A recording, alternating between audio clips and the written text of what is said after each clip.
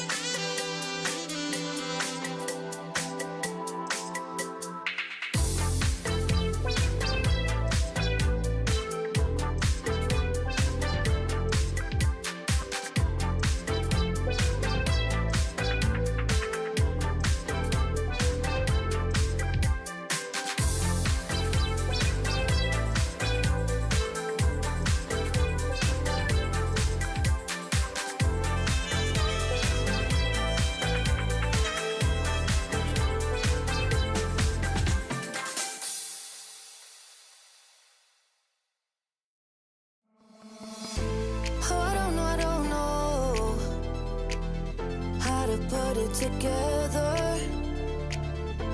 Ever since I found you, my life just got better. Better than this, better than that, better than anything I ever had. Better than this, better than that, better than anything I ever had.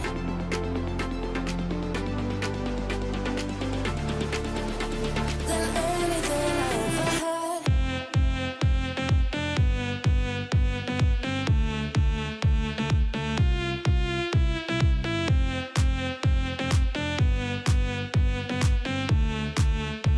Than anything I ever had.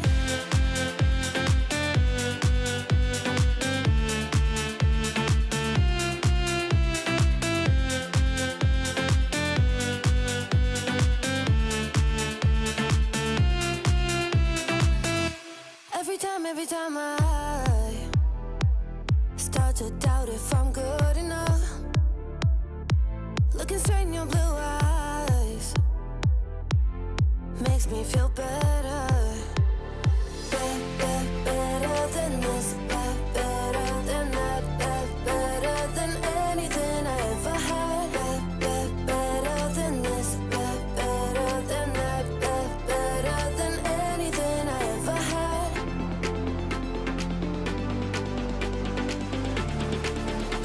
Than anything I ever had.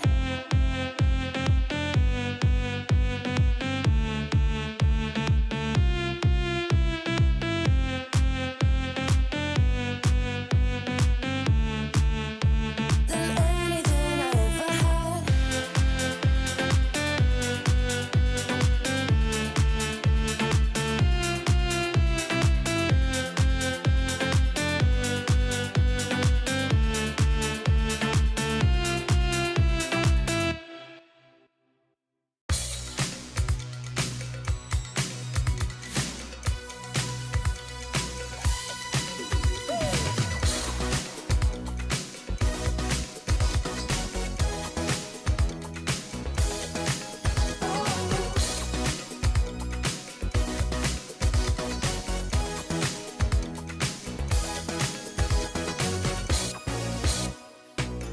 What about if you opened up? When are you gonna tell all about you? All about you, I wanna know. Come on and tell what you want with all your fantasies. Know you wanna be with me. I gotta make you mine. I gotta make you mine. Oh, I gotta make you mine. I gotta make you mine. What about if you talk to me? And in the secrecy, what's behind that little smile that you're giving me? Oh yeah, come on and tell what you want.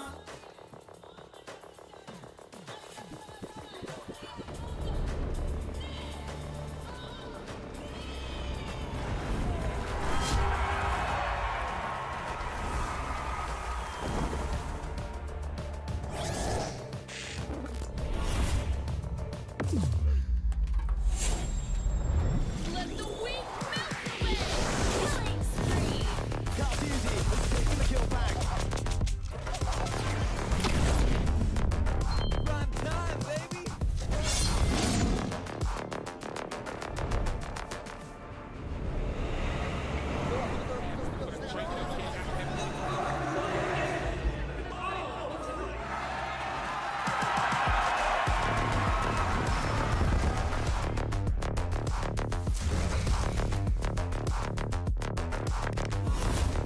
Looks like the players are ready. Here we go!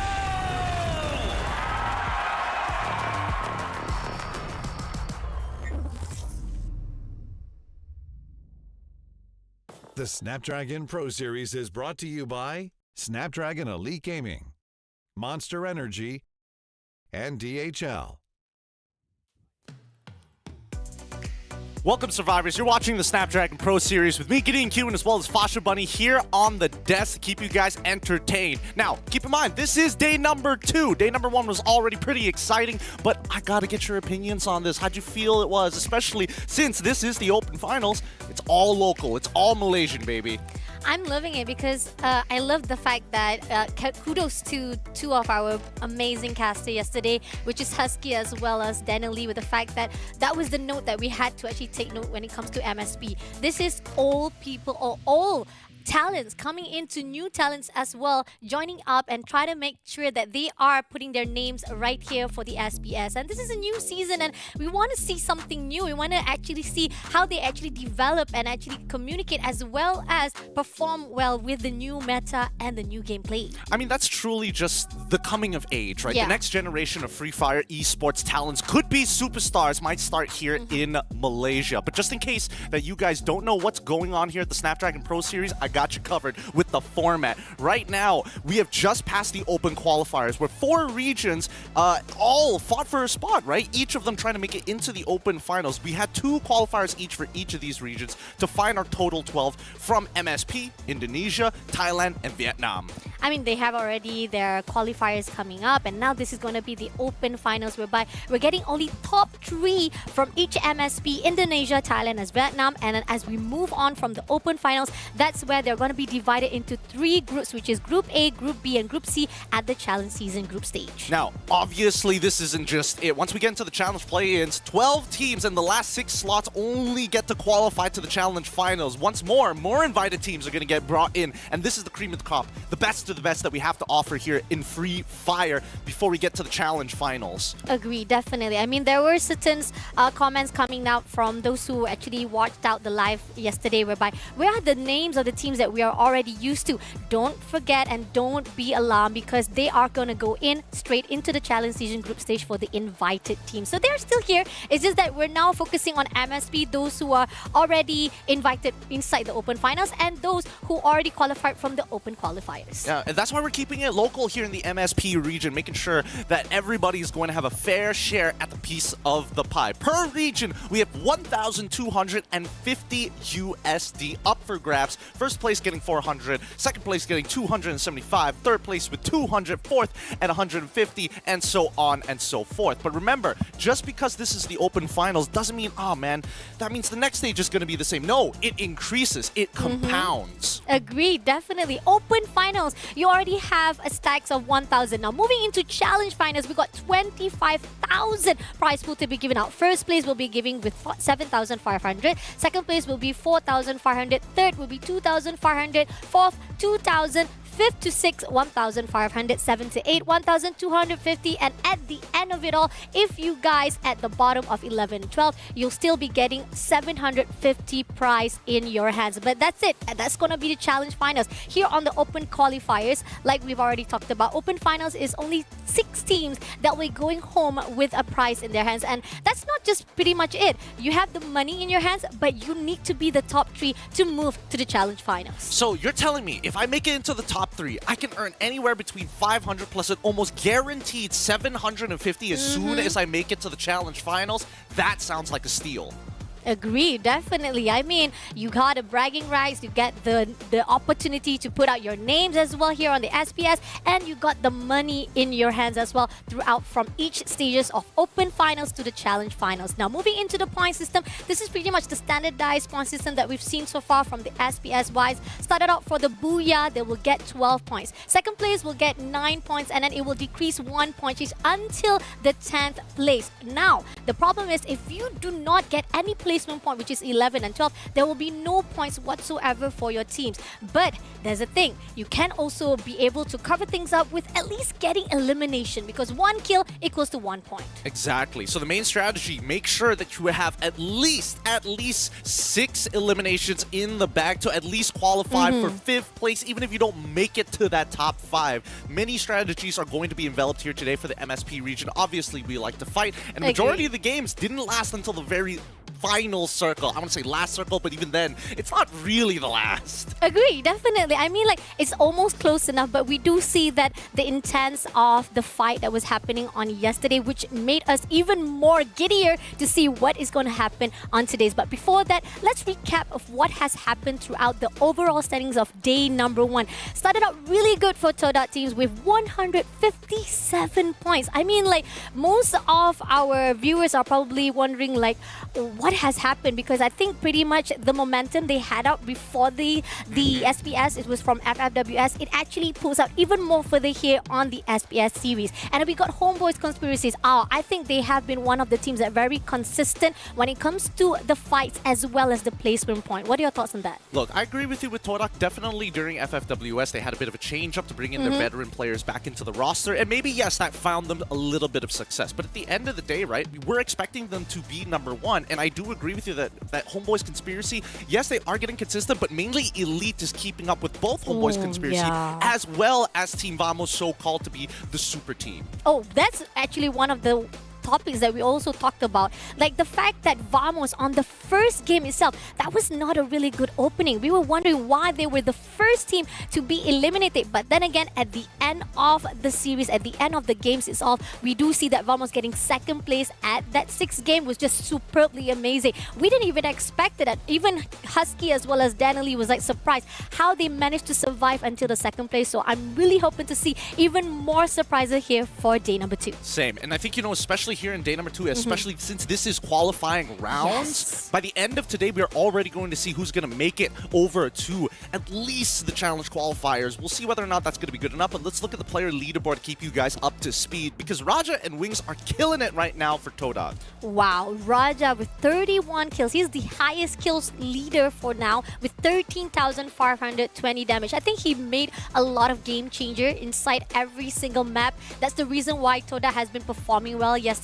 Especially the fact that I feel like most of the rotation that was done by Toadot was actually in their own space, in their own game-wise, that the fact that most of the enemies could not even figure out what Toadot was doing.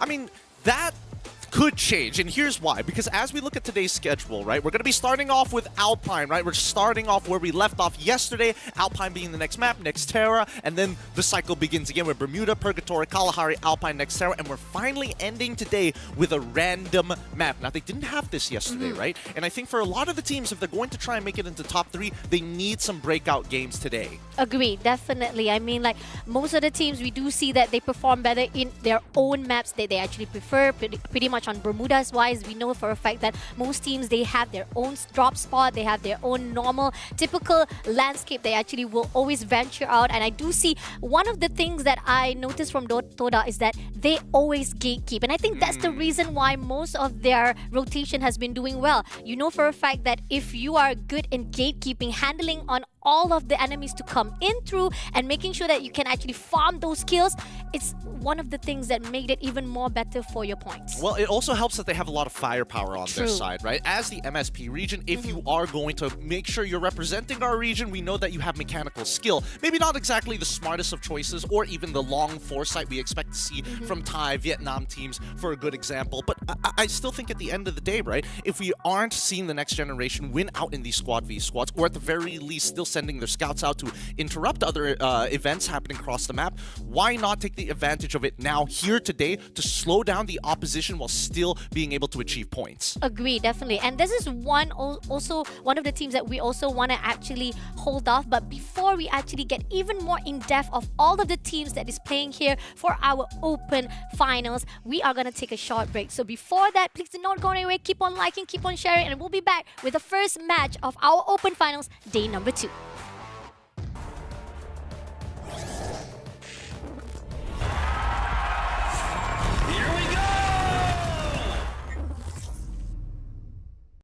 The Snapdragon Pro Series is brought to you by Snapdragon Elite Gaming, Monster Energy, and DHL.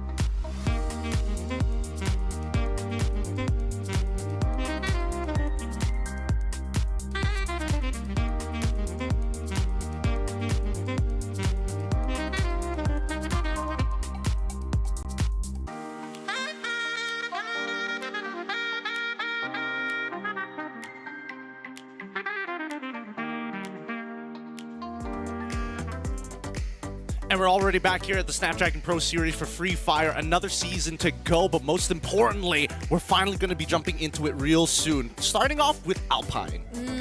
I mean, we've seen so far that the past few games that most of the teams will try to actually slow things down. I think it started out really good during the first game. I think we noticed about when it comes to the first game, always most of the teams will try to play it a little bit safe unless they know for a fact that the drop spot will be contested. That's when they all go for the engagement. I mean, like TE-wise, yesterday, they pretty much settled all of the players of Infernus right at the bat, but at the same time, it gives a momentum to a fact that you may be very, very aggressive, but it doesn't actually promise you a great ending, because even at the end, TE ended up ending off on the first game with 6th place. So that's something to be taken note as well. And that's something that we also want to talk about, how BOP low-key. They are really, really low-key for 6 games. But then right after that, that's when they started to pop up. Imagine you be able to actually redeem yourself after 4 games, after the ending of it all, because the fact is you were struggling, but then you still managed to pull through and they're at the top 6.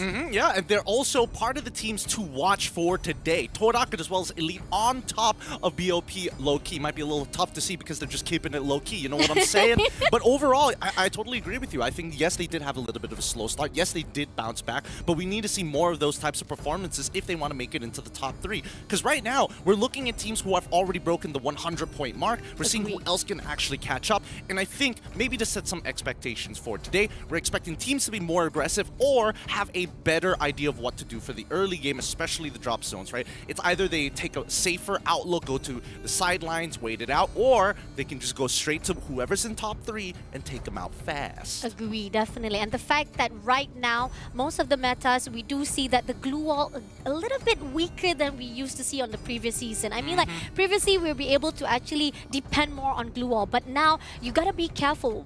One quick shot is very easy for you to just be taken down easily. Even with Skylar on the side, that's going to be even more tougher for you to hold on with all those defense for yourself. So this is something that most of the teams really need to take note of.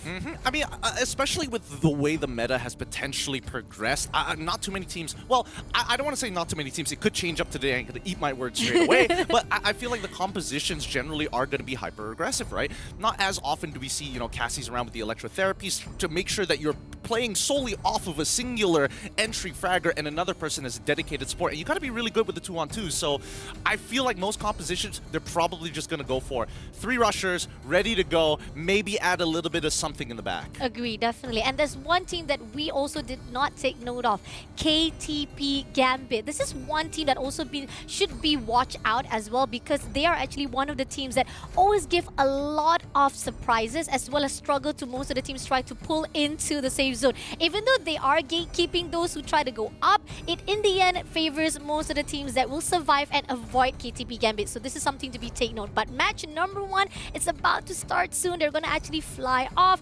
I feel like with Alpine will be more on the side of Toda, because we do see a lot of the engagement, but that could change here, because a lot of teams we do see that they will be able to learn most of the rotation, and they might actually be trying to contest, and they try to actually shut down any attempts of Toda or any other teams that has been performing well, and the fact that they might actually try to turn things around. Well, here's the thing. I am keeping an eye out for any teams who are going to play a little bit more maturely, you know? Look to incapacitate a squad and then slowly farm off of them throughout the lobby. Maybe even make some smarter choices macro-wise once we get into the mid-game, which is something I'm hoping to see here today, because yesterday, so many of these fights ended so quick. Yes. Nobody was able to escape. Nobody was willing to actually intervene, even if it's for their own benefit. Agree, definitely. This is something that we do see, that usually we always see a lot of the third parties coming in, but then it seems that most of the teams are in the favor of, I want to be safe, I want to be cautious, I don't want to actually take too much of the effort to a point that overextending will actually make the team effort become futile. And this is something that maybe that could be in the favor of another team as well. But that's going to be also risky as well, because we do see a lot of the strategy-wise or even the tactic-wise when it comes to holding things down or probably trying to actually just play it safe. It might not be in your favor, because all in all, if you play it too safe, people will attack you and they will eat you up alive. I think this is one of the few regions where, you know, sitting around in a structure tends to bring more attention than it does keeping it low-key. And I think even so, it does kind of give a rough idea of what MSP is currently looking like in terms of our competitive landscapes here in this region. Because nobody is just going to go in, and I would say maybe even to a very selfish degree, not intervening sometimes when honestly these are free points, you might as well take it, and there's no harm in leaving a survivor alive. Agree, definitely. I mean, we do see a lot of the long shots. I mean, coming off from the side of Luki. I mean, that's the one thing about 21. If they have the opportunity for long-range shot, go for it. Even though it's just a little bit of farming, but still it's going to be enough to boost yourself. But here's the thing. We are looking for top 3, so that's the only thing that matters here for the Open Finals. Going in for the first map, first game of day number 2. Alpine looking good. A great flight path for every of the teams right here. As we see, it's going to be Todak going in straight to the north side of Snowfall. On the other note, some of the teams that might not meet each other is going to be at the stadium side, and we do see at the riverbank or river at the side of 21, they're actually quite close by to Infinite, but I'm not sure if during the time they actually try to go into the safe zone, they might meet each other. But right here on the same spot at the same compound, it's going to be GAT69 Hivas with the Homeboys Conspiracy. Now, this is not looking so good because GAT69, when it comes to very early engagement, they will be easily dropped dead if Homeboys go straight for the fight. But unless they made a mistake, it's not going to be easy. Well, they've got the revive point on their backs here. While this is going on, there are other engagements happening across. CE, for an example, taking on SSZ. Well, SSZ is already taken down 2 and even found 2 eliminations for themselves with no members still knocked. It looks like the fighting force is working really, really well. But SSZ, they also need to clean this up fast before somebody intervenes. Okay, let's see. Adam and as well as Ace Easy holding on for a while. Mio's going to be coming in from the left side. It seems that Adam saw him, but he doesn't want to actually expose himself. And Mio spot him out already. Shot him once, shot him twice, but doesn't manage to actually get it. Finally lands the third shot. He's going to go in for the dash. He switched it up to the pistol, but somehow didn't manage to land it. In the end, he was the one who's taken out. But with the help of Sleepy, Adam was taken out anyway. Should not have lost that. No way. Especially with the mini Uzi as well. Just keep that in mind. But TRG are still in it. They're looking for a revive point, but let's cut back to Homeboy's Conspiracy as they're trying to deal with their opponents on the other end. Still unable to find an angle to get to that revive point. It's a bit dangerous if anybody goes down here. But let's look over at Chris. Seems like they're getting chased down. 2 of the members, Rix is holding on. Yasuo GT from KTP looking for the angle, swings wide, doesn't find it. They've got some really good pinch points, but they've already lost Chef Toby. Blocked out by the glue walls. It's going to be difficult for him to get on in, especially this early on. Not a lot of utils to work with as well.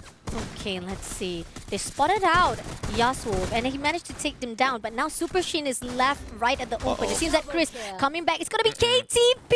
Gambit coming off from Todak's side, who comes for the third party. And Chris is all alone. Right this into Reese will be taken out easily by Raja with a really good composure. I got to say, right on time, Todak comes in and Chris doesn't know what to do. Then up Vix will be taken out by Raja as well. But at the same time, I think that Chris was able to back off right in an instant. They still have Ahins all alone to be surviving for the last 10. Yeah, at this point, going to Snowfall, not a bad idea, because this is where Todak initially drops, so they know that Todak has cleared this area out for the most part of it. If he can get a POI, which there is one nearby, that's going to be perfect for him. Faiz going to be the next to fall here from Homeboy's Conspiracy. 21 still lingering nearby, and Homeboys have not been able to really leave base camp this whole time.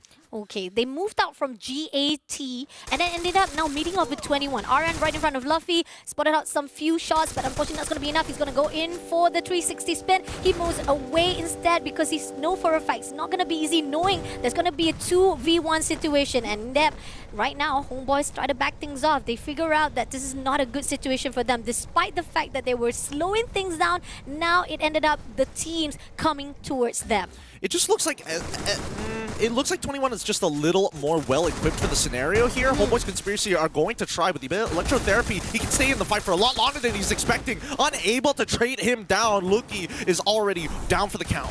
Oh, Oren coming in, takes down Aleph immediately. Now Homeboys clears out one after another. Now it's going to be Faiz left all alone. Spotted up Vamos running away from the side of 21. Ended up in the favor of Team Vamos. I think Homeboys, this is not a good day to start for them. Especially the fact that early on they had the opportunity to fight one team, but ended up meeting with another team, and now they're dead right in the hands of Vamos. Unlucky. Unlucky indeed. From one hand to the other, we cut back over to GA T69. Hivas looks like... Oh, wait, hold on. Genix T... He's already marked for death. They're waiting for a team to approach them to see who exactly is going to be. His Cos flies into the air to get away from Toda. Ooh, that was a really good shot, but not going to be enough to take him down, but a really good idea. But here on out, Toda is actually exposing himself as well, giving the opportunity for Scheme Shots to actually have the idea of where they are, and they're actually in the target. But at the same time, I do love the fact that Toda is really, really aggressive, but at the same time, the aggression actually ended up being trapped, been taken out by Muse instantly. That whole slingshot was not in the favor and ended up now Toda losing one of his own teammates. Yeah, unfortunately, Railroad is a very very southern-sided map, right? With the majority of the structures being here, Scriptshot's taking very good angles against Torak, who just weren't prepared on the northern side, standing at the tree line as well. If he lands a headshot, he's insane, but Sleepy still tries, taking Raja one-on-one while he's getting peppered from all angles. Oh, that was a really good shot to Raja. Almost able to actually knock him down. And now he's going to try to do another shot. Grenade been thrown out as well by Dennis right at the bottom. As we move into another compound, we got 21 fighting out with Vamos. Started out just recently, we do see that 21 was actually taking down some of the players from Homeboys, and now Vamos is meeting them. Katazi was already being taken down. Now they're going to meet off with Aryan. Aryan coming in closer and closer, trying to jump off as well as climbing the stone, but ended up wasn't able to do so. Luki on the other note tried to actually rotate around, spotted out Legolas on the other side of the opening, but there's going to be Katazi trying to be open up and as well as been taken up by Rory, and right this instant he tried to do a backstep, but he ended up backing off in the process, and Katazi is already been picked up. Aryan will be shut down just a little by little, but Aryan still trying to hold through. The glue wall will be actually be break and finally managed to take down Rory, and Katazi also been shut down by Luki. Nicely done by 21. Legoloth on the run. He's going to get chased over. They've got a vehicle on their side, so Legoloth is going to get knocked down before anything else happens. Really good work here coming in from 21, catching them while they were mid-transition from from Rivermouth side, north of Rye, to make it towards base camp to be a part of the situation that they're hearing by base camp. But on the outside, TRG Esports, Terengganu unfortunately going to get eliminated here by Low-Key. Wow, Low-Key, being all Low-Key from the day number one, but now they're getting better and better. And as we see, Scriptshot also managed to actually bring back Mios, and right distance and close by to Infernus is going to be the team of Elite right in front of them. They know for a fact that they're right close by, but they're going to be a little bit more cautious, and they need to be aware of the situation, the fact that Eagle is also right behind, and it seems that Fikri tried to do one shot, managed to actually do a little bit of damage, but it's not going to be enough though. And as we see that they are knowing the location-wise of Elite, it seems that they're going to actually slingshot themselves right in front of it. Is it going to be a really good idea? Winzy was already been taken out, but in the process, Kalpoto moving away. Now trying to actually skirt as well as defend it wise with the glue wall, but Kalpoto was able to be backstabbed as well in the process right here. Infernus only left with 2 speed. Fikri as well as Ryu. Now going to chase away by Sap. Sap is running away for dear life, but it's going to be only left lines left. Shots coming through. One more shots to go, but Infernus hiding away right into the glue wall and trying to move right straight into the instant, but Sap was not able to come through. It's going to be Fikri who managed to turn things around, and Winzy left all alone. Last man standing for the Elite wise, and Infernus knows this is going to be the key for them to shut down one by one, but Winzy still survives, wins 2 of those gunfights, but he's all alone. He still managed to go in for the clutch. Can he actually make it through? He goes in for the glue wall. Speed is still surviving. He goes into the flank side of the right, and it seems that Infernus, realizing they can't win against Winzy, they started to pick their teammates back again. He's going to back away here. This is going to be a very long ride back into the ring, and it's going to be pulled towards the northern side. It's pretty much 80% pulled all the way to where the current ring is. And this is only the second one. We've already lost 3 squads. With the vehicle gone, Winzy has to go on foot. Oh no, 3v1 situation. Winzy was able to actually take down 2 players on his own, but here on out, 3-on-1. It's not going to be easy, but Elite managed to be shut down and been KS by the G69. That is crazy. While they were so busy trying to chase after Winzy, is going to be Eagle who steals the kill. Yep, and it looks pretty good for all the teams who are gatekeeping on the southern side, but if we look at the big picture here, while Infernus was fighting for so long against Elite, it actually attracted a lot of attention towards Carousel's side, and now that we're moving into the third ring, heading back up north once again, all southern teams are going to struggle here. The only 2 northern side teams is going to be Torak as well as Chris, right? Chris managing to recover from Snowfall and mirroring the movements of Torak to get inside Garrison, and they've been keeping low-key ever since. Torak, on the other hand, made their way over to Railroads just to try and cover any type of engage from that northern rotation on the eastern half. Now, if they just control southern side, and especially if they have the eastern front covered, I think that Torak is going to be in a very good position. Agreed, definitely. And we do see that the fact that our GA T69 Hivas has been quite separate, they actually spread out themselves very, very far and apart. This is going to actually give an opportunity for some of the teams to actually farm out their kills as well. And we do see that here, okay, they're stuck. They're actually stuck there. You're not gonna be able to move that truck. I'm so sorry, man. You're stuck there. You're gonna go buy food by there. But BOP Loki. That was at Sunside. That was like at the edge of it. I think they finally move it out, I guess. I don't know. But at the same process, I do agree on the fact that now it's finally that most of the teams knowing the information that there's Infernus coming in and there was a lot of gunfights from their side. A lot of teams will try to gatekeep that. But at the same time, T69, we do see that they have the information put on where Toda is going to actually land it off. Right here, Ooh. 21 going to go in straight to the fight with Infernus. Fikri having a lot of damage right this instant. He has to slow things down, but Luki going to chase after Decos.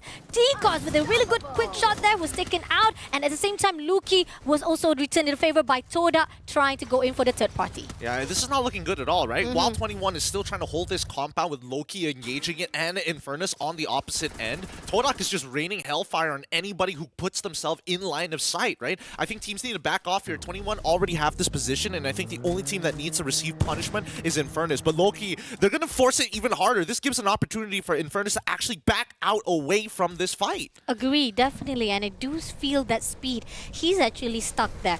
Cause the grenade been thrown out. Eiko gets the information. He's going to go in straight. He's trying to actually peek a little bit, try to actually explode the glue wall as well. And he has a teammate to back things up, but Speed all alone, try to survive it out. Unfortunately, it's not going to be easy. He will be taken out by Litzy himself. And in this process, we do see that Loki gets the information. He's going to go in for those surf circle. But at the same time, 21 is already in the compound. They're not going to allow Loki to get into their own safe zone. At the same time, sort it out. Litzy will be taken out. Eco right in front of him. He knows for a fact it's right outside. You try to be careful with it, put a glue wall, and now they're going to be careful with the fight that Team Loki is going in to fight with them. The only problem right now is that 21, they don't have any revive marks. They've got pot marks to work with, but they can't afford to lose too many. They've already taken out one. They're looking for Nova as well. If they get him, that's a team wipe. BOP Loki goes out at 7th, and thanks to Aryan, they get to continue living on. I'm pretty sure they still have a pocket mark available to them, but I don't think they want to use it right now. If not, they need a lot more currency to be able to do so. Walking into the ring is not going to be easy with Torak taking a majority of the space on the eastern front. Agree, definitely. 16 kills already in the hands of 21. That's a really good start, especially the fact that we do see that Team Vamos, they're a little bit struggling. Started out really good for them. Try to actually take a peek or even try to cause chaos in every single situation, third partying, but in the end, they're trying to play it safe now. They spotted out Shamim, Wings, trying to, lovely shot by Wings, taking down Shamim as well, and there you go, trying to actually break the glue wall as well. Doesn't manage to actually give a lot of the confirmation of that kill, but still, it will give a lot of disturbance as well as struggle to 21 to get into the zone. Yeah, I mean, 21 is already dealing with the gatekeepers in Vamos already, and now it looks like their fate is basically sealed. Xiaomin is just going to have to hold out here for as long as possible unless the last remaining member of Infernus wants to do something. McGrory, who should be able to clean this up, no problem. Whoever's outside of the blue, that's their problem. Agree, definitely. Xiaomin, unfortunately, it's not going to be easy for 21, but it seems that Vamos got it out. Infernus, 21 was already been taken out. That's the end of it as Xiaomin was eliminated because of the outside zone. Now we're left with 3 more teams to go. Toda, Curis versus Team Vamos. Who could it be? We got Vamos with 3 players. We got Toda with a full squad. Definitely that's going to be an advantage for them. But at the same time, Chris is also with a full squad. And they have been playing very safe. This is the same rotation we see from yesterday. They never let themselves be in between any of the fights because they want to make sure and secure that booyah. But at the same time, they are at the bottom right now. They have to do even more for them. But Wings will be one of the victims first to be taken out. And it seems that Vamos already had their hands right at the mid right here with Toda to be taken out. Trying to shoot out to Catty Z, but doesn't manage to land any of. Now Toda doesn't know what to do. The fact that as the zone closes in, they're going to meet right at the center. Yeah, this is a little awkward for them. I think Chris needs to recognize that they're going to be coming from a spot that it is the low ground, so it's not exactly the best position in the world. Todak is basically keeping them in check here. Vamos holding high sounds like a good idea, but if they just wait a little bit longer and wait for Vamos to engage or get shot by Todak, then Chris can swoop in for the kill. Okay, let's see. They got a lot of long-range shot. Raja got a Trogon in the hand, so they can do a little bit of those short-range, right close combats. But it seems that Vamos coming straight to the side of Toda. Catty Z is left all alone to be surviving. And it seems that Viz is right and open. Shoot it up. Ooh, a little bit too slow, but managed to be helped by Hidhins to be taken out. Legolas, one more player to go. It's going to be Vamos who's surviving all alone right there. Legolas tried to be picked up by Catty Z, but now they're playing with 2 players again. And it seems that Chris a little bit too slow with that decision making, giving a lot of that open space for Vamos to be surviving. Yep, they should have attacked way sooner. And again, I think attacking Vamos' side was probably the mistake here because looking at this rock structure, you want to make sure that low ground is going to be overall cleared. So maybe a lot of the grenades were wasted out. But with Vamos already down, Todak now engages. Oh wait, brought down to 2v4. This is going to be a lot of work for both Raja and as well as Traps. Traps is the next to fall. Raja can't deal with this. Raja been taken out, and that's going to be the end for Toda as the first booyah back again in the hands of Curis. Nicely done by Curis, holding out very, very well towards the end. They were late on the engagement. I was hoping they would engage a little bit sooner, but it worked out well for them, right? They figured out that Todak already dropped down a member. They had a man advantage against the squad, so you take care of the superior positioning in Vamos, and once they're basically 2-2, you've got this game in the bag. I mean, we do like question the fact that they were a little bit too slow. They could have actually have Vamos straight away clear out very sooner. But then again, do not judge them because in the end, the booyah is still in their hands, and a great job coming in from our boys right here. I mean, this is the second time they got booyah in their hands, and they have to be really, really consistent with their momentum right now because earlier on during day number 1, it was the same case. They were so amazing. They had a really good safe spot. They were surviving, but in the end, it was not enough to actually pull through right at to the 8th games of day number 1. But coming back to the highlights right here, started out really good. Toda getting the third party to the side of Team GT as well as Team Homeboys was just superbly amazing. But at the same time, 21 getting the upper hand to able to shut down most of the players until Vamos comes along, takes down the last player of 21. I like the way that 21 has been handling a lot of these engagements. They've been doing very well with the 2-on-2, but the one thing that they can't deal with is a really sharp sniper, right? Oh yeah. Getting hit in the head with an AWM, there's not a lot of things that can save you from that. Even the electrotherapy ain't gonna save you for that if you have no health to give back.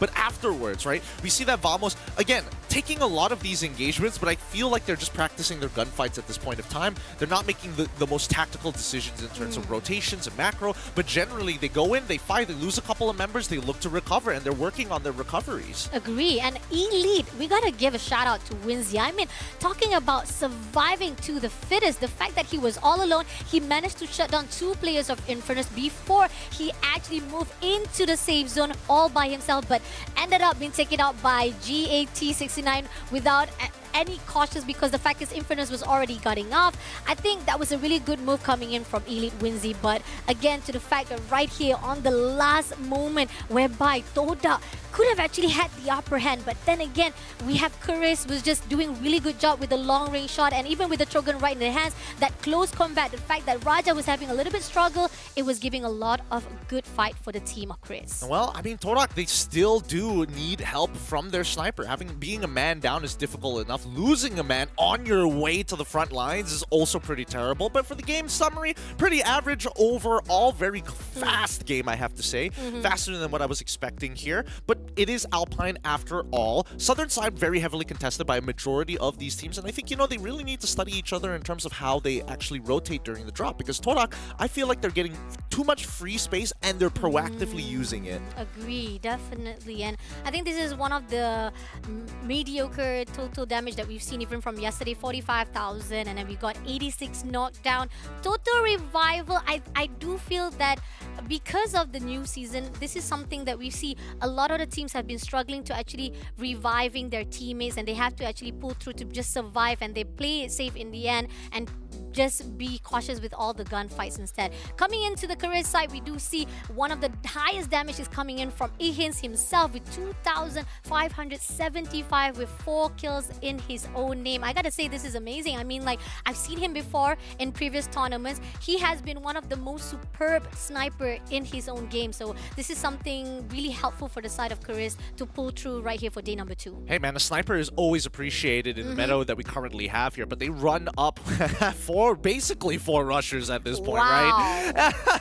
They've got slight variances. They've obviously got slight variances in their survival skills, but generally they like the extra bit of a burst, quick dash around a corner to save themselves from uncomfortable spots. But also they like to have a little bit of information to work with. Even though I was expecting this team to kind of like take their time with everything, with such an aggressive lineup, it's interesting the way that they utilize it in a more passive sense. Agree, Wouldn't it be better to have more information gathering, or at the very least something to disrupt your opponents midway? Agree, definitely. I think that Chris uses Tatsuya not to actually engage in any of those gunfights. Pretty much they just say, I'm using Tatsuya to run away from any causes that might actually break us or even make us actually weak in the formats of trying to go into the safe zone and trying to get the booyah. And I like the fact, because when you see the rotation wise, despite they actually meet up with some of the few teams they actually spot out in their own location, they try to avoid it. That's the reason why Chris getting that booyah. And most of the viewers probably wondering like, hey, how long you're going to be surviving if you keep up that kind of situation?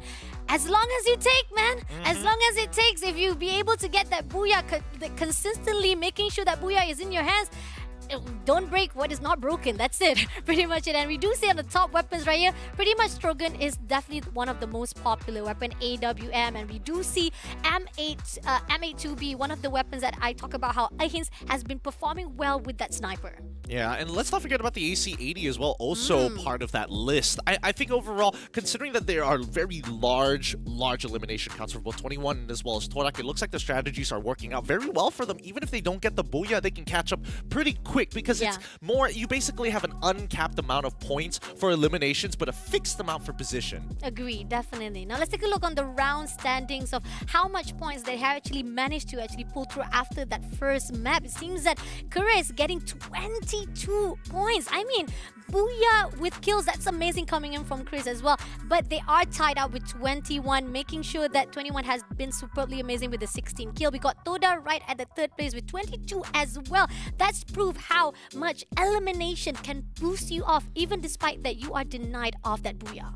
I mean, this is pretty good stuff, right? Pretty good stuff from all of these teams. I'm impressed with the amount of eliminations and kills that 21 has gotten, but at the same time, Chris, considering that I'm guessing that most of these kills ended up being within the early game, and then afterwards got a majority of them later on in that final ring. So if this is how they want to play the game to achieve a consistent 22, that's completely fine with me. I think it is a very useful playstyle, and especially if if you have a rough idea of where Todak is, mirroring their positions, knowing that they will most likely dominate the early game is a pretty good way to kind of stay in the shadows. Agree, definitely. And we're seeing also the fact that Script Shots, early on, they had a really good start. They actually go in for the aggression. They fight off with Homeboys as well. They were trying to go in for KTB Gambit. And that's where KTB Gambit was actually been cornered as well as been sandwiched because Todak comes through for the third party. I think that's the reason why most of those the fight that we were expecting that they will last a little bit faster or even they will go into the next zone ended up being shut down because of Todak disturbance. And I love the fact that this is where the aggression of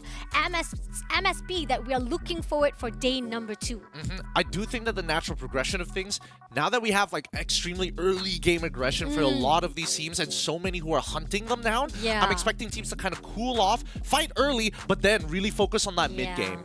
Agree, definitely. And we have already done with day number 2, game number 1, but we still have 7 more maps to go. So don't go anywhere. Keep on liking, keep on sharing. We're coming back right after this for map number 2.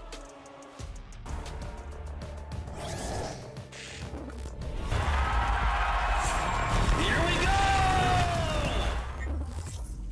Cause I'm breathing faster. Your love is running through my head. Palms are sweating. I'm losing focus. All your touch is so intense. You make my heart race. You make my heart race.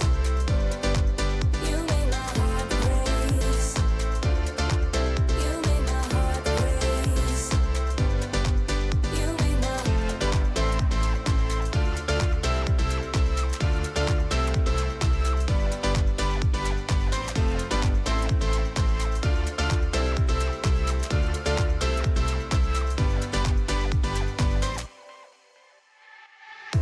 I put it on repeat. The melody keeps playing in my head. My heart is up to speed, and I won't change it. Can't slow down, cause I'm breathing faster. Your love is running through my head. Palms are sweating, I'm losing focus. All your touch is so intense. You make my heart race. You make my heart race. You make my heart race. You make my heart race.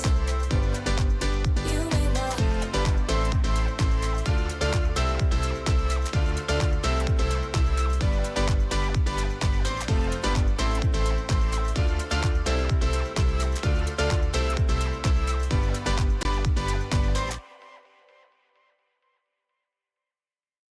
You say you're looking, keep looking for it, but you can't find it.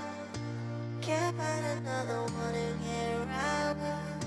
You try and try, but never find someone who's right. Keep looking for it, but you can't find it. Can't find another one to get around with. You try and try, never find another me.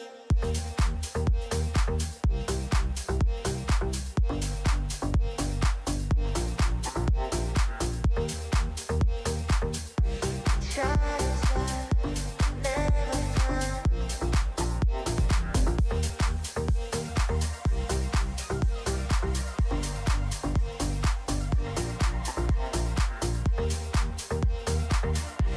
Try and try, never find. What is missing when you've been? Tell me something I can hear. Body screaming.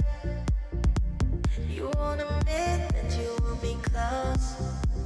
I know you need, you know I know. When you're with me, you feel it the most on the low, low, low. You say you're looking, keep looking for it, but you can't find it. Can't find another one to get around with. You try and try, but never find someone who's vibing,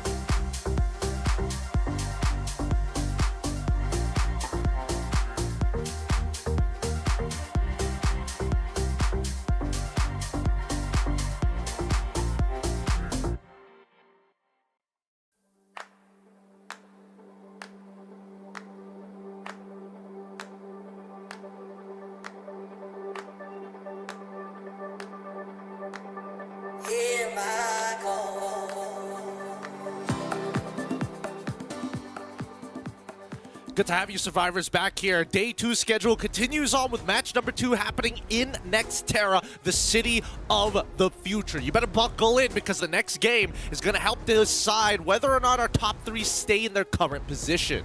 I mean, started out really good for Chris yet again. It's like a deja vu of what has happened on day number 1.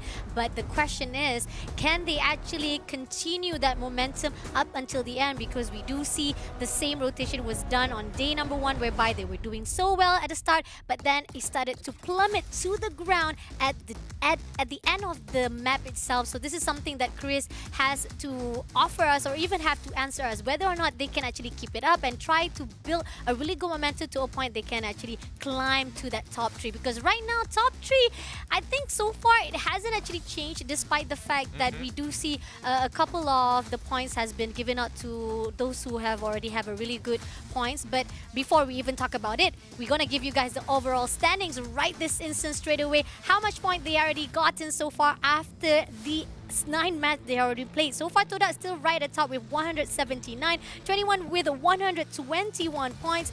Team Vamos still with 118. I mean, started out, I think Elite was needed only like 2 points to catch up to them, but after that match, it seems that they're going down even more further with 8 points to catch up to Team Vamos. Loki, on the other note, from top 6, now they are right in the scene to be able to go into top 3. Hey, they're breaking the triple digits at this point. That's already a very good start, but to catch up with teams like Torak, and especially the more aggressive ones like 21, who's been hunting out for so many of these kills, somebody has got to put them to a stop. Now, we're going to be able to see the flight path in just a little bit here, but overall, I'm expecting that Elite's going to do just a little bit better than what we saw previously. Maybe it's one of those like MSP things. We need a bit of a warm-up before we get into business. Agree, definitely. I mean, like, started out really good on the first run, but then again, this is where we are. I do agree on the fact that aggression-wise is where you try to actually just deep into the water, try to figure out whether or not the teams are as powerful as we thought of it from day number 1, or is it going to be much more easier to breeze in for day number 2. But it seems that Toda still have a really good potential to actually raise the roof for themselves. The question is, for the top 2, 3, and 4, will they switch things off, or will it still be in the favor of 21 who try to catch things off with Toda, or will Team Vamos be able to survive it out to that top 3 without being disturbed by those who are at the bottom? It's really tough to tell, especially on a map like Nextera, the north and south of it, 2 very different complete areas, right? With Intellect Center being, you know, the main island that we do see some teams actually contest for. Others like to play outside of that northern island to keep them in and eventually hunt them down. Southern side is a little bit more open, but I'm more worried about the teams that like to drop at the western side, right? Because anybody coming from Farmtopia, yes, maybe the mid game might be very generous when it comes down to ring closure 3 and 4, but at the same time, we've seen the most amount of problems in terms of rotations from that side of the map. Agree, definitely. I mean, most of the drop spot that we see so far is definitely on the high rise of that Intellect Center, because that's pretty much most of the fact that most teams will try to go in for the fight. But it seems that Infernus will be going in straight to the Intellect Center. Now, Grave Lab, most times we do see they will avoid it out, but it seems that TE will be going into Plazaria, with a lot of teams also having the same idea to go to the Grave Labs. Oh my lord, we got the BOP low-key right there. We also see the team of Elite will be jumping off on the same spot. This is gonna be very tough indeed, but on the side of Toda, it seems that they will be favoring on the side of Rustown with 21 right at that mortar ruins. I think that we do see a lot of scattering as well as spread of 21. I think they're pretty much wanting to scout the area, and they're quite safe actually. They don't need to worry much because they're quite avoiding most of the draw spot from the most team opponents. But on the side right here, it seems that Echo will be able to actually help Oats to able to take down one of the players from Elite, as well as the team of GAT69 right this instant try to back things off, as well as try to give that information and signal to at least make sure that most of the teams does not come to them start. Yeah, it looks like 3 squads here by Grav Labs. This is gonna invite more attention than necessary. With TE on the complete outside of the area, looking back in, Yazid already on his knees, knocked down. His Elite trying to hold on to this compound as much as they can, slowly going floor by floor. They've already found one. If they can find another and ideally keep TE off their backs, this will be a good time. Let's see, Adam dash away from the side of Elite. That's going to be good, but at the same time, it's quite open for Winzy to just shut him down instantly, getting the kill confirmed as well to Yazid. And now, TE got 2 more players to go. He's going for the dash. Ace Easy will be able to help it out and shuts down Weezy before he makes even more further damage for the team of Elite. But here, Kapoto coming in for the backstab. Right this instant, he goes in for a fight. Half lifeline for the side of Ace Easy. He guards himself with all the glue wall, but Kapoto doesn't say no to it. He's trying to break those glue walls in an instant, but at the same time, Kapoto says that no, we're going to back things off. It's not going to be easy to shut them down, especially the fact that TE still has Adam right there. But Ace, it seems that he spotted out. Kapoto waits for Ace to come in, and it's going to be Sep who comes through from the backside. Shots coming through. Kapoto also help it off, and Ace Easy will be taking a beautiful rotation from the side of Elite. Yep, just 2v1ing it real nice, making sure those flank ankles are exposed. I just saw for half a second Echo just walking by on the outskirts. He does not want to get spotted out right now. Luckily, he's on low ground, and Grav Center has a bit of an incline here.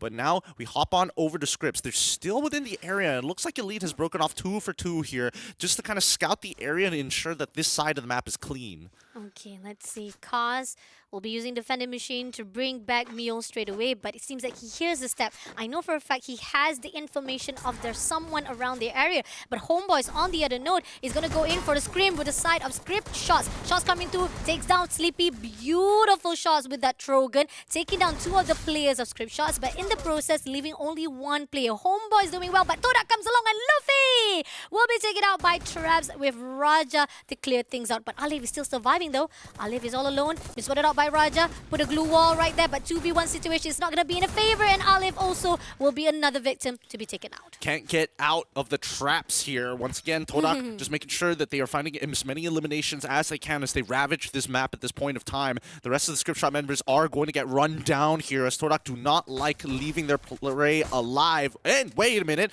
it looks like Tobian as well, September 22nd, holding the line, maybe unintentionally here, but I don't think they were expecting Todak to be coming this far. True, agree, definitely. But that's going to be information. The fact that Todak was already spotted out Homeboys, but now they're coming in for the rest of the screams.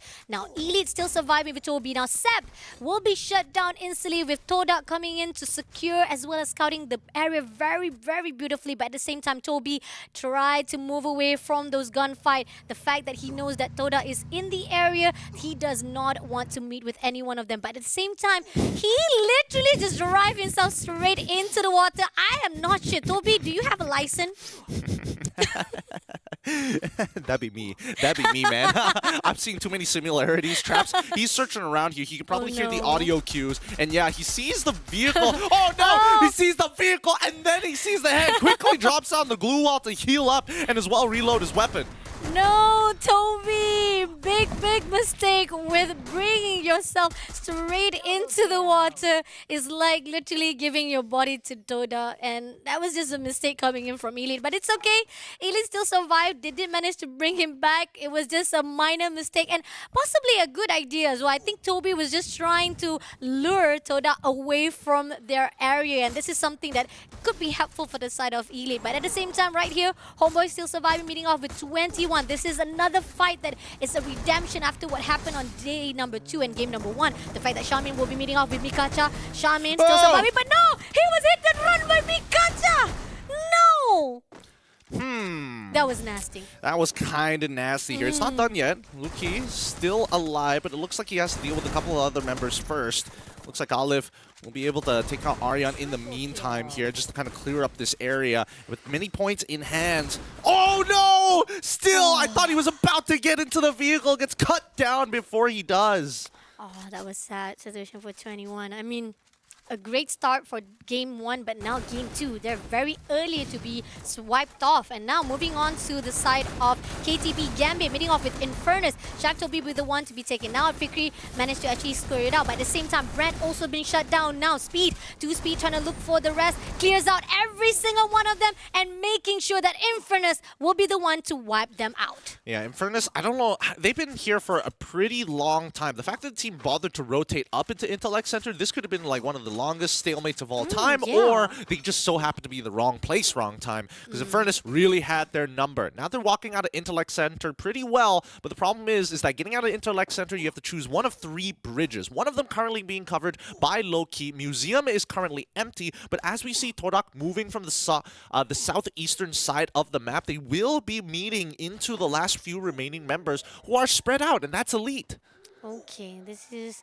I mean, you got Team BOP Loki right in front, so you could be able to actually just move away, do a long rotation, but at the same time, right here, we have Toda just going into the side of Elite, takes down Wheezy immediately, and I feel like this is a great rotation coming in from Toda. The fact that they're going in, scouting the area, and try to take down one after another. Now, Elite, they had a really rough start, but now they spotted our homeboys, but Faiz will be the one who shut down Sep 22 immediately, and now leaving only one more player. Aleph spotted out Carpato, doing a good shot right this instant. Glua also with Luffy helping him out for the backup. Half line left for the side of Carpato, but Carpato will be shut down immediately by Luffy, getting another elimination right in the hands of homeboys. And Toby all alone right here at the top of that signboard. We're going to be cutting over to another fight, but this is going to be involving Chris and as well as Vamos here by Turbine on the western front. This island is not easy to get off of, and whoever wins this should be able to get into Museum, no problem, but we'll check up in a little bit because we've already seen the first knocks come through. Oh, Cat AZ takes down Riz first of all, but at the same time they traded off, and now June managed to actually bring back as well. It seems that Vamos has the upper hand. The fact that they managed to shut down 2 of the players of Chris, leaving Nizi as well. Now spotted out Nizi immediately, shutting him down with that Trogan. Now leaving only one more player. It's going to be Inhis, who slingshot himself away from the gunfight of Vamos, but he's going to be in the same territory of Infernus, and Vamos seems like he's not going to actually let him off easily as he goes in for the slingshot. Ryu right in front. Who you want to actually beat off, Infernus or it's going to be Vamos? Right at this Ians has been spotted out. He goes in for the glue, but unfortunately it's going to be Infernus who gets the kill and takes down Chris right at the 9th spot. Unlucky for Chris here. They were hoping that Infernus would eventually find the chasing member of Vamos and eventually collide here. Chris going to do their due diligence, going to quickly pick up some currency, revive their team members here by Museum, and then maybe get into an engagement with Low Key, who is transitioning from that northern side as well. Now that we see the next ring actually pull through, it looks like T69 actually trying to get into the southern side of the ring, but Scriptshots, they've already taken a very strong position on that third closure. Let's see, spotted out T69. Gonna do a little bit of shots, but unfortunately doesn't land any of it. But Toda gets the information. They know for a fact there's one team right at their own compound, and they want to make sure that it's gonna be safe. And they don't need to worry much because the fact is their area is very secure. Homeboys on the other note, right this instant, spotted out one player from the side of BOP Loki. Gets one, but at the same time looking for the rest of it as they try to actually guard off all of the safe zone. Right this instant, Vamos slingshot themselves straight to SSZ as Danny is right inside the compound, will be spotted out by Katizi. Katizi jumping right into his hands, and Danny will be taken out. 3 more players to go. Clears him out for the kill points as Sleepy tried to actually help and back things off from the long range, but it's not doing in the favor of Team SSZ. Right now, Vamos just breaching one by one. Structure by structure, they're trying to take this over and take this space away from the script shots. And this is only on the southern side. I think Vamos recognized that there's also gunfire coming from behind them, right? Hunkering down is a pretty good option. However, there's not a lot of structures to actually play with in this final ring. Just along this river line, we only have a total of like, what? 1, 2, 3, 4, 5, 6, 7. I know that's not really considered a structure. Let's give it like 6 to 6.5 structures actually available for play. Okay, so 6 structure for you to play around.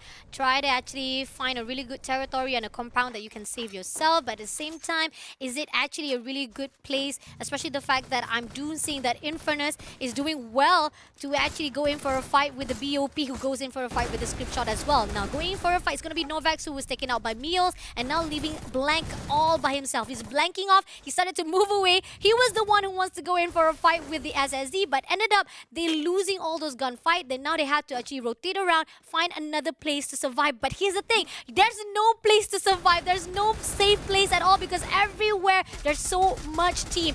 Dora on ended up meeting off with the homeboys. Right, this isn't Alif managed to take down Raja and leaving only Sensei and Wings. Now they try to go in. They're meeting off with Team Vamos. They're scattered around. Wings was taken out. Sensei all alone to be surviving will be shut down by Alif at the 8th spot. It's not over yet, right? Homeboys Conspiracy, they still have their 4-man strong squad having to deal with the Vamos members, pushing in one by one. Luffy is the next to fall as Legolas has taken him down. They're trying to turn that corner, but if they can win this choke point, they're just going to glue all the choke point entirely. Jun split off from the rest of his team. Legolas has to deal with Aleph on this right-hand side, but with so many glue wall melters, it's better just to take your time.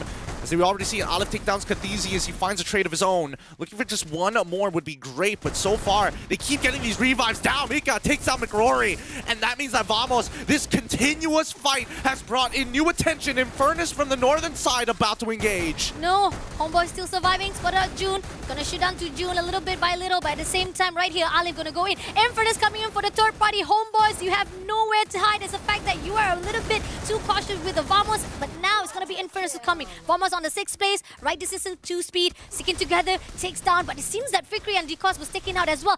Oh, we got another party coming in right at the top with GAT69 fighting off and shutting down most of the players of Infernus. They've called the firing squad down upon them. Infernus, no place to hide, especially with no control over any of the structures. Just glue walls on the outside, and a majority of the glue wall melters from the homeboys have been thrown out too, so they're not going out anywhere. Oh no, that high ground, that's a great advantage coming in from GA. But at the same time, Aleph left all alone, surviving. We got 4 more teams to go. Homeboy surviving one by one. But at the same time, Jens has been spotted out and he will be knocked down. But I think they will be able to pick him up as quickly as possible. It's going to be script shots right on the other side. And we do see a portal has been put out. It could be either one. There's a possibility they will be the one who try to go into Infernus, or Infernus will be trying to shoot it out. But it seems that Screamshot has another idea right on the upper hand. It's going to be team of the side of Infernus who will be able to fight it off at Halif, right? This isn't all alone. Spotted out the team of GA. They dropped because they have to. The team of Script Shots is giving a lot of pressure to a point. They can't stay there right at the top again. Oh, now Aleph eventually going to be bowing out here. The inevitability is going to get to him. With everything in time, it will all turn to dust. And unfortunately, the top side of Farmtopia, it's just too dangerous to say. And if they jump down, Infernus is on the opposite end. Script Shots have a very good position by these barn bells, and I think they just need to hold it, right? If they spread out a little bit more, they need to put some pressure onto specifically Infernus. They don't want them to be able to walk out of that tent. Agree, definitely. This is the pressure coming in from all sides. The fact that we know Infernus will be fighting off with the team of GAT69 and Script Shots, they might be able to just farm it out and try to actually go in for the long range. But as the time coming in, right, it seems that Infernus will be doing another favor. They're going to slingshot themselves straight to Script Shots. Spotted them out. Grenade will be thrown out one after another. Launcher also been thrown out. Infernus, this is not going to be in a good favor. They wanted to bring the fight to Script Shots instead. Fikri having a lot of damage, and now they pull through. They pull back away. They know this is not a really good decision, but now GAT66 realizing this is not the way to go, and they will be backstabbing Infernus. Yep, this is inexperience. Inexperience coming in from Infernus here. T69, they were just waiting for the opportunity. Whoever makes that first move against Script Shots is going to get blasted at. And Infernus knew the risks, but they still lost the member for that one decision. Infernus now with better positioning against Script Shots. However, they've attracted the attention of both of the last remaining squads in this 5th ring. Okay, they pick it up, Fikri. 3 players still surviving. T69 try to actually do a little bit of rotation, but they're getting closer to Infernus though. But Script Shot, realizing this, they're going to go in straight to T69. 2 more players to go. They get information. Danny will be shot out to Chat. Chat was the one to be taken out. Eagle also being shot down immediately with the help of Fikri with a long range shot. But now it's all up to SSD. SSE versus T69. They're holding on towards their side of the map here. That monster truck might not help them. Knocks him out of the way. Manages to get knocked out of his own. Gets back out. Infernus still scrambling here. Danny's going to have to try his best. Last member of Speeds. He can make it. No. Gets overwhelmed by the last 3 remaining members of the Script Shots who take the booyah for map number 2. As Z, the second booyah in their hands as well here for day number 2. Nicely done. I mean, that monster struck hit, that was a chef kiss for the side of Scripture getting this booyah, man. Yeah, it worked out perfectly. It opens up a way for them to play in the open space while still getting somebody on their knees. Just worthwhile for Script Shots here. And honestly, it was a very volatile scenario, right? Yeah. There was a lot of positions where they could have been attacked to. They decided to just chill out, and they made some really good decisions on the teams that they want to push out of position. Agree, definitely. I mean, that was the crucial point of time. You know for a fact that you have a really good spot, you have a really good location. Why give it up? Just hold it out. Wait for the time being, wait for the circle to actually close things off. And the fact that we do see the one main mistake that give a lot of opportunity to Script Shots is the fact that Infernus was back and forth. They didn't know who they want to fight it. They wanted to bring it to the side of SSE, but ended up T69 punished their mistakes in the end. And that was just beautiful. I think that one of the map itself here for next era, a lot of those fights that we didn't expect it to happen ended up happening, and a really good shot coming in from Toda as well. I think that the scouting started out really good in the earlier stage, but then in the end, Toda also having a little bit difficulty coming into the safe zone. That was the reason why they actually faltered throughout. And at the same process, I think Team Vam was surviving really good. They also managed to do a lot of damage, a lot of farming right here for this map number 2. Yeah, I think our invited teams definitely feel a lot more confident than everybody else in the lobby, and that's why Todak, you're seeing they're dropping on the north side, but they ended up on the first ring on the bottom side of the map, right? They're basically just going on the outer ring of the circle and just farming as many teams as possible, and I think maybe to a fault. Even Homeboy's Conspiracy is guilty of this as well. Members of Elite who are on the outside of blue getting chased from the northeastern side of the map, and even the southeastern side of the map because of Todak. I think that really put both of those teams in a highly volatile position where they have no guarantee of making it, especially on the third foreclosure where it jumped all the way to the left side, the northwestern side of the map. Agree, definitely. And one of the crucial part is that now with 21 being dropped very early on, this is going to actually give even more of the idea that there's a possibility Vamos can actually pull through and catch up to that top 2 as well. And going into the game summary right here, this is actually one of the highest total damage, 15,333 damage. We got 95 destroyed glue wall. Total revival 31, also a little bit high compared to the previous game as well. I think a really good move coming in from a lot of the players, but highest kill from Homeboys Olive with 11 kills. That is superb. Huge stuff coming out from the Homeboys.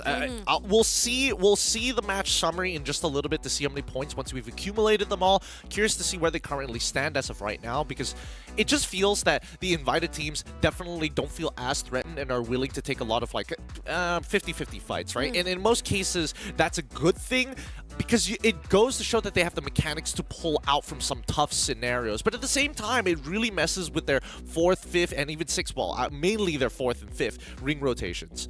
Agree, definitely. And loving the fact that most of the fight that we expected to actually end very early on ended up like they managed to actually bring back the teammates. They bring back all of the revival backs to their side. And this is something that you got to actually survive long enough to pull through and be able to bring back the whole entire teams. The one thing that we quite surprised is the fact that Elite, I mean, like, seriously, there was a lot of questionable reasoning or even the choices making coming in from the side of Elite. They know for a fact that the enemy coming towards themselves, they could have actually rotate back to another side, but ended up they still hold off right in the position where Todak was able to scout them out. But going into Script Shots right here, we got the highest damage from the side of Mios with 6 kills. That's superbly amazing. He's one of the close combat. He goes in for every single rush of close combat fight, close engagement. This is something that Mios will able to open open things out. Sleepy, on the other note, I think there was some certain points that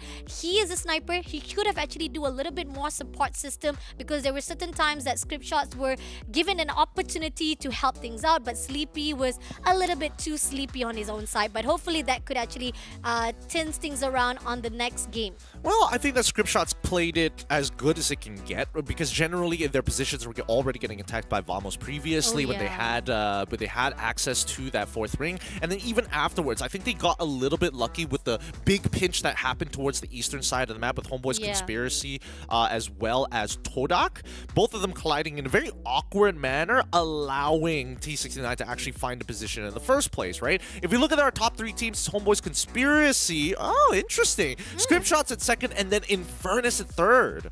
Wow. 8,514 damage coming in from Homeboys. That shows that we were actually quite focused on the side of Team Toda, Vamos, but Homeboys, during the ending of that game number 2, that's when we see Homeboys popping off really well, shutting down one enemy, one team after another, and seeing on the top weapons is always going to be Trogan right at the top. 12 kills from Homeboys. That's the reason why we are seeing Homeboys popping off really well, coming off from Alif himself. And then we got Woodpecker right there at the side of Homeboys as well. Groza, also one of the top popular weapon as well. Really just goes to show that snipers definitely have their own flavors here. Woodpecker is particularly devastating, especially in international play. We're seeing a lot of snipers actually pick it up as their substitute before they pick up the AWM. Sometimes they just run both. You know? If you're crazy, you run both. And I'm like, all right, well, all respects to you. You like looking through a scope, I get it. You don't have to say any more than that. But being able to penetrate those glue walls also helps you to ensure downed members, and even sometimes baiting opponents to, hey, go for the revive, hide behind that wall. We'll feel real safe. Agreed.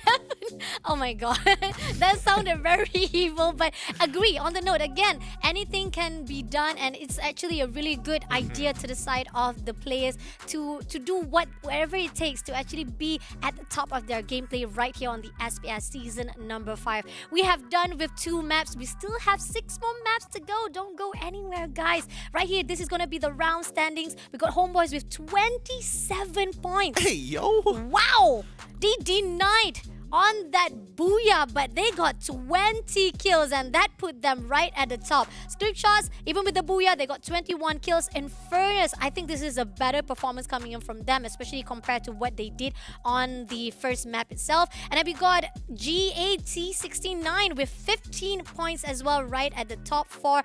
5th is going to be Team Vamos, and 6th is going to be Toda. Okay, all right. So Torak didn't get as many points as I thought they did initially. Same goes for Vamos, but that's a very good thing here, because it just goes to show, right, that inevitably the early game aggression needs to stop, and then you have to start looking for what that final game position is going to be. And I feel like right now, like Torak, as confident as they are, have found themselves 2 times in a position where they could have found a booyah had they just taking it, if they just took it a little bit slower towards the 4th ring. Agree, definitely. We love the fact that you are aggressive, but this is where it comes down to how much of aggression that you want to actually pull out to a point that it will jeopardize your idea of the safe zone as well as survival for that booyah, because booyah makes a lot of difference. 12 points to boost it off, and I think that there's a possibility Toda is a little bit too confident and too comfortable with that first placement point. Anything can happen during that 6 more rounds that is coming up next, so don't go anywhere. We're coming right back with match number 3 here on the SPS season number 5.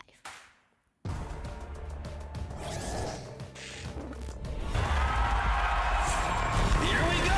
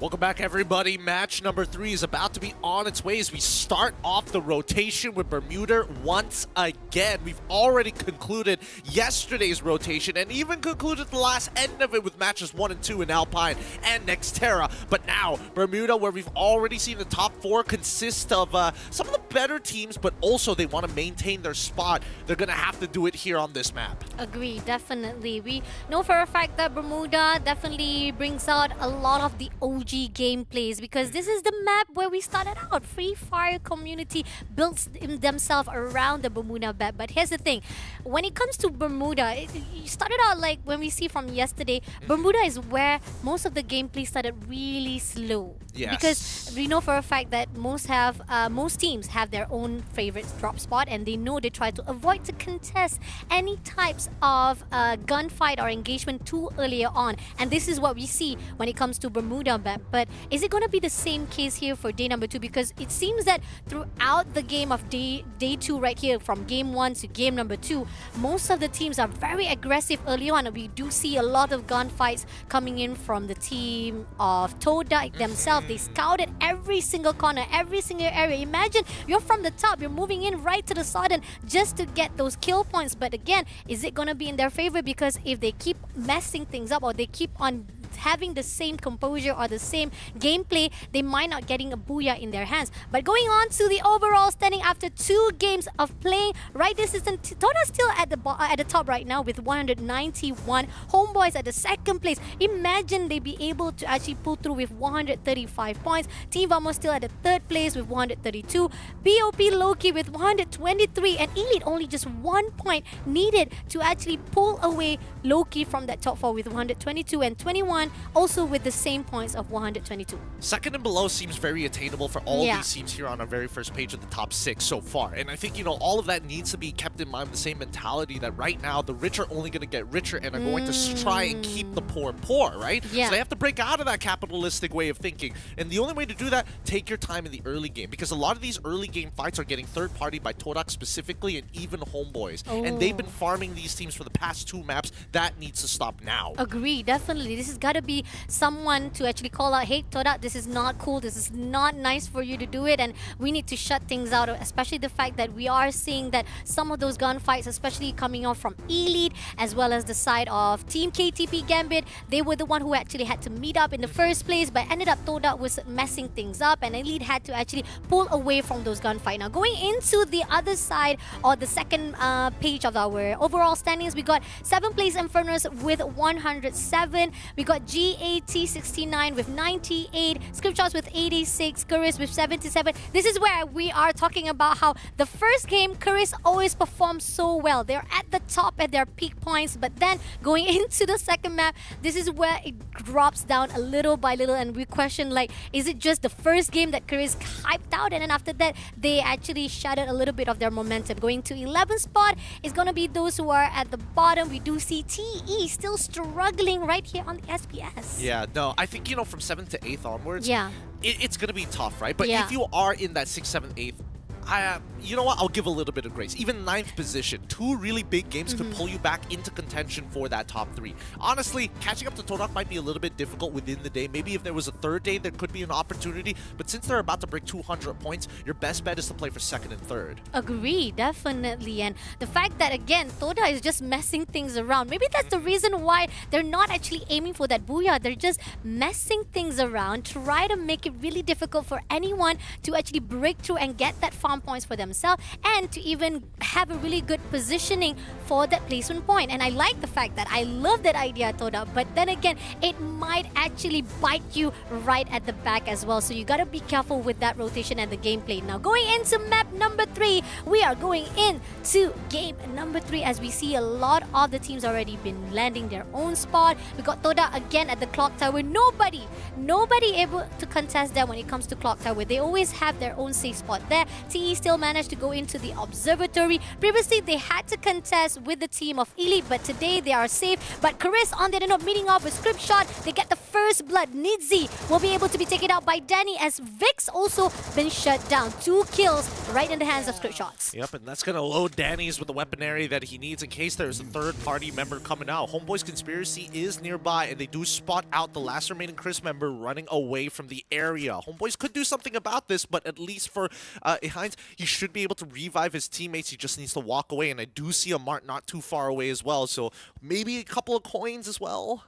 Okay, let's see. Even Homeboys has actually spotted out Script Shots and did manage to actually land those shots, but it seems that Luffy as well as Alif is not satisfied with just getting a very lucky shot, so he's gonna go all the way straight to Sleepy. On the other compound, we got the team of TE meeting off with the KTP Gambit right distance, and shots coming through to the side. I miss her, as they seem to have a lot of the damage, but it's not going to be enough. Yazid and Adam will be the 2 players to be shut down, and it seems that they will be backing off from fighting off with KTP Gambit. The fact that they were the one who goes in, but now it seems that KTP say, no, we're not going to finish that off just like that. Ace Easy right in front of Yasuo, having a lot of damage. Great shot coming through from Yasuo, takes out Ace Easy. One more play to go from the side of TE. Doesn't spot him out just yet. He goes in for the loot first of all. Smoothie was taken out by Brand and leaving only Adam, who just barely managed to revive right on time. Good stuff, good stuff. With these types of early interactions, you gotta be ready with the Pocket Mart at any moment. If not, fight for a POI that allows you to get a revive. With Graveyard, on Graveyard side as well, Adam is gonna head towards the southern side of that map. Previously, where he did see the interactions happen, to maybe find a revive point of his own. But now we look over Vamos and as well as Loki. Loki currently inside the compound as Vamos looks to encircle it. Okay, let's see. Gonna go in for a 5 with the Loki. Litzy will be the first one to be taken out by June. Great shot coming through, but there's right at the top. It seems that Katizi also tried to go in for a fight with the team, but unfortunately he was tagged off, and now giving a lot of opportunity for the team of BOP Loki. But at the same time, that's gonna be an information taken from Vamos. They have a trade between one another, but here's the thing. They want to pull through or they want to actually just go back for. But it seems that Vamos says, hey, if we already started out the fight, why don't we just bring it to themselves straight away? But at the same time, it seems that Ehins has been trying to survive all by himself, been spotted out. Ooh, close enough to be able to be spread out, and Faiz just miss him by a split second, and now Kuris is back in the scene with a full squad. Nice, nice. Good recovery coming in from Chris. We cut back to Loki here on the low ground. We do see that Litzy is able to get out of there. Same goes for Blank. Not even going to take the traditional method as Vamos heads towards the northern side of Mill. Looks like these early interactions have not gone too well, but at least no full squad eliminations this early on with these past 4 minutes. Agreed, definitely. I mean, started out really good. The fact that most of it is just gunfights, engagement taken down, but at the same process, no one has been wiped out just yet. And Script Shot has been spotted out by the team of Homeboys. Kaz right in the air. He slingshot himself straight into the ocean. Not sure if it's going to be safe, because it seems that Alif and the rest of the teams are trying to explode himself. But it seems that Kaz gets the upper hand, takes on Alif. But Luffy on the same side, it seems that he managed to actually back it off again for the team of Homeboys. Oh, that's so funny. I love it. I love it. Still was able to get it down of his own. If he got an elimination, that'd be even funnier. Yeah. But Chris still looking to recover here. Low key, finally losing out on this fight, as KTP GT is able to still hold on. They're able to bring back all of their members, but with one remaining member left, he doesn't go down. Litzy able to Tatsuya dash just in time. He's still on the run though. No. He's really himself. I miss her coming in, and he's trying to wait it out. This is gonna be a good idea. I miss her! Spot him out already! Shuts down Litzy, and that is gonna be the first team to be wiped out right at the 12th place. Feels bad. Feels bad. I thought he homer droned it out, but he didn't. Instead, just casually denying his abilities. Now, Homeboy's Conspiracy still farming out in the outside of the blue, with Nizzy still hiding underneath the bridge currently for Chris. We're not sure whether or not Chris has another member that's still surviving, and this is just buying as much time as possible. But Nizzy, he's marked for death. Right now, Homeboy's Conspiracy just making sure that they don't let any squad get away from them. Oh, nice. Great job coming in from Homeboys right there. Clears him out instantly. I mean, like, you already been spotted out. There's no way out for the side of Chris, though. a great job coming in from Homeboys with 5 kills already in their hands. They're scouting the area really good. They're making sure that each and every single side will be secured by the side of Homeboys. Team Vamos right down below right here. It's not going to be a good idea for them to stay here long because the low round will give the opportunity for 21 to actually go in. Now, for the kill leaderboard right here, we do see Luffy as the top one with 4 kills, as well as Danny right on the second with 3 kills. So far, looking good for the side of all teams. Homeboys, Script Shots, Vamos, as well as the rest of the team as well. But right this instant, it seems that Vamos gonna bring the gunfight straight to 21. They don't want to actually overextend themselves or even making sure that low ground will be in the favor of 21. Aryan right in front, throws some nades as well as try to actually break most of the glue wall. We got Vamos, Rory right for the long range. Try to do a little bit of scouting on the left side. Katazi will be spotted out, but at the same time, Vamos being cautious. Throws nades one after another. Doesn't hit anyone just yet, but they try to find an opening to the side of 21. All right, let's look at the next foreclosure while this fight is still happening between 21 and as well as Vamos, because they're already playing within the ring. This can actually extend a little bit longer. We're not expecting too many third parties here, but Kataizi really needs to find first blood as Loki finds one in June. Okay, let's see. Managed to actually takes down June. Immediately one more player to right in front. Throws the glue wall, and it's going to be Katizi, the next one to be taken out by Yasa. Oh! Rory, lovely shots coming in from Shamim, shutting him down as well. Now Vamos, when they bring the gunfight, they got to be prepared to fight it out. And instead, now Legolas has to move away, run for his dear life, knowing for a fact that he is outnumbered. But Aryan, he's not going to give up. We also see that most of the teams of 21 also chasing after him. It's going to be Shamim right in front. Oh, Nate's no! being thrown out, but no! Shamim will be taken out. But we still have Aryan right at the top. Legolas managed to actually take down one. He goes in for the flank. He crossed. Oh, but no! Legolas still survives and takes down 2 players of Team 21. Not a good move, but on the other side, we got Toda meeting off with the team of KTB Gambit. And it finishes just as quick. 21 will be able to bring back a majority of their members, but Toda cleans out this side of the map, bringing back traps now next to Sensei and then eventually Raja here. Everybody back at fighting, tip-top fighting shape as Toda conquers the western front of the map. Not to mention, I'm looking at the big map as well. Nobody's behind them. Graveyard is clear, and even south side, Infernus has not made their way into the ring just yet as we go back to the war between Script Shots as well as the Homeboys Conspiracy. Oh, all right. Going into the pick side. Script Shots right in front. Gets the info. They do try to throw a nade and maybe try to pick a little bit, as well as trying to do a little bit of some damages as well. They also try to explode the vehicle, but it's not going to be enough. Homeboy still surviving, but at the same process, Mio has been tagged off and he's got to be careful. A little bit closer, try to pull in. Probably they know for a fact that the zone needs to be coming in on the side of Homeboy. So in the end, they back away from those gunfight. This is not going to be a good case for them. Why don't we just step away from fighting with Homeboys and find another location to actually place their compound? I'm not sure what the arsenal is starting to look like for them, but I did see this late in the game still having a med gun is kind of an interesting choice. But now we jump over to GAT69, trying to get into the ring, but spotted out by Elite. The vehicle is going to get gunned down here, so this begs the question, you're already so close to the ring. You can take the long way around, but it looks like they're calling for backup here on this structure to hold it against Elite, who are trying to cut them off from the rest of the clock tower. Let's see. All right, we got Elite coming in right at the top. Infernus is also right in front, so this might be a 3-way fight as well before we even know it. But at the same time, right this instant, they spotted out one. It seems that Winzy will be shooting down. Ooze will be taken out by Toby. Jen is still surviving and he will be able to take down by Winzy. Lovely shot coming through from Elite. A little bit too open, and now GT69 is left with Eagle. One more play to go. He managed to move away as quick as possible before being spotted out by the rest of Elite. But here's the thing. He goes into the safe zone. He might end up meeting off with Team Toda. So you got to be careful. It's either he will be shut down by Infernus, Elite, who might meet off right behind him. Oh man, Eagle's got to figure something out, right? Because Yeah. he knows he doesn't have enough currency for a full revive. He is right next to the POI that can get his squad back into full fighting shape, but there's not a lot of loot to work with. So a lot of decisions need to be made here as we see 21 chasing the last few remaining men. Ho! Look, he does not miss! lands it again. Headshot with the AWM. My God. Are people sick of looking at him in the kill feed already? Because I know I am. I mean, he's been the top leaderboard, and here meeting off with another player is going to be Riz, who'll be taken out by Yasta. 21.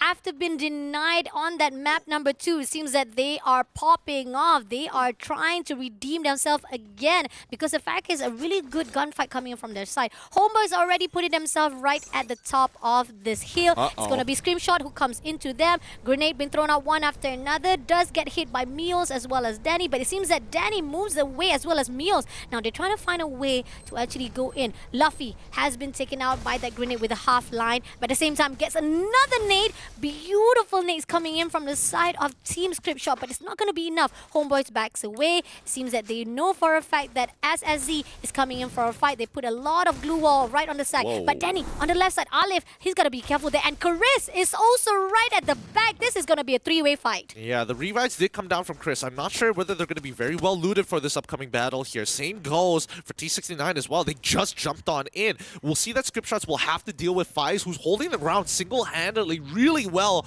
with the help. Well, technically, I don't want to say with the help of Denny's has pushed his teammates back in. Giving up that angle is a good idea. But now T69 getting blasted and finally eliminated by the Scriptshots, who looks behind. Our next ring for closure is happening on the western bank, which is great for Elite and Infernus, but terrible for our 3 squads about to go out to war. Oh no, this is not looking so good. Homeboys already been scouted by the team of Chris, and now they gotta hold their ground just a little bit longer right here at the 10th side. And know for a fact 21 is also coming up next. Script shots getting closer and closer. This is where they try to guard things up, so that making sure that anyone who comes through, they will be meeting off with them. But Faiz, on the other note, has been spotted out here, and he will be taken out easily by the 21 team. On the other note, Script shot finding the reason why they're not going to be able to meet off with the team Homeboys. They started to actually go down the hill, and it might actually meet off with the team of Elite. But Chris emoting right at the top of Nuclear Pen, saying that we're just going to chillax here. This is what we always do the best. We just chillax and wait for the last zone. They did get a couple of their members back. No, it looks like they managed to get one revive in that point of time to maybe sneak their way in for some positional points. Here is 21 and as well as Scripps just trying to make sure that they clear their backs before they start heading into the zone. Oh, Aryan already down. Aryan ends up getting eliminated, and it looks like Script Shots is in a much better position. Okay, Script shot doing well, taking down 21. And Oh my here, God. Oh my Chris! No, nobody is safe. No one is safe. And 21 Lucky just shut down the rest of Chris right on the 8th spot now, leaving 7 more teams to go. And Script shot trying to do a lot of damage to 21. Yasta right in the open, shooting down one after another. He's trying to survive. Blue wall right at the top, but he moves down below and was taken out by Team Vamos instead for the 3rd party. And now it's left to 6 more teams to go. Script Shots kind of playing like attack all around, honestly, right? You know, holds a decent mid-game position that helps them transition into the late game, playing for the outside of the circle, clearing their backs on to 3rd and 4th, and then finally going for the end game, right? Looking at this end game circle, it's right smack in the middle here. It's anybody's game, but the outer beings of Elite and as well as Script Shots plus Vamos have a much better position compared to everybody else. Oh no, but here's the thing. You are at the mid, and everybody is putting off all of the targets on you. You got Vamos trying to shoot down to you, Script Shots trying to shoot down to you, and it seems that McRory will be the one to be target off from Script Shots. At the same time, 3 more players to be surviving. Elite is actually making sure that their hands are clean, so they're leaving all the teams to be surviving. Homeboys, Mikacha all alone right inside, right underneath that bridge, and unfortunately, he moves back away before Vamos shuts down the Script Shots. Now they're preoccupied. It's giving an opportunity for Mikacha to just survive it out. But at the same time, Legolas right this instant, trying to spot it out. Launcher right in the hands of Kaz. Kaz trying to make a break right this instant for the team of SSZ. Oh, great launcher right in the hands of Kaz to take down Mary. Now June all alone. He's going to shoot down to June and clutches his out, making sure that Vamos will be eliminated at the 6th spot. Lovely, lovely clutcher right here by SSZ Kaz. Big plays by Kaz. Big plays with the RGS as well. And managing to find the follow-up knock and then win out his own 1v1 with the micro Uzi. Just right place, right time. Good use of his weaponry. Making sure that he can get around these corners. But here comes Todak now dropping down to clear the low ground, because high ground is tough to hold, especially since you want to be able to start farming these points. Mika does find one into Raja, but the trade should be coming back real soon here as Traps finds his own with being the new kill leaders. They have to take out the last 2 remaining members of Elite.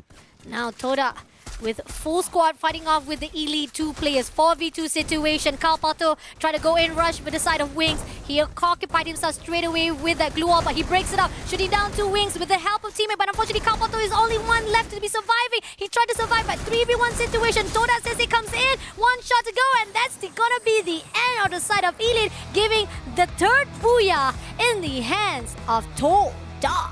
They come back once again. Very good game from them, good decision making, and of course, decisive action is what we want to see in the later stages of the game. Congratulations once again for Toda securing themselves a good number of elimination points on top of a booyah. Agree, definitely. We are questioning whether or not they want to get the booyah or not, but now the 3rd game, it answers all of our questions. They have been surviving, they have been denying and threatening every single teams right here to go into the safe zone, and they have been performing well. I think that the fact that here on the 3rd match, this is where we see most of the Toda's fight has been a little bit slowed down, and they are much more further on, try to go in for the aggression right on the mid game. But going into the side of the team of BOP Loki, it was a little bit sad for them because they try to go in from one angle to another angle. They ended up meeting up with Team Vamos, which is quite a sad situation. I mean, that's just how it is. You try to survive one team, you might end up meeting up with another enemy. But Team Vamos, this is one of the team also has been superbly amazing, shutting down and getting a lot of the kills to the side of 21. We do really expected a lot of those gunfights was doing well for them, and despite that, Team 21 tried to shut them down, they still survived till the end. Yeah, just really good stuff coming in for Legolas specifically. This Yeah. 2v1 really just netted his team so many positional points Yeah. as the next couple of rounds go through. But then we look at the outside teams who are continuing to struggle, right? Yeah. Again, majority of them unable to recover, mainly because a lot of the MSP teams like to hunt them down. Knowing that they have a Yeah. man advantage is such a big thing in our region. Yeah, agree, definitely. I mean, like, we do see that there were certain times that I thought that KTP Gambit is one of the teams that we were expecting more for today. It seems that they are faltering down even more further, and they have become one of the teams that is easily targeted by the rest of those who are at the top right now. And Scriptshots is also one of the teams that can be watched out as well, because right here for this 3rd match, they have been superbly amazing, getting that 11 elimination on their hands with Kaz all alone, surviving, shutting down Vamos was just superbly amazing. Yeah, I think, their big secret sauce here is their positioning. Overall, Yeah. when they position themselves in fights, that's why they really like to take their time, start spreading out, identify the angles that are most worth fighting for, and really just doubling down on some strong fundamentals in a 3rd-person FPS. Agree, definitely. And I think that there was a great chance at opportunity if Kalpato and Toby were sticking together, because I do see that once they actually switched side, that was when Kalpato was left all alone, and it was a little bit of mistake coming in from Elite. But what can you do when you are fighting with a full squad of Toda? Going into the game summary right here, we got 136 glue has been destroyed, total revival of 40, 52,000 total damage, and the highest kill coming in from Toda Wings, and the highest assist by Meals from Scriptshots. Yeah, we haven't been able to see too many hard endgame scenarios. Yeah. 6th ring going into null, into everything becoming blue.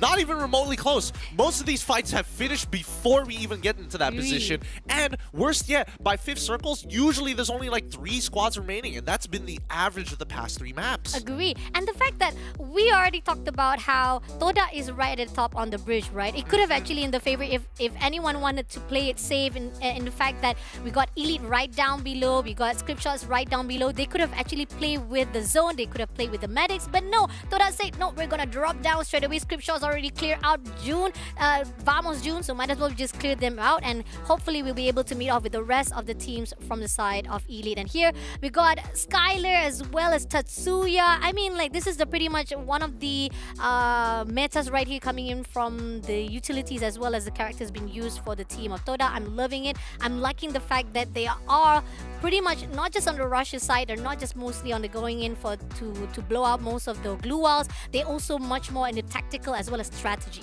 Yeah, I mean, we've seen Todak pulling it off this time around in comparison to the first 2 maps where they're basically trying to farm the rest of the lobby. And I think now they definitely want to secure their position to move on to the next round without having to put too much effort in these next couple of maps. Because again, differencing from the Free Fire World Series, we take the full 8 maps in the day rather than the 6. Yeah, agree. That's kind of true though. 8 maps.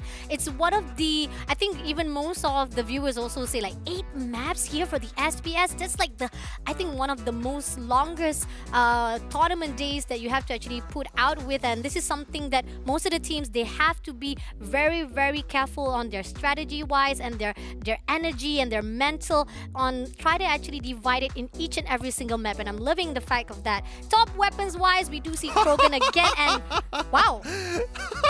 Wow. Just goes to show how many revives had to come through for Vamos and as well as script shots. They had to recover multiple times within that game, right? That's why we're seeing the Thompson, the VSSs, the M79. Okay, that one is to be fair. Well, to be fair, what keeps script shots in this? But even for Team Vamos, right? MP5s even. Oh my god. I mean, we did saw cars doing well with the launches, so it makes sense.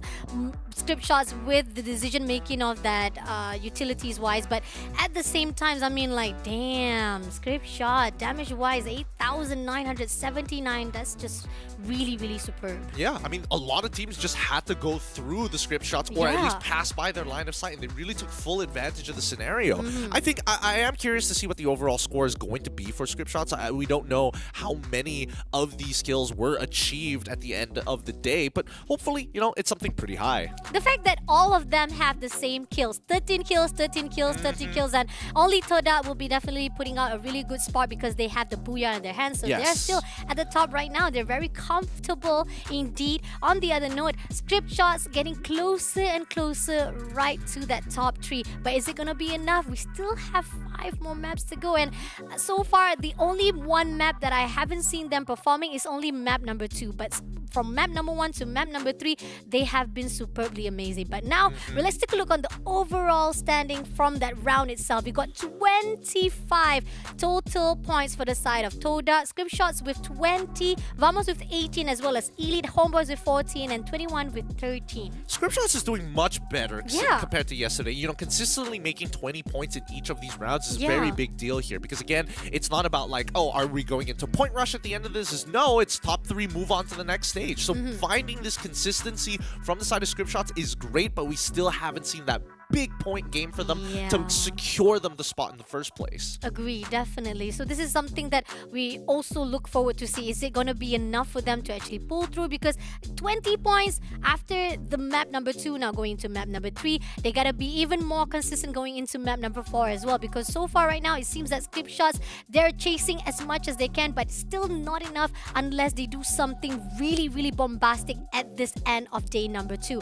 Coming off 4th right now, I do see 21 with 13 points, still okay, but I don't think this is going to be securing them enough points, because again, things are faulting around, things are actually falling down, up and down for the side of all teams right now. I agree, and I think, you know, at least for some breath of fresh air, or at the very least sigh of relief, has to be Elite here, currently at 18 points. You know, previously not even making it into top 10 in the past 2 maps, so this is the first amount of income technically in terms of points that they've received this entire day. I think that Elite could still try and equalize the score overall compared to the rest of the competitors that we have here at MSP, but I think right now the biggest ones that you have to look out for, definitely script shots. I do think that 21 has an opportunity, but that's on condition that Elite does bad. Oh, that is true though. Right? If Elite does bad, then suddenly 21 are coming off with 20-point matches. Yeah, now there's a codependency coming in from 2 of these teams. Now, Infernus on the second page right now with 7 plays 10 points. We got KTB Gambit with 7s as well. I mean, a little bit too fast, okay, production, but it's okay. Moving on to the side with the fact that I feel like most of the bottom right now, again, has become the farm of all the top teams like we have been talking about. The fact is, KTP Gambit, yesterday, they really, really surprised us off really good. I think that there was certain point of times I thought that they were really good. I thought that they would be able to actually chase up to that top 6, but now getting even more further aligned to that day number 2, I feel that the momentum has lost. And is it the end for them, or will we see something changes right after this? Because we're gonna go in for a break, but before that, please keep on liking, keep on sharing. Match number 4 coming up right up after this. The Snapdragon Pro Series is brought to you by Snapdragon Elite Gaming, Monster Energy, and DHL.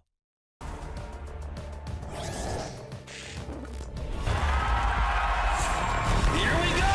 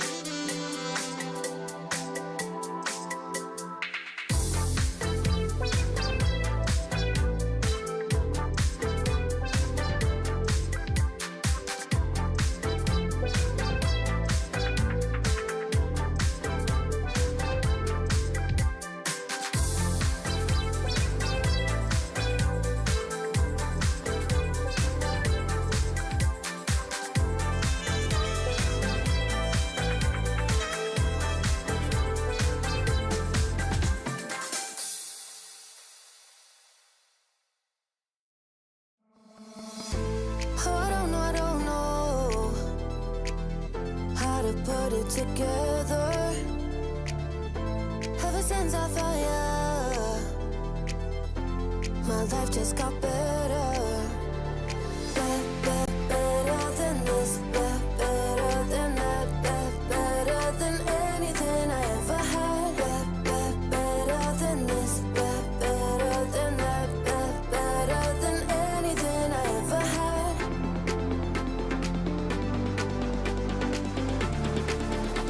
Than anything I ever had.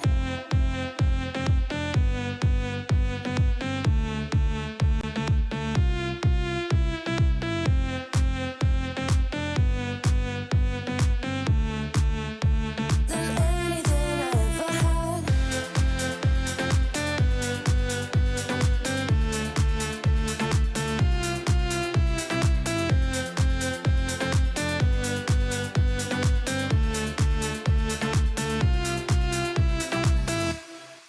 Every time I start to doubt if I'm good enough, looking straight in your blue eyes makes me feel better.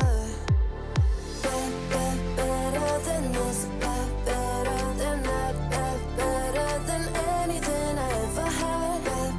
Better than this, better than that, better than anything I ever had.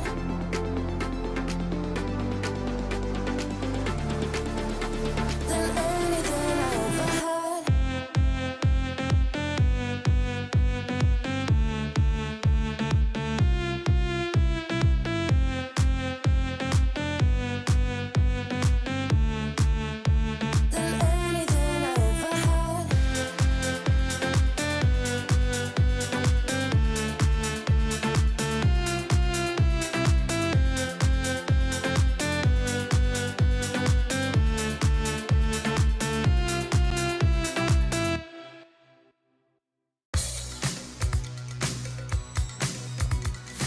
Who's ready for the halfway point of today here at the Open Finals? Our MSP teams are going to be battling out for a cash prize at the end of our 8th match, but right now we have to face off Purgatory, the place between life and death. Life and death. I mean, I do agree on the note that fact because it's the biggest map of all compared to the rest of the 5 maps we have here for the Free Fire. And the fact that we do see a lot of rotation-wise is going to be the longest. So far, I feel like from map number 1 to map number 3, a lot of the gunfight is very early on because of the small gaps, or even most of the time where people are landing off, they can be able to actually spot out, and it's easy for them to rotate easily as quickly as possible, as we see from Toda. That's the weakness so far. Testimony number 1, Toda was able to rotate from one end to another end to just shut down and farm kills for themselves. But on the other note, Purgatory is not going to be that easy. There's a lot of high grounds, there's a lot of lower ground. Is it going to be a fast game, or is it going to be a slow-paced game here from map number 4? It's going to be tough to say here because, yes, I do agree that Purgatory is one of the bigger maps that they're going to have to face, and I think that rotating is never going to be easy in a map like this because you're going to get spotted out by plenty of teams on your way to your destination. So I do think that Todak, especially after match number 3, they took a step back, and I would only assume that they're going to do the same thing here on Purgatory because at FFWS is one of their weaker maps. Oh, yeah, that's actually one of a good idea and good note to actually take note. But right here, we're going to actually give you guys a glimpse of the overall standings after 3 matches. So far, we see Doda with 216 points. I mean, that Booyah really puts them even more further to the 200 points. Vamos finally managed to actually put away Homeboys from that second spot with the 150, but they only have 1 point difference. So there's something can be done from Homeboy's conspiracy side. On the other note, we got Elite with 140, still putting up a really good fight for the side of 21 with 135. And then we got BOP Loki with 124 at the 6th spot. Okay, but then we look into the second page here with Infernus currently at 117 points. Immediately after them is going to be Scriptshots at 106. And then finally, we do have GA69 at 104. From that, everybody from that point onwards hasn't even broken the 100-point mark, which makes it really difficult for them, even if they were to get 20 points for the next 4 maps. Assuming that everybody in the top end is doing poorly and getting 0 points every single map, that's the only opportunity they have to make top 4. Oh, that's a miracle if you see the top team suddenly just doesn't perform well, right? Out of the blue, suddenly they are being dropped easily. It can happen, not to say that it doesn't happen. It's not impossible, but it's a little bit difficult for you to do that, especially the fact that most of the teams, they have been grooving really good for their own rotation and their own land spot. But that's the case.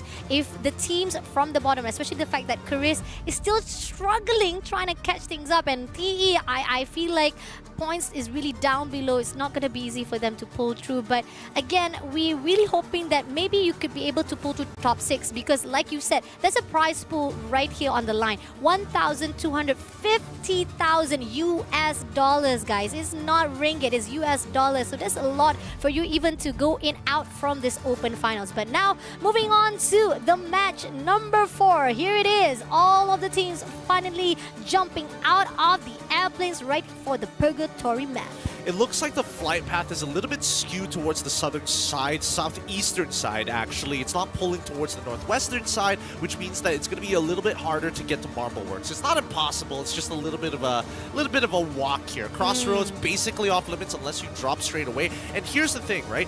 Not a lot of teams want to drop straight away. They saw Todak jump out first, and nobody has touched Crossroads. Marbleworks is eventually going to get invaded by the Homeboys, but until then, we have to keep our eyes currently on 21, having a full engagement against Loki and Homeboys Conspiracy not too far north.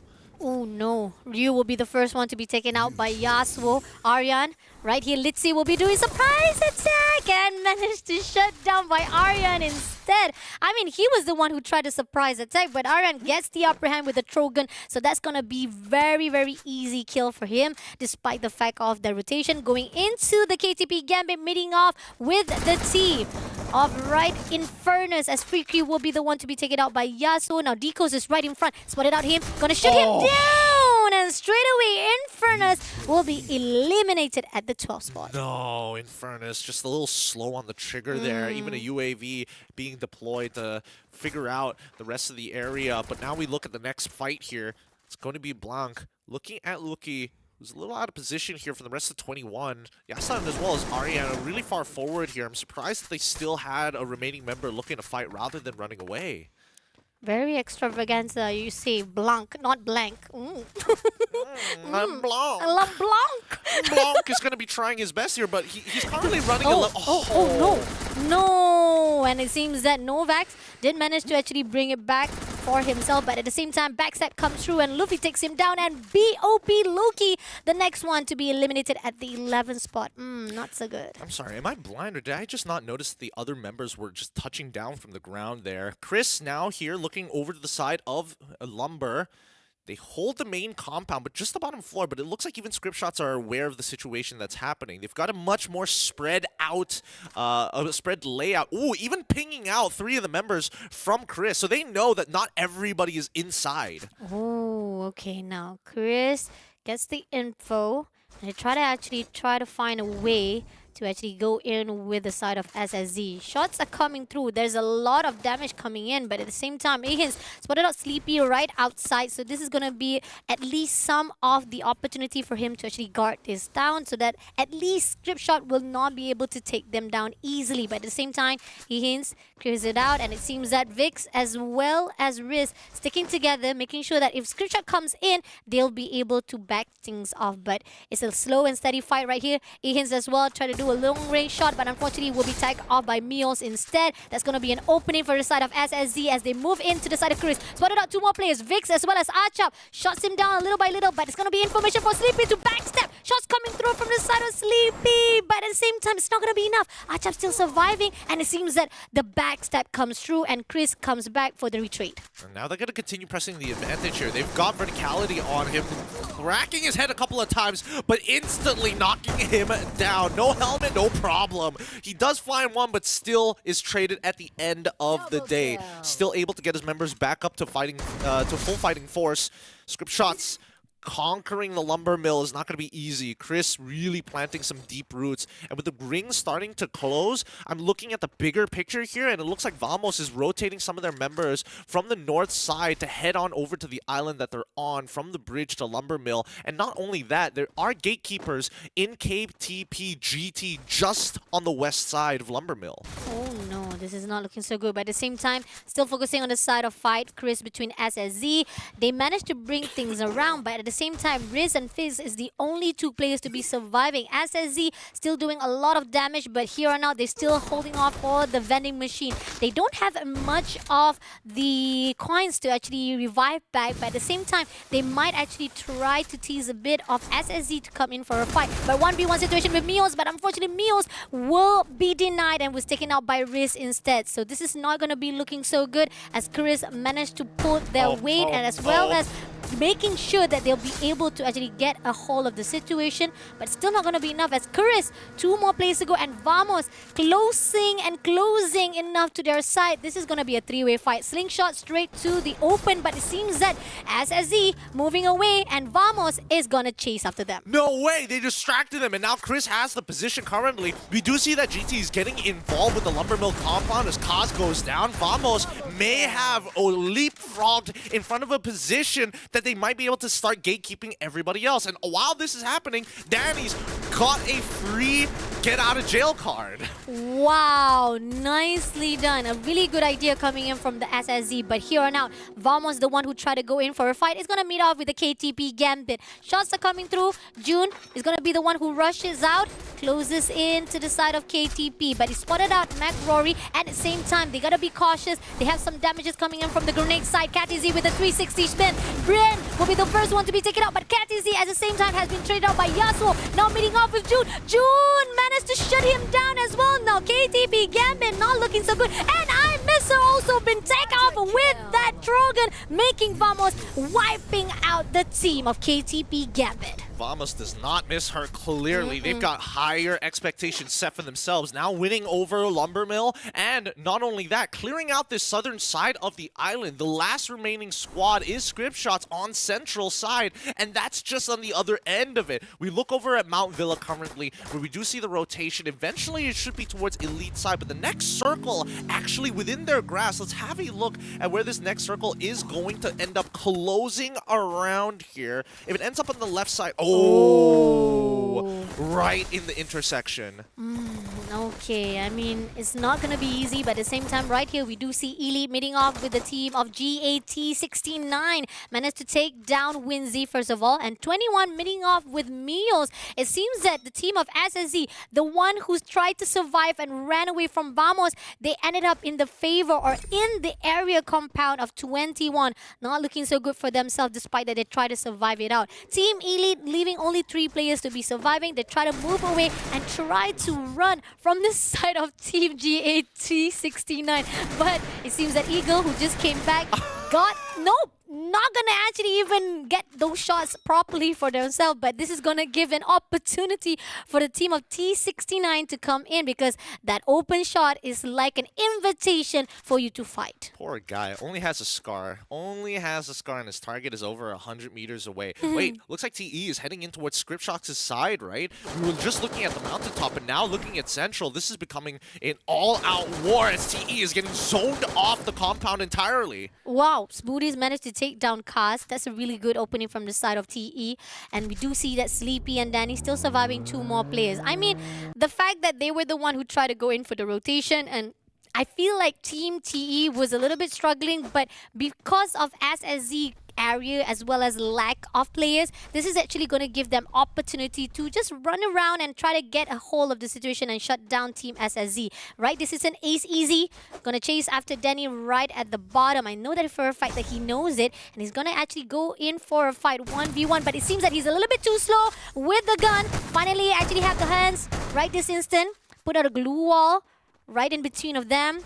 Gonna fix themselves first, reheal. Danny, slow things down. He's gonna go in for the flank, and Ace Easy will be the one who wins that gunfight, shuts down Danny. And now TE Esports have control over the area. Script Sleepy, still the last remaining member alive, will try his very best to get some members down. It looks like he activated the pocket mark to get a revive, maybe even a vehicle. Tough to say. Didn't get a look at his currency. But now we look over at 21. And I think what nobody realizes is that the main island is actually empty. From Brasilia, northern side of where we're looking from Legolas. If you just head on north, cross that bridge, nobody is there. Oh, wow. That's interesting. I mean, that's the reason why we are seeing a lot of those gunfights, a lot of engagements are coming forward, because everyone is scattered at the same island. These 2 islands itself is been spread out by a lot of teams. But at the same time, we do see that 21 still surviving with the full squad. The highest kills right here in the hands of Vamos. I think Vamos has been doing even better. They have been progressively improving from time to time. Now, Homeboy is meeting off with Toda. Toda slingshot himself, but Traps will be the one to be taken out by Aleph first of all. Mikacha try to guard things out, making sure that Toda doesn't come to their side. Grenade, cluster grenade, one after another. Does give a little bit of damage to Mikacha, but it's not going to be enough. So now Sensei knows for a fact. He goes in for the launcher, shuts down Mikacha. Now he's looking for the next one. Aleph will be the one to be the victim, but Luffy still surviving. He swatted out. He gets the launcher again in his hand, making Homeboys eliminated at the 9th spot. Make it 3 in a row. Now we see 21 having to deal with Vamos, and not only Vamos, TRG Esports getting involved, looking down on him from the high ground of this highway. 21 has one of their members in the ring, eventually going to have to bring a revive down. Maybe we'll scout Central for their POIs, but we look at Vamos' perspective, right? They're getting attacked by TRG, not to mention Chris from their backs. They need to deal with the front lines as McRory is down.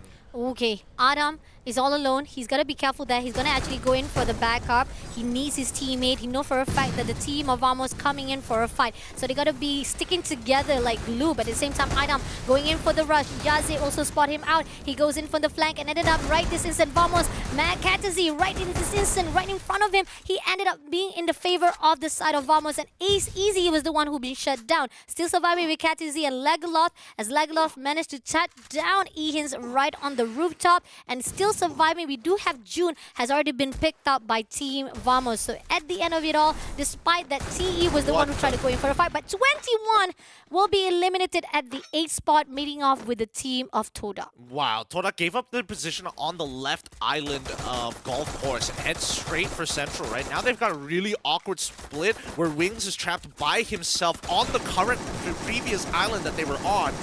And they just can't find an angle. You're going to have to walk up a little further if you want to get shots to go through, my guy. At the same time, Wings gets the upper hand, instead takes down Oots in that process. I mean, they thought that they had the upper hand, but ended up Wings was the one who managed to shut him down. Now leaving only 3 more players They here. come back! No! Wait.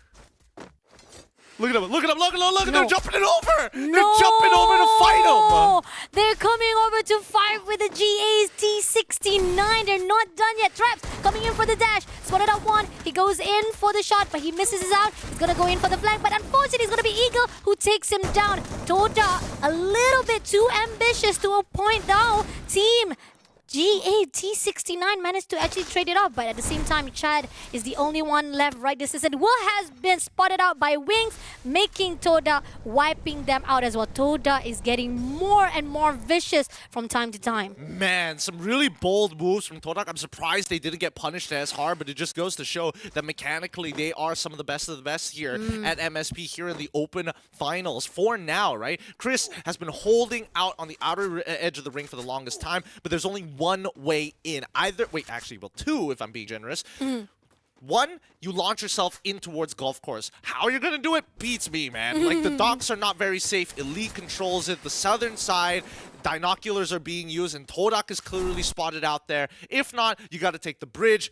Both of which terrible options. Agree, definitely. But TE will be the next one to be eliminated at the 5th place by the team of Chris. Now leaving 4 more teams to go. It's going to be Elite, Toda, Chris, as well as Vamos. Zone is closing in, and right in front is going to be Team Elite. Vamos Legolas is holding on to his last hope, whereby he's holding off right outside of the edge. He has at least one more player to be survived, and it's going to be Mac Rory, who he actually revived back. So 2 more players to go for Team Vamos. On the other note, Toda spotted out some players who slingshot themselves right this instant. It's going to be Chris who meted off Raja. Right, this is a shot to the side of Rift, but it's not going to be enough. Back it up by Trap as well. Glue wall right in the front side. It's going to be Vix who gets the victim instead, and now leaving Vix all alone as well to be shut down. And Achap right down below trying to survive it out. He managed to take down one player from the side of Toda, but at the same time, he meets off with the one and only Traps. He traps himself right into the glue wall with the help of Toda as well. Right, this is an Achap trying to survive, but he doesn't see anyone. He goes in for a peek, and he will be shut down, and that's gonna be the end of Chris. Now everybody has taken losses here. We see that Todak still has 3 of their members still alive. Elite, on the other hand, only 2, with Vamos with 1. And that should be McRory on the revive from Legolas previously on the outer ring. Yep, that's McRory just chilling, waiting for his time. And now Todak on the attack is September 22nd from Elite, is getting bombarded from both Traps and Raja. Oh, grenade thrown out one after another. It's not going to be easy, so Traps will be the one to shut down Sep 22, leaving one more player to go for Team Elite. We got Toby right down below underneath the bridge, and it seems that Raja and Traps will scout the area, and Raja getting closer, spot him out, and Toby is wiped out. 2 more teams to go. 3v1 situation. Wings already have his eyes at Mac Rory, giving one more booyah in the hands of Todak. Booyahs already. Yep, they're doing very, very well for themselves. Once again, a good booyah from Todak's side, despite making some pretty rash decisions. But naturally, with their mechanical skill, they are just winning out these engagements more times than they honestly should be in the positions that they find. But nicely done. If Todak is allowed to get away with this, that means every other team need to take note why they are doing so. Wow. I mean, again, it was so amazing. It was crazy to a point that from one island to another island, they slingshot themselves. They've already went to Central, and then they moved back again to the side of Gold Coast because they want to end off everyone from the side of teams Vamos, as well as the rest of teams that was surviving. Elite was not being spotted. I think one thing for sure that we have to give a little bit of credit to Elite, that they always managed to survive all by themselves and not being spotted out by anyone, but started out really good for the team of KTP Gambit, who managed to shut down Infernus. I think that they didn't actually expect it to meet off at the same drop spot at Brasilia, so that's the reason why Infernus was just taken off, swept off very easily on this early stages. But at the same time, Chris is a little bit too slow back and forth right here at the lumber side compared to the side that I was expecting more from script shots. I was expecting them giving more, but I think that also come to a point that if you take it too long and then you take it too fast, Team Vamos Vamos as well as the team of KTB was already coming into the process as well. So I think it was a good idea from SSZ to just have one more player to just survive away from all those gunfights. I mean, too long, too short. When are you going to be satisfied with one of these fights? I feel like overall it really just boils down to mechanical skill Yeah. to a majority of these teams. That's why they're so confident, and that's why we're seeing like the unfortunate circumstances of opportunities actually being present but not being fully capitalized upon unless it's a full squad or maybe a very clear 2v1 advantage. Yeah, agree. And that triple launcher triple kill that was just superbly amazing by Toda, taking down every single one of the players. And here, this is the back and forth. They're coming in from the side of GAT69. Wasn't expecting that, but they wanted to go in. They still want to go in for a fight. They still want to go for all of those aggression because they want to make sure that the points were us. I mean, like, I think they managed to actually clear out a lot of the points to a point they have at least 15 or 16 kills in their hands. And here on out, even despite that Chris tried to come into their own side and they try to fight it off, Toda just have a really good more mechanics to a fight when it comes to those close range combats. Not to mention the momentum that they generate off of that, right? Yeah. We look at the game summary and 30 total revivals makes sense with 44,000 total damage. Nothing too out of the ordinary here all across the board. The fact that we only have 76 kills is a testament to how quick these fights are ending. Yeah. Because we are seeing, now we're not seeing as many squads. Like the total revive numbers have gotten a lot healthier in the past 4 maps. But now we really have to take into account that, like, despite teams not being completely destroyed in the first ring, that mid-game, a lot of weird decisions are being made. And worst yet, hard predictions aren't even taken into consideration. Maybe for teams like Chris, for an example, or even Elite, where they are looking for endgame zones. But every other team, it's very based on feel. Agree, definitely. And again, those crucial times, those critical moments, that's the reason why most of the teams, even though they didn't go in for those full-on gunfight or the full wiped out, but at least they still survive it long enough right here for the map purgatory. But highest kill coming in from Toda Wings with 6, and then the highest assist from the side of 21, Luki with 3 kills. So many already. It's tough, right? Because when we look at the Booyah one more time and then we start comparing the numbers, a total between all of them, 16 kills all together from Todak's side to end map number 4. 16 kills, that's crazy. We got Wings with the highest kills right here with 6, and then 3,086 damage in his hand. That's just superbly amazing coming in from Toda. Despite that, I feel like most of the time that Toda was just a bit too aggressive, but it was just the right amount of aggression to a point that there was nothing that most of the teams could be doing. That Toda was just superbly amazing. And then we see that MA2B, again, one of the weapons for Sniper, really recommended here for the metas. And then we got 2 Tatsuya in the hands. We got Launcher again in the scene with M79. Yeah, as always, expected to see 2 Tatsuyas in these types of lineups.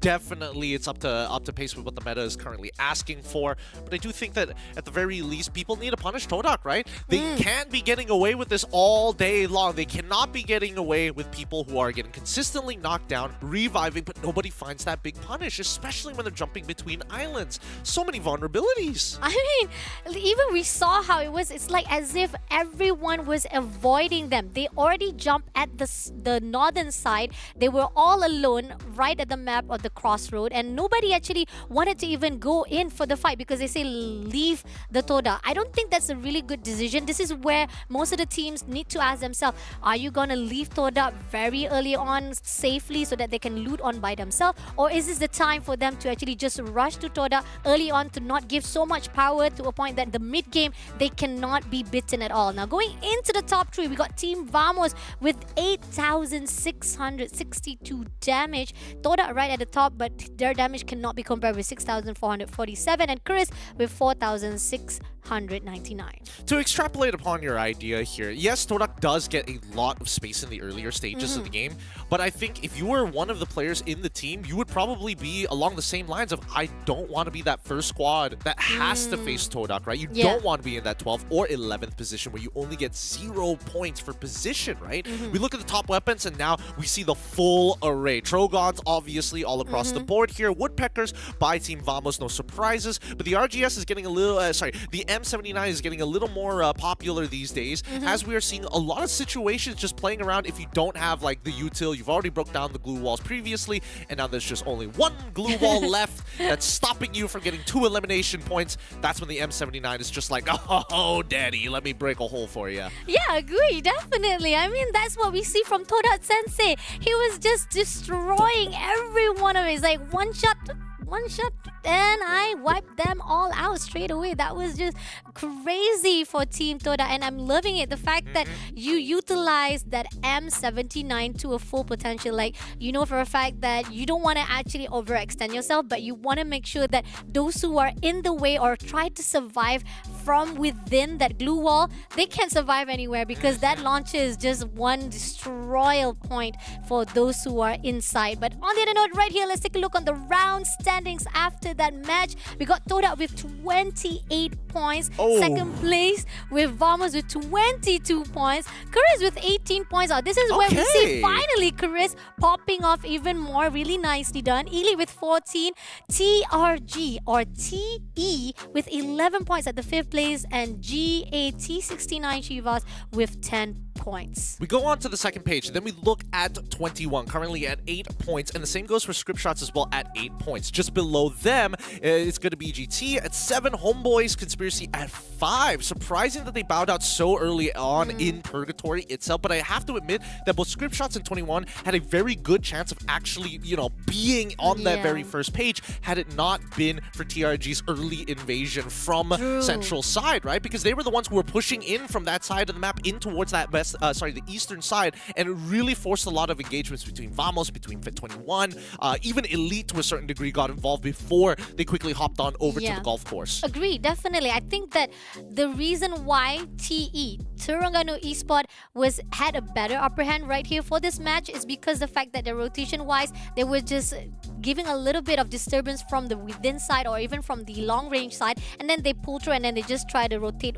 back away from all of those engagement. And I'm loving the fact, because most of the time Terengganu Esport always been targeted or been farmed at, and they couldn't fight at all. They couldn't even fight off, and in the end they will be wiped out very early on. So this is a better matchup for the team of Terengganu Esport here for the match number 4. Match number 5 is coming up soon. We got 4 more to go, guys. Don't go anywhere. Keep on liking, keep on sharing. We'll be right back with the next match.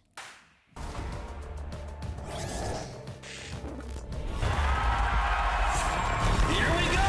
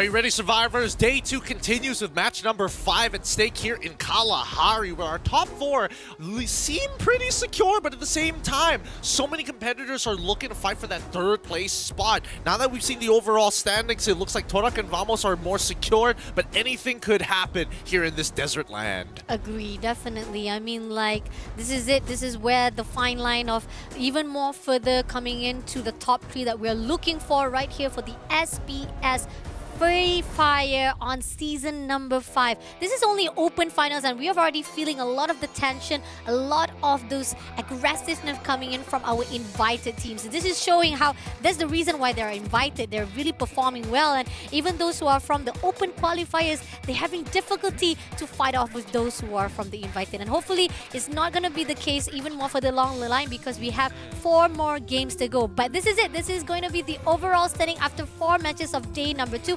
And just a note for you guys, this is going to be the last time we're showing off the overall standing because after this, it's going to be a surprise after 3 matches. But on the other note right here, 244 by Toda on the 1st place. Vamos with 174. Homeboys, after being denied on that match number 4, I mean, they're still at the top 3, but this is going to be crucial because Elite is already right behind them with 154 as well, and 21 with 143, and BOP Loki with 126 at the 6th spot. With Homeboy's Conspiracy bowing out pretty early on in the previous map, now it's their time to get some really big points as we start talking about the things happening in the second half, because anybody from 3rd place and below has a chance to overtake Homeboy's Conspiracy. One of those teams, Infernus and as well as Scriptshots, have gotten pretty close overall, but having 2 weak games after our first 2 maps of the day, they haven't seemed to be able to, you know, kind of readjust for what the early game is demanding out of them. And now, second problem, the mid game is getting even harder. Agree, definitely. This is something that most of the teams, they have to actually figure out whether or not they want to maintain the rotation they've done, the gameplay they have actually doing in. Because the fact is, I do feel that there's a lot of progression. There was a lot of improvement that we could give credit, but still not going to be enough because going into the overall standing, again, you are looking for top 3 to actually get the ticket to go to the challenge season. And not only that, you want to go into the top 6. Even though you don't get to the top 3, at least get the top 6 for the prize pool of 1,250 USD. Exactly, and hopefully that's going to be, well, that is going to be the case, especially since we're heading into Kalahari right now to have a look at the current flight path that our players have been given. Now, we got a little bit of a skewed one in previously, but now it's going to start changing up here in Kalahari once again. One of the bigger maps, but definitely way more verticals. Luckily, they will have the utility of the grapple gun to get across, to close the distance, and to scale higher heights. And it looks like the flight path, very traditional, more towards the southern side, so I don't expect teams to make it all the way to Oldhampton, but this should be good enough. Okay, Homeboys going in straight to the confinement. We got TE at the Shrines. Those who are at the Bayron is going to actually meet up. It's going to be Chris as well as KTP Gambit. And for Toda, again, they're very quite safe right at the tree step, but at the same time, they're quite close by to the team of BOP Loki. Now, the gunfight started off for the team of Chris. We did see a great wiped out coming in from KTP Gambit when they shut down Infernus. But is it going to be the same case here for the Chris side? As Ehans trying to actually scout the area, he goes into the 2nd floor, but he did manage to actually get some of the information taken. And it seems that team KTP Gambit loses their teammates and they only left with 2 players. Even KTP Gambit having a lot of damage. On the side of SSZ as well as GAT69, it seems that Jan spotted out Sleepy. Sleepy goes out and takes him down instantly. They didn't want a wide swing there. Couldn't understand what the sound cue was. Looks like right now, GAT69 doing a very good job, but we look over at Oldhampton, and Scriptshots will be able to kind of hang around the area for a little bit, recover, get back to full fighting strength, but we're going to look over what's going on here with Chris and as well as TRG, with Homeboys Conspiracy members in the mix. Wow. Chris tried to actually step away, try to go in for a fight with KTP Gambit, but ended up meeting off with Homeboys. Now, this is going to be interesting. Ace Easy as well as Adam right in the same compound with Alib. Doesn't spot him out. He goes into the second floor, spotted out one. He takes down Vix straight away from Team Courage. So there's three-way fight right here. It's either they meet off with Homeboys or they meet off with TE. But it seems that Aleph will be the next victim right in the hands of Adam. Luffy right into the tower side has been spotted out by Adam. He goes in for a fight straight away, shuts down Aleph, and Homeboys is down by the numbers. Adam kind of nasty with it with the double barrel so far. Able to close the distance real quick with an early pickup of grapple gun of his own. But now we are seeing members of Homeboys coming back. The revives did come through. Chris, on the other hand, still not back to full fighting strength. But Vamos has pushed 21 in a bit of an off. Well, actually, is it 21 who got pushed or was it Todak? It looks like Todak pushed Xiaomin into an awkward spot. And now they see Vamos is going to be a full engagement. Oh no. And it seems that Sensei already spotted out Catty Z, breaks all of the glue wall, and June on the other note is already preoccupied with Raja. Traps will be the one to be taken out by June. Really good composure. I think this is the reason why Toda now they're actually a little bit scattered around and Vamos getting a really good upper hand. They started to fight off and Sensei trying to actually bring it back. Maybe they try to actually backstab as well as try to redeem of what has happened. But at the same time, Sensei meeting off with June. Finally, this is going to be a redemption. Can he actually make it through? He gets a little bit of shot, but it's not going to be enough. June comes in. Sensei plays around right here for the glue wall, but June gets the kill instead. Yeah, but still gets traded at the end of the day, unable to finish off the elimination for those sweet points. And we did see that Chris gets eliminated in 12th spot. That's already one squad down in this first ring. We look on over to the few remaining members of Vamos, but wait, cut on over to the two damaged teams, now back at full fighting strength with TE currently as the elimination leaders with 6 underneath their belt. They want more in script shots. Ooh, goes in for a fight with Danny, but 2 players goes down straight away. Now Danny still managed to actually go in for a fight. He spotted out ACZ with the help of Mios, takes down another player from TE. All alone, Kaz will be fighting off with Smoothies, and that's going to be the end as TE. They thought they were able to fight off, but ended up they having struggle, and Adam, just in the nick of time, was able to revive back. Yep, right at the edge of the map. He does not want to get spotted out just yet here. Really unfortunate circumstance. It really felt like TRG Esports had the drop on them, but unable to finish them off. But we come back to 21, eventually about to get eliminated as the Todak members are going to chase him down. Riptide Rhythm even being dropped as well. Ooh, and that's going to be the end for 21 at the 11th spot by Toda. It's a bit of misfortunate for him. I think the fact that he tried to move away from any of the engagement, ended up meeting off with Toda. It was just not in his favor. Going into TE, this is one of the best matches we see so far from them with the highest kill elimination. 6 kills so far, even though they made a little bit of mistake meeting off with the enemy. But on the other side right here, we got BOP Loki meeting off with Infernus. Ryu try to actually catch up with Blank, doesn't spot him out quickly, but he does peek. He jumps in, 2v1 situation. It's not going to be in the favor of Ryu. He's got to be careful. He also needs a backup. On the right side, somebody is shooting him down, so he has to pull through and has to back away and rotate another side with the help of the teammate. Taking the low ground isn't a bad idea, but they have to be worried about these nades, and hopefully it doesn't get over that edge. They're trying to watch their left flank here, but at the same time, the right flank is wide exposed, but they have Overwatch from their sniper on the outer bounds of the ring so far, trying to make sure that that side is safe. Okay, let's see. At least they managed to actually move away or try to shoo away the team of Infernus before coming into their grounds. And even Infernus is having a little bit of second thoughts whether or not they want to go in for those gunfights or even for the close range combat. So now they decided to just wait it out for a while. But at the same time, I'm not sure if that's going to be a good decision on the side of Infernus. But not to worry though, because they're pretty much safe here on their own compound in the area. No one actually been seen on the safe zone side. I feel like most of the teams are right now at the end of it, at the edges of every event center. The only few teams that is right in the center, it could be from the side of KTP, Gambit, as well as GAT69. On the end, we got BOP Loki still holding their ground right here on the main side and doesn't want to push away or even try to let go of their points because they know for a fact that either way, they're just going to wait out for the team of TE to come to them. Nobody is taking control over Refinery as of right now. Everybody, as you mentioned, playing on the outer circle. Let's see what this next one is going to start pulling us towards once the blue fully closes.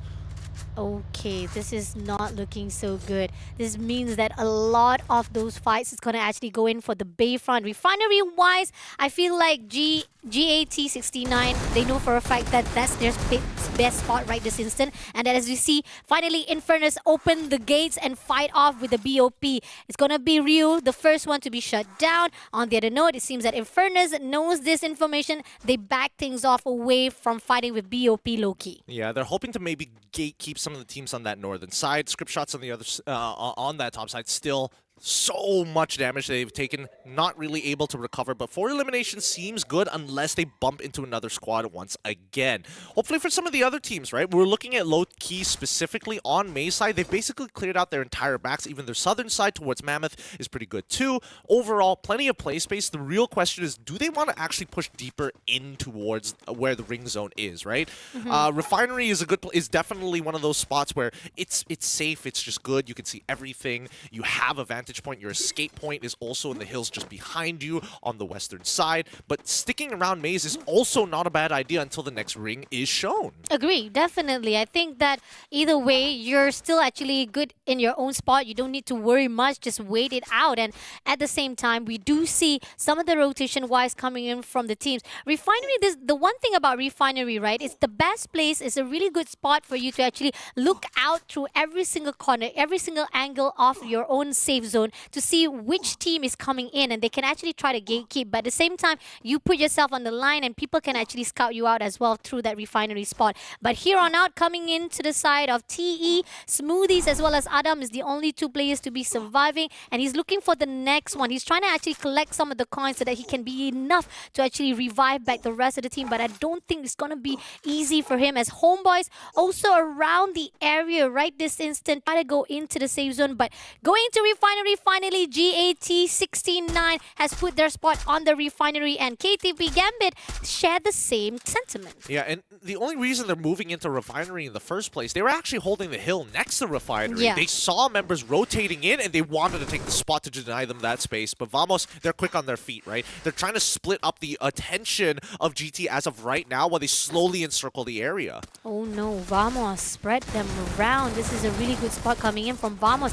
They will be able to backstab and go in for the close combat on the left side. Here, Amisir has been caught out by KTZ. Shots him down straight away. Beautiful shots coming in from the side of KTZ. And at the same time, right this instant, KTP Gambit had to back things off. The fact that they were the one who tried to actually contest that Refinery with the team of GAT69 ended up being meeting off with Team Vamos. And Vamos getting a lot of good shots. The Brent will be the only one to be surviving, and he's got to be careful. He has the vending machine, but he has been spotted out by one player of Homeboys. Instead, he only managed to get I Miss Her into the scene, but at least in the nick of time, at least there's still one more play to go. Yeah, we still have to conclude this battle between Vamos and the rest of the members. Katizi manages to get back on his feet just in time here, but it's not looking too good because right now T69 controlling the entirety of the compound. And wait, hold on. I'm looking at their minimap and Todak wants to get involved too. No, this is not looking so good. They slingshot themselves straight into the Refinery. And T69, they had a really good shot. They had a really good numbers coming into Team Vamos. But at the same time, Toda right onto the top of the satellite. Is it going to be a good idea from Wings? I think Wings will be trying to gatekeep and as well try to fight with Team Vamos. On the note, traps right down below with Sensei. Try to go into the compound to meet up with the GAT69. Doesn't spot anyone. We'll be trying to break the glue wall first of all, one after another, melting it out.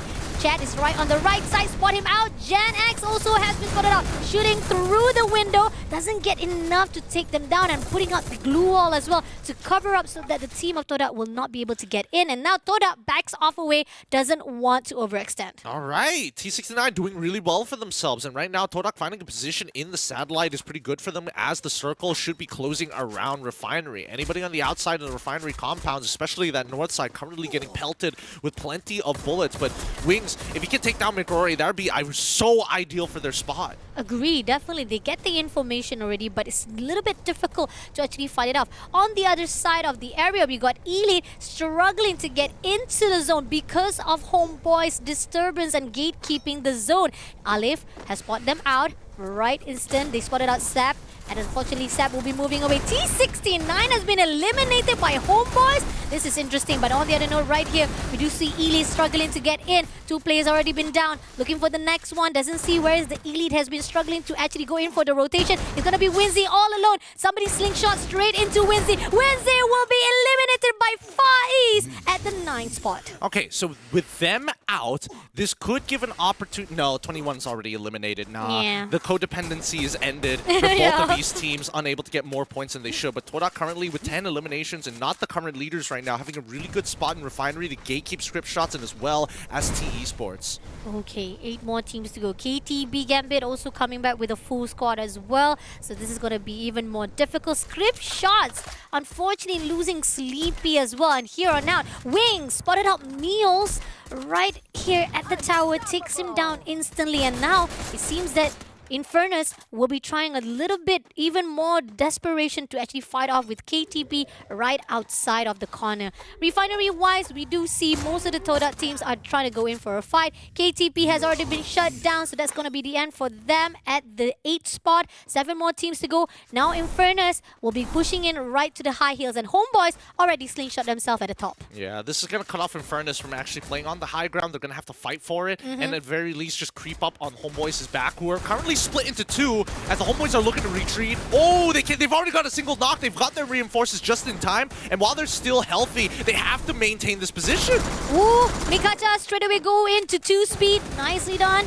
1 more play to go. He's been shot. He has to be careful. He goes in for another fight with Infernus, as it seems that Infernus will be eliminated immediately on the 7th spot. Homeboys now having a structure to play with on the north side of the map. They don't necessarily have to be in Refinery. Low-key, this whole time has been under the radar. It looks like they're at full fighting strength. I think I see 4 symbols there, all overlapped each other. And even Vamos having a really tough time, split off from the rest of their teammates, having to deal with both Todak and as well as TE at the same time. But that script shot's going to get eliminated. Ooh, nice shot coming in from Wing side.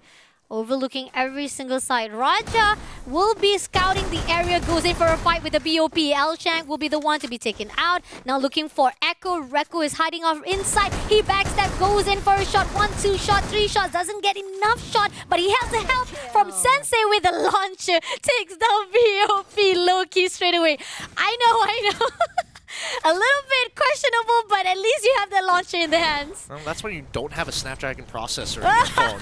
That's how you know. The man could not hear the footsteps. Nobody calmed that their frontliner is already gone and he's about to turn the corner as well. Like, all of those things could have been solved straight away with our sponsors. But now, with Homeboys in a very good position, very vertical as well, can basically see a majority of the fights when they break out. And not to mention that Todak, they do notice that Terengganu Esports are hiding underneath the Refinery. So that's 3 layers that they have to figure out. No. What? What? Homeboys on the other side. They put themselves on another high ground, and now Toda gotta be careful. Earlier on, they are the kings of the high ground, but now Homeboys is gonna actually contest it out. Okay. Mac Rory still surviving, loving the fact that he get the triple glue wall straight away for the hideout, and he's also making sure that people does not go into his front side. But 4 teams still surviving. I think pretty much is all about the high contention. Whether or not Homeboys will be able to actually give a lot of pressure to the side of Toda, as well as those who are at the bottom. It seems that Alif is trying to scout out, and he might actually get the info in the side of TE. Right in front is going to be Alif, beating off, putting out the glue wall first, but Easy will be the first one to be taken out by Alif. On the note, Yasid unfortunately managed to be held by Adam in the process, but 2 more players to go. TE right this instant going to go in for a fight with Homeboys. Alif still surviving, but no! Yazid being shut down. Now Adam left all alone. He's surviving inside the glue wall, but in the same process, Faiz does not allow it, and he will be able to take down the last man standing now, leaving only 2 more teams. Toda with a full score right this season, looking for that one player from Homeboys. Homeboys slingshot himself, but it's gonna be McRory who survived it out all alone here, hiding out from every single engagement. And he has just stolen so many placement points for some of the other teams here. It's great for Vamos, terrible for everybody else. They still don't know where he is, but eventually, once this blue forces him out of that spot, he will have to reveal it. Is either he actually surrendered to the safe zone, or Raja comes in for a fight. 1 shot, 2 shot, and that's going to be the end as Toda, 1 by 1, back-to-back booyah in their hands here for day number 2. They're great at isolating fights. They're great at jumping at people and finding angles that unfortunately isn't exposing their backs to the rest of the lobby. And once again, we see them farm. Too many teams back off against them. Too many teams unable to hold out their own against a squad like this. Agree, definitely. I mean, even when we do see that Homeboys try to actually bring the gunfight to the side of Toda for that long range, they were able to actually rotate back. They were able to actually pull through and try to find another position so that Homeboys will not be able to shut them down right at their own position, which is superbly amazing. I mean, that was a really good recovery coming in from the team Toda themselves. On the other note, Vamos.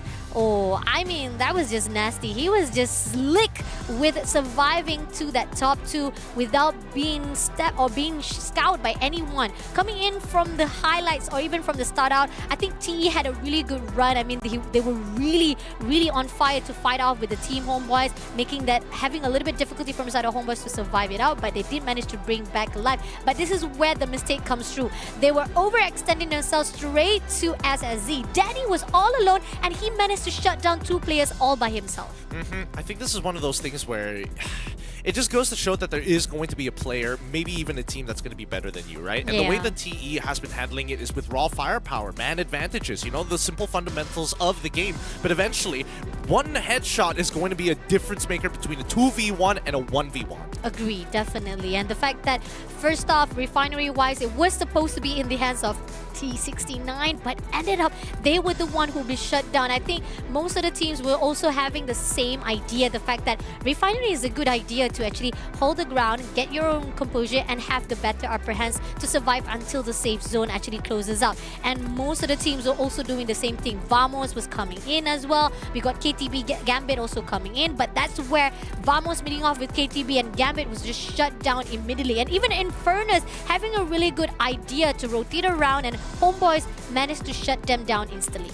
Yeah, I think what Todak is doing right now is to make sure that no stragglers are going to be left alive, and most importantly, teams that want to like really punish teams who take a simple trade. Oh, they're 1 man down, they're a 3-man, they're running away from, and they're trying to disengage.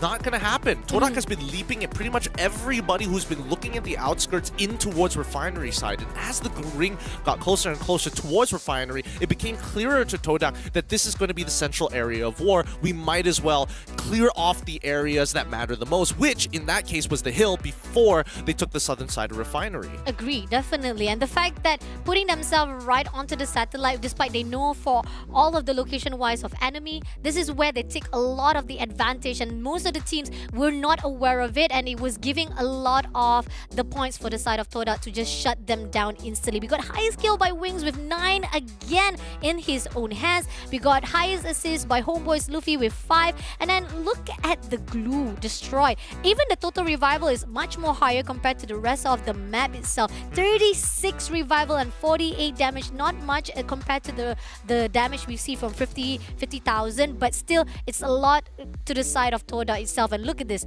5,197 damage by Wings. If you want a guy to help you out, it's gotta be Wings to get that kills and win for yourself. I mean, right now he's looking to be one of the better snipers in the lobby currently. He doesn't miss too many of his shots. You can tell by his accuracy, he's clearly doing better than everybody else when it comes down to headshots. Every 2 shots, there's a good likelihood he's gonna hit one of them in the dome. And if you're hoping he doesn't have an AWN, think again. He does not miss, and the rest of his team really backs him up, right? Agreed. Raja, Traps, as well as Sensei, all of them of which picking up some pretty decent numbers himself, Traps especially, but this time they did decide to go for a 2 Skylar, 2 Tatsuya lineup. Okay, they switch up Kanta, and now they're going in for Skylar. I think that it doesn't matter what they're using for the characters, it's still actually good enough for them to actually rotate around, go in for the engagement, go in to crash off all of the glue walls and dash off to rush it out. I think it's really perfect. The fact that Wings and Traps is the one who goes in for a lot of the engagement, whether long range or short range, especially Traps. I gotta say, Traps, when it comes to the close range, is just superbly amazing with that Trogon. Which is surprising, because I would imagine that he would want to pick up the Tatsuya. Yeah, but exactly. I think he's also believing that he can buy the time of making that first engagement and holding out until the second round of Riptide Rhythms, or even the rest of the members, the reinforcements with the Tatsuya dashes to close the gap in case he is exposed. But now our top 3 teams of Kalahari goes over to Todak, Homeboys Conspiracy in second, and Team Vamos in third. Wow, 12,000 damage coming in from Toda here for the map Kalahari. It's like as if they say, this is our map. This is the one they actually dominated really good. Homeboys on the note, I think that this is also a better performance coming from them compared to what they've done like just previously from the map Purgatory. I think there's a reason why they're better right here. This is also another map that they actually really prefer more. Going into the top weapons, Trogon still are the popular ones. We got AWM, we got AC-80, but it seems that M79 is not in the list. Yep. I mean, it's Kalahari, right? Yeah. You know, everybody's going to have a long-range weapon, and Yeah. if it's a rifle, it just doesn't feel as Yeah. good compared to having an AWM, or even, I would even make the argument for the AC-80 for that team Vamos has gotten access to, right? If you don't have an AWM, just have a sniper rifle on hand. Agree, definitely. This is a map that you really want to actually utilize all the long-range shot, and we've seen so far a lot of the times that most of our top teams try to actually go in for the long-range engagement, and it's really doing well. 24 kills in Toda. That means they got 30 plus points here for the round standings. I know we looked a little bit different, but that's just a bit of a magic trick. Don't worry about it. Our next map is going to be coming back up soon, but yeah, I think that as of right now, based on the number of elimination points that we roughly got to saw, we can say that I can confidently say top 3 seems very, very secure at this point of time, especially if they're already breaking closer and closer to the 25-point mark. Agree, definitely. I mean, I think this is the highest Toda has ever gotten. 36 points.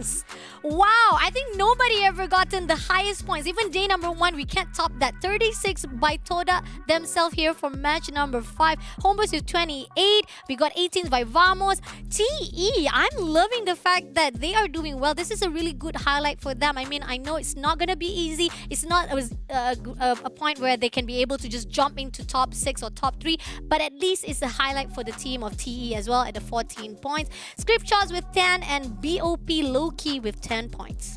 Everybody else under the top 3 is really struggling right now, and I think, you know, everybody still has that fear in mind. If I meet one of these top 3 squads, there's a good chance that I'm going to be bowing out of this tournament with 0 points off of the map, and every one of these maps matters. So I think that collectively, everybody underneath that top 3 need to make a decision of punishing third-party invaders, right? If you are having your own squad v squad, pull back and really get a lay of the land before you start hammering down on your correct targets. Agree, definitely. And the fact that we were talking about the top 4, top 5 might be able to change things around at the overall standing. But looking at Elite, this is the one team that right at the top 4 and top 5, the more that they're actually decreasing with their points, this is where the fine line that maybe top 3, just like you said, they're already securing themselves, and it's not going to be easy for those who are going in for the challenge season. But then again, we're still looking forward to see who will be going right for the tickets, as well as those who are going home with the money prize pool of 1,250.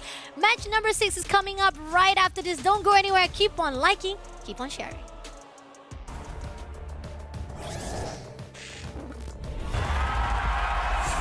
Here we go!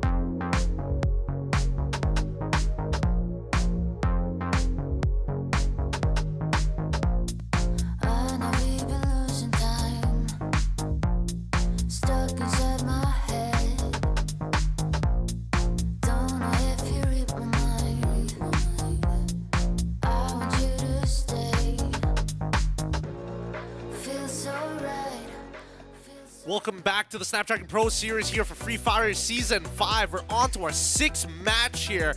Good thing that you guys are waiting to listen to the banger playlist that we have here on this SPS, especially during the waiting lobbies. But we're going to head on over to the high heights of Alpine. We're going back to the map that Chris did amazing job for the starter, and then they did manage to actually do a good redemption on match number 4 because they got the 2nd place as well. But then, right this instant, it seems that Chris is struggling as well going into match number 5. But match number 6, Alpine, is it going to be the same case for their rotation, or is it going to be a little bit different? Well, I feel like Chris might be able to repeat that process once again because, again, we did start off with Alpine today for our rotation, and now that we're back here again, I don't think too many adjustments are going to be made for the top 3, so this might just be Chris's way to kind of sneak under and maybe get a top 3 finish. I do agree on that because the fact is, most of the time we do see that Chris, whenever they be able to actually maneuver around their rotation-wise on their drop spot, if they don't contest, it could be a good start for them. If they have a contest earlier on the match, it's not going to be easy. That's the reason why most of the time they're struggling and they're actually staggering around, and they had to actually pull through and revamp again their whole entire gameplay.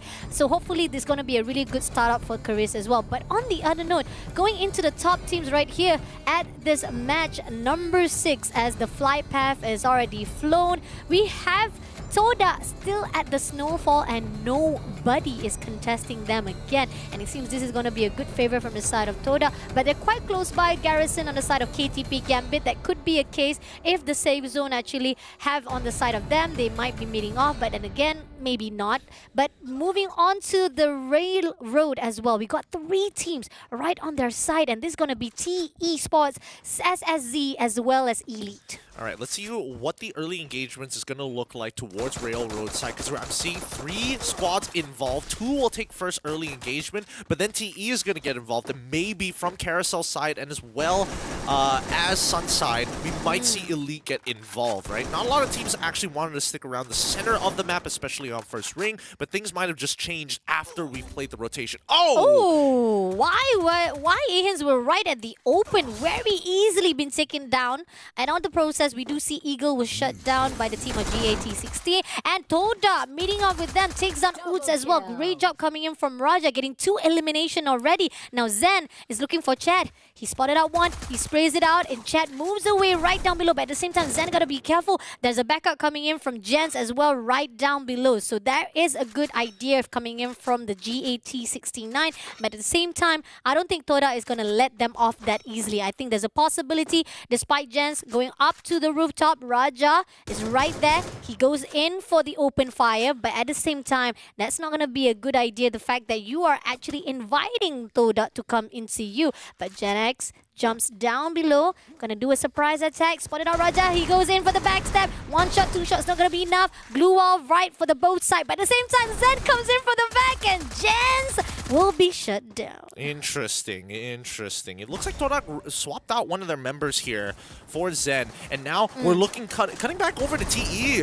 Looks like against Scripps, it hasn't been finished just yet. Sleepy is able to find Smoothies, turning the corner, and even securing the elimination. A 3v, possibly 2, possibly 3. It's tough to say. Ooh, nice. Using the launcher straight away to Ace Easy. He did get some damage, but at the same time, Easy got to be careful there.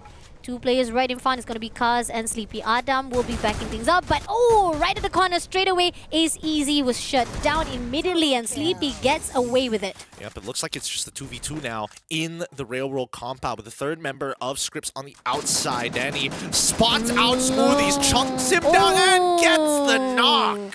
Wow.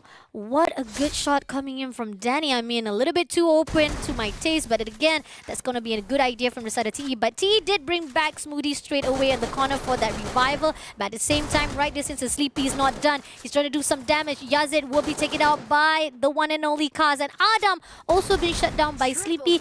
A great recovery coming in from SSZ. Yep, they find it really, really quickly as well. Was Yazid the only one just on his knees? Can't do much about that. While SSZ, they know they're not leaving anytime soon. Might as well have some fun. But it looks like another engagement is happening across the map here as we come on over to the Homeboys Conspiracy, taking out members one by one from TE. Looking good so far from the side, and we do see there's a lot of gunfights coming in from the side of Vamos as well with the BOP Loki, as Shan is still left all alone right on the second floor. Legaloth will spot him out straight away to shoot him out. 50% left to go. Legaloth unfortunately doesn't manage to connect the dot, and he was the one who'd been taken out. But still, we got the rest of the Vamos coming in for a fight. Glue Wall as the hider, but he goes in for a fight with Shan. One more shot to go, and it's going to be KDZ who brings it back.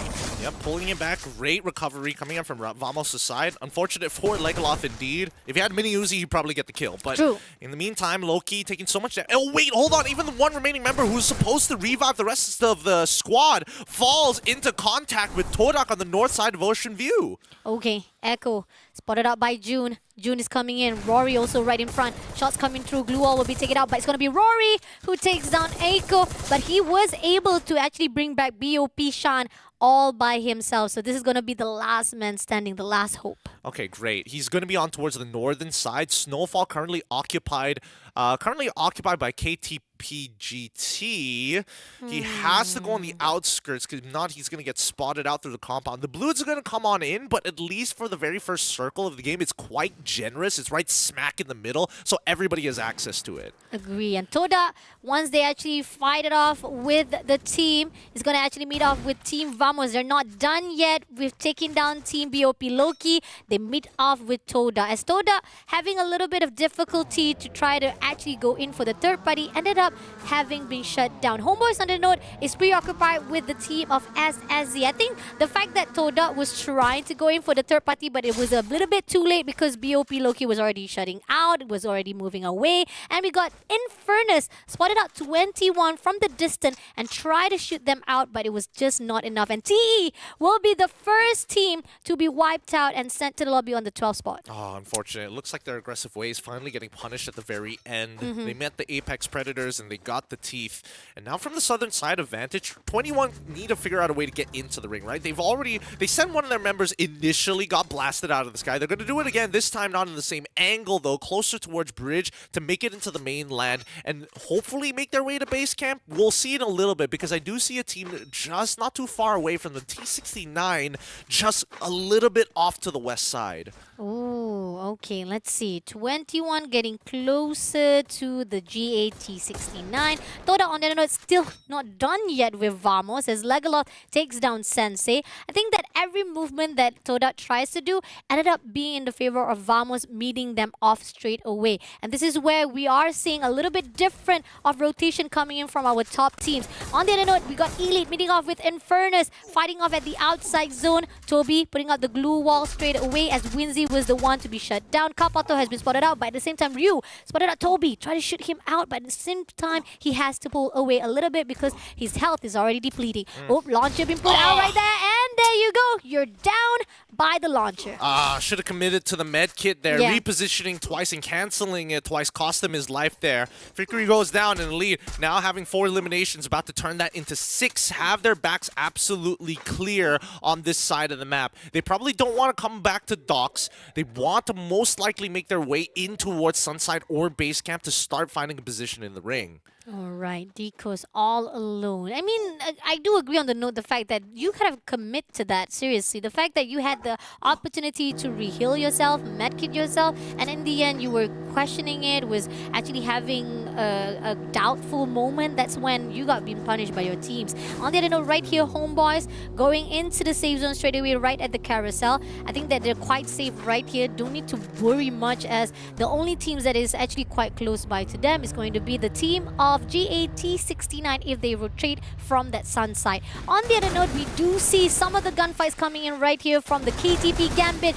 meeting off with the team of Kuris, as we see that Achab is already already been taken out. Yasuo has been spotted out by Vix. Vix trying to go in for a fight, but it's going to be I Miss Her as well as Yasuo been picked up. But Brent, right in the scene, has also been shut down. I Miss Her has already been picked up by the same process, been taken out again. Yasuo all alone, try to fight with Riz. Riz moves away as quickly as possible, but backstab comes through. He survived. Unfortunately, the teams of GTB or KTB Gambit is now already picking up every single one of them, and this is not a good idea for the team of Chris. And this is what I was talking about, that the lobby generally is pretty much decided by the mechanics here. The decision-making being done by the Chris members, unfortunately not fast enough, right? He probably should have Tatsuya dashed right into the building and then started to jiggle peek in case they wanted to go for a revive. That's pretty much the only way he could have done it, if not just sit with a medkit. Because no matter what, he needed to medkit anyways, and to be able to close that distance fast enough for his opponent probably wasn't going to be ideal. So now recovery for Chris, KTP GT. 5 eliminations at hand at full fighting strength as well, owning a large chunk of the map, but they still haven't made a step foot in the ring just yet. Agreed, definitely. They're pretty much all trying to go in for those fights right on the outside zone. It's really good on the side of KTB JT though, because they're giving a lot of pressure for those who try to go into the safe zone. But at the same time, right this instant, we have Vamos still with the ongoing fight, still not giving up just yet to hold down the team of Toda. Zen will be the one to be shut down. Sensei right in the open, Legolas spot him out, and Sensei try to pick things up, and he put out with the launcher, giving a lot of damage, but at the same time, Sensei will still survive it out, but unfortunately, Zen has already been denied by Legolas, and that's gonna give a lot of pressure for Team Toda. Perfect. Portal go as they send 2 members down to try and clean up the rest before they can touch the revive points. McRory finds 1 into Raja. If he can get 1 more, they have a green light to actually fight the rest of the team, as we do see that low key is able to get back up to full fighting strength. You see that Todak split into 2 different directions just to keep distractions off of one of the players. Okay, let's see. It seems that Portal has been spotted out by June. Juice goes in for the dash. He waits it out. Spotted out Sensei, but Sensei having a lot of damage with the throw! And there you go. The launcher just punish even more for the Todak players. Todak can still revive here. Chris is going to get eliminated at 10th, and now we're expecting to see the squads get eliminated faster and faster as Vamos looks to find a position into the next ring. We look at the last 2 remaining Todak member looking for the revive, but Elite now right in the faces of Vamos as they are launching their way out of there. Oh, okay. And we do see that Vamos already spotted out Elite as well. One after another being shot down. 12 kills already in the hands of Vamos, but he's been denied. Elite giving a lot of pressure, and there you go. Kapato comes in for a fight with Legolas. Spotted out McRory. He gets some damages, but at the same time, Rory also turned the favorites, but Rory will be the one who will be shut down by Carl Pato, and Elite is just popping out of nowhere. Good shots coming in from Elite. Now with the 8 eliminations and full control over the southern side of the map, they can start walking in and force Vamos into the next war that's happening just outside of Militia. Oh, all right. June has been spotted out by Toby. Elite knows for a fact they don't want to mess things up already. They are right down at the bottom, and they don't want to miss out the opportunity to be at top 3, because right now they are at the top 4, so they still need a lot to catch things up. At the same time, Vamos, as they were doing so well, now they're having a little bit difficulty with only 2 players to be surviving. BOP, low-key, right this instant, meeting off with the team of KTP Gambit, loses their teammates and ended up leaving only Novax all by himself. Brand is right behind him, and he jumps up right to the rooftop and try to survive it out, but it seems that KTP Gambit saw him, gets the information, and try to wait it out. But Novax, on the other note, he needs to survive it out. The outside zone is getting more painful, and KTP Gambit says that, you know what, let him be. We're just going in for the safe zone. Yeah, the final ring, not a lot of spaces to kind of hunker down here. You're going to have to play on the outside. Wings was able to bring back his teammates in the meantime, but we need to see that Script Shots wins out this fight against Vamos, right? They are currently men down. They can still try. They finally find the knockdown onto Cartesi, but here comes the Riptide Rhythms on the opposite side, as we do see KTP GT coming hot. The Yasuo turning the corner, gets knocked, still SSC eliminated at 9th. 8 more teams to go. Vamos, we still have June all by themselves. I mean, the fact that they have been so aggressive from the start of this game to a point that they're leaving only one more player. Homeboys on the door, Mikacha will be taken out by 21 as we see Luffy still surviving. He's moving back away to the side of Team Toda as well as Luki. Looking towards the side of Far East, and it seems that somebody is also shooting from his side. It's going to be Sensei right on top of that tower. This is going to be tricky. Loving the fact that Toda has actually reproducing or even repeating their tactics, going onto the high ground, getting the better upper hand for them to actually shut down any players. Right now, they're playing for placement points, Yeah. right? Because again, they're not exactly the most well-looted in the world, and worst yet, they just came off of a fresh revive from Wings, right? Wings Yeah. already out for the count, right? So everybody else just praying for positioning. It's not like they have a lot of util to work with. Even Vamos Jun, he's trying to play for positioning. And 21, this might just be their moment, right? They can sweep the rest of this map. Definitely with their full squad ahead. Spotted out Team Homeboys, quite preoccupied with the side of Toda. Far East will be taken out, and that's going to be the end, has been shut down by 21. Always putting their hands into the jar, making a lot of disturbance. And Toda, unfortunately, having struggled, they're out at the open and has already been spotted out by 21. And Aryan also overlooking to the other side, giving a lot of pressure. Elite as well as the KTP Gambit is right in front. And Toda, eliminated at the 4th place, is giving a really good hope for the rest to actually get a booyah for themselves. 21 is in a phenomenal position, right? They have a natural piece of structure that covers actually a good chunk of their team, right? They have a place to fall back to, and to commit to a position like this would include a lot of nades. And I don't know about KPT. At this point, they have a rock that they want to play with, but it's on the outside of that ring. We do see that Elite does find a little chalet just on the outside, inside the ring. Wow, okay. This is actually quite good from the side of Elite though. But then again, this is where the fine line of which team will go in for the fight. Earlier on, we do see that Infernus made a little bit mistake when they go in for the overextension. And this is where most team will learn from those mistakes and they try to actually just wait it out. And Zone is closing in just in the nick of time, probably within the 5 seconds or 5 minutes. And then we do see that the team of KTB Gambit just slowing things down. There's a lot of grenade been thrown out on their side, but it's not going to be relieving or even reaching to the side of Team Elite yet. Oh, I don't know about this because picks are coming all through the board and coming in for 21 being the biggest nuisance here. And now 21 double Riptide Rhythms here on towards them. Yasuo is down. I missed her so very low. And now we look at Elite who's also joining in on this. No, they're ganging up against KTV Gambit. This is not looking so good. Oh, shots coming through, and now Brent will be left all alone to be surviving, and that's going to be the end for KTV Gambit. Now, Elite versus 21. Only one player left to be surviving. Shamim, grenades been thrown out, giving a lot of pressure, but Kampato goes in for the dash. He goes in for a fight with Shamim. 1v1 situation is going to be the end as Winzy who gets the kill instead, giving this next booyah in the hands of Team Elite. Elite does it, finally! This is going to be big for them.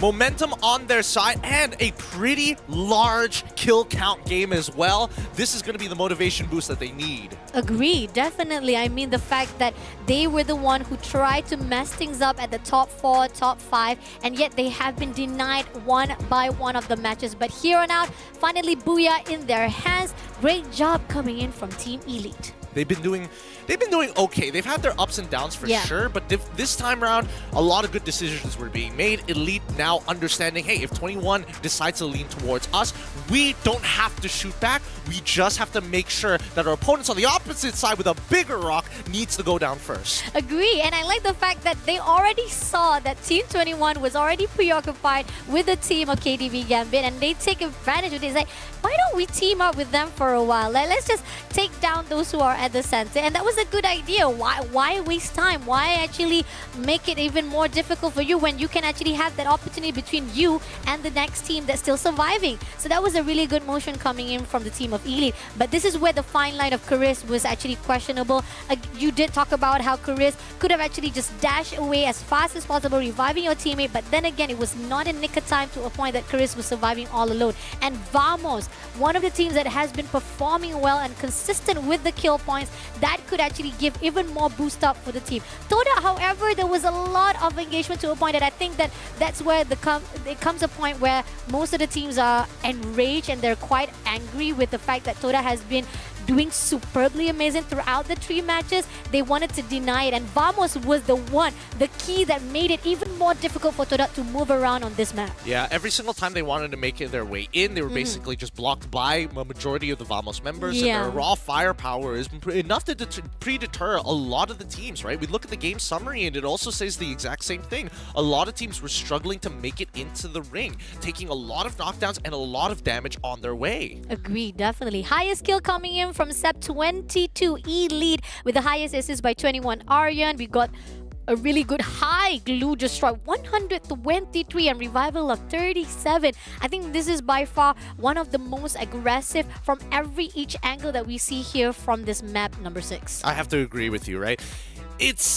It's one of those. I think that teams have definitely adjusted a lot better for these endgame rings. I do think that the rings were a little unlucky with the way that they pulled overall, but that's just part of the game, right? Yeah. I do think that it's a little unlucky for Todak because I felt like they got the worst part of it. Agreed. Because they have the same thinking along the same lines of Vamos. If we move in this direction, if the ring pulls this direction, we want to move in that direction. But Elite, on the other hand, they came from the western side, the eastern side of the map, and they were there for a good amount of time, having a pretty bad early engagement, recovering from that, and still sneaking in from the northern side. Agree, definitely. That's where we see that they are on a better advantage as well as a really good condition on themselves. Going into the highest damage is going to be Sep 22 with 3,028 damage and 7 kills. Not far behind is going to be Winzy with 4 kills. We got Toby and Kalpato 3 and 2 kills.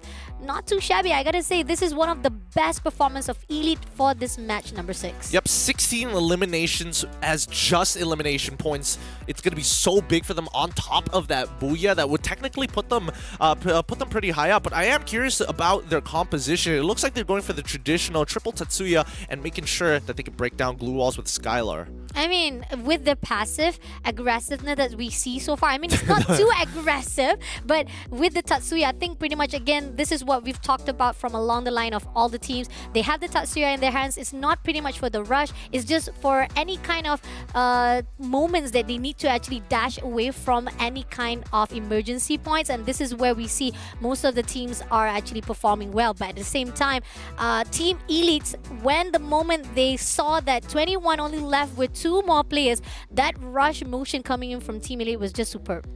It was. And our top 3 teams of this game is going to be Elite at number 1, KTP Gambit at number 2, and 21 at number 3. We don't see any of our invited teams this map this time. Yeah, great job coming in from our open qualifiers teams. They're popping off and making sure that at least they have their names right here for the last endings of our day number 2. But again, I'm questioning whether or not that 16 kills inside the hands of Elite with the Booyah in their hands, is it going to be enough for them to boost themselves from that top 6 to the top 4, fighting off with 21? Because 21 still have a lot of damage been put out here for game number 6. Going into top weapons, again, Trogans, we got Woodpecker, we got Groza, we got MP511, as well as the rest. Grenade popping off right here for KTB Gambit with 2 kills. Yup, the grenade, a vicious weapon. Vicious weapon, man. Can't count it out. But I do think it's interesting that 21 is one of the few teams that consistently picks up the Groza here. And Yeah. there have been changes to the Groza. Whether or not that makes it like an S tier weapon probably isn't going to compare to a shotgun or an AWM at the end of the day. But I just love the fact that when we look at Elite, you can see the evolution of the weapons that their sniper picked up. Yeah, all of the snipers in the hands of Elite, all of it is all pretty much for the long range of Team Elite, and that's the reason why pretty much we see a better engagement here for this matchup. And I think as long as they keep it long range, so far it's been working out a lot better for them. It just goes to show that there are different rules that you play by if you're an outside or an inner team, and I feel like they have to making some.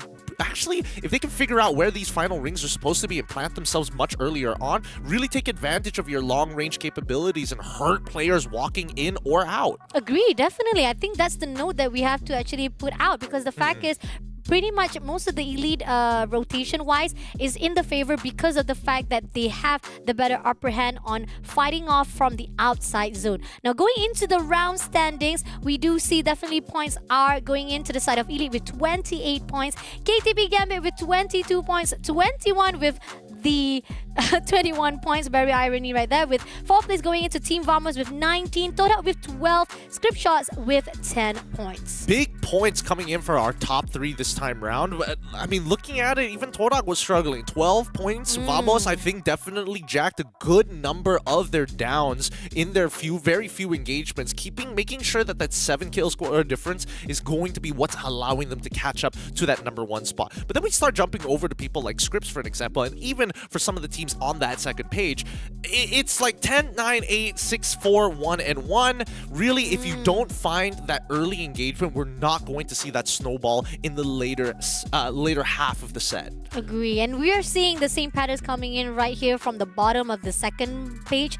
BOP Loki with 8 points. Infernus, Chris, TE. I mean, this is the same teams that we are seeing struggling right on the overall standings. You guys are not going to get to see it anymore because we're going to keep it a surprise till the end of match number 8. So please stay tuned. If you guys want to actually do some numbers, you're going to do a mathematic better than me, you guys can actually check out the round standing. But so far, we're going to keep it low until the end. Match number 7 coming up next. Don't go anywhere. Keep on liking, keep on sharing. We'll be back right after this. The Snapdragon Pro Series is brought to you by Snapdragon Elite Gaming, Monster Energy, and DHL.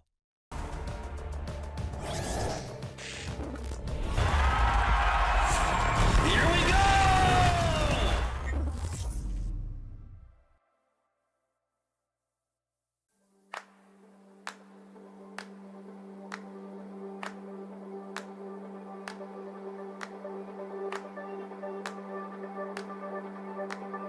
Here I go.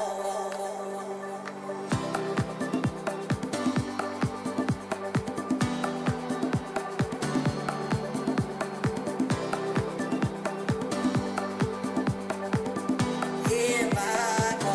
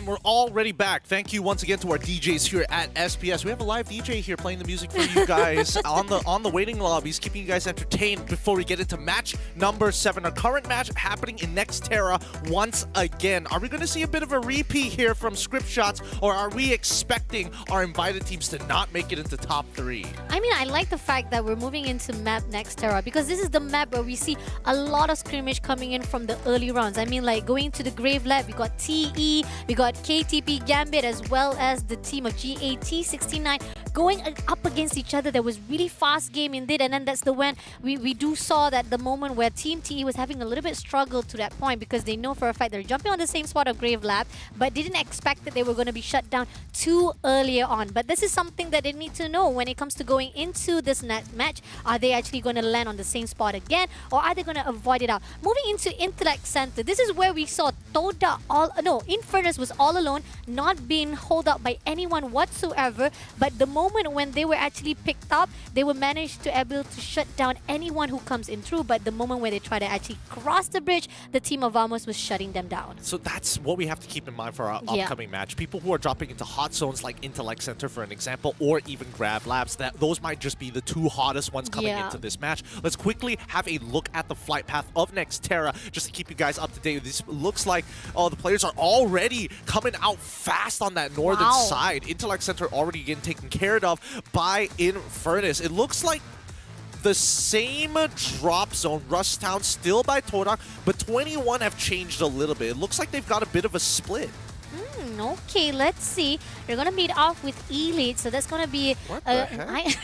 Where is Zen going? Okay, this is very interesting why Toda Zen is separated so far at the southern compared to the rest of the Toda right on the right side of the map. Going in back to the team of Elite as they meet off with the 21. They did manage to shut down one of the plays, but Kapato meeting off with Yasta. Shots coming through. Glue wall will be put out, and it seems that Kapato moves back away from those gunfight, and he will be trying to actually heal himself. But Yasta already prepared with the throw gun, try to shoot him out, and he also has some damages. Kapato comes in, one-on-one, face on up, and there you go. Kapato goes down straight in the hands of Yasta. Good free fire, but here comes the Infernus scout looking at the member in the open. Oh, we don't get to even watch it. Does he find the knockdown? Does he not? We'll never know. But Elite, with only one member standing, trying to leave the area, trying to revive his members.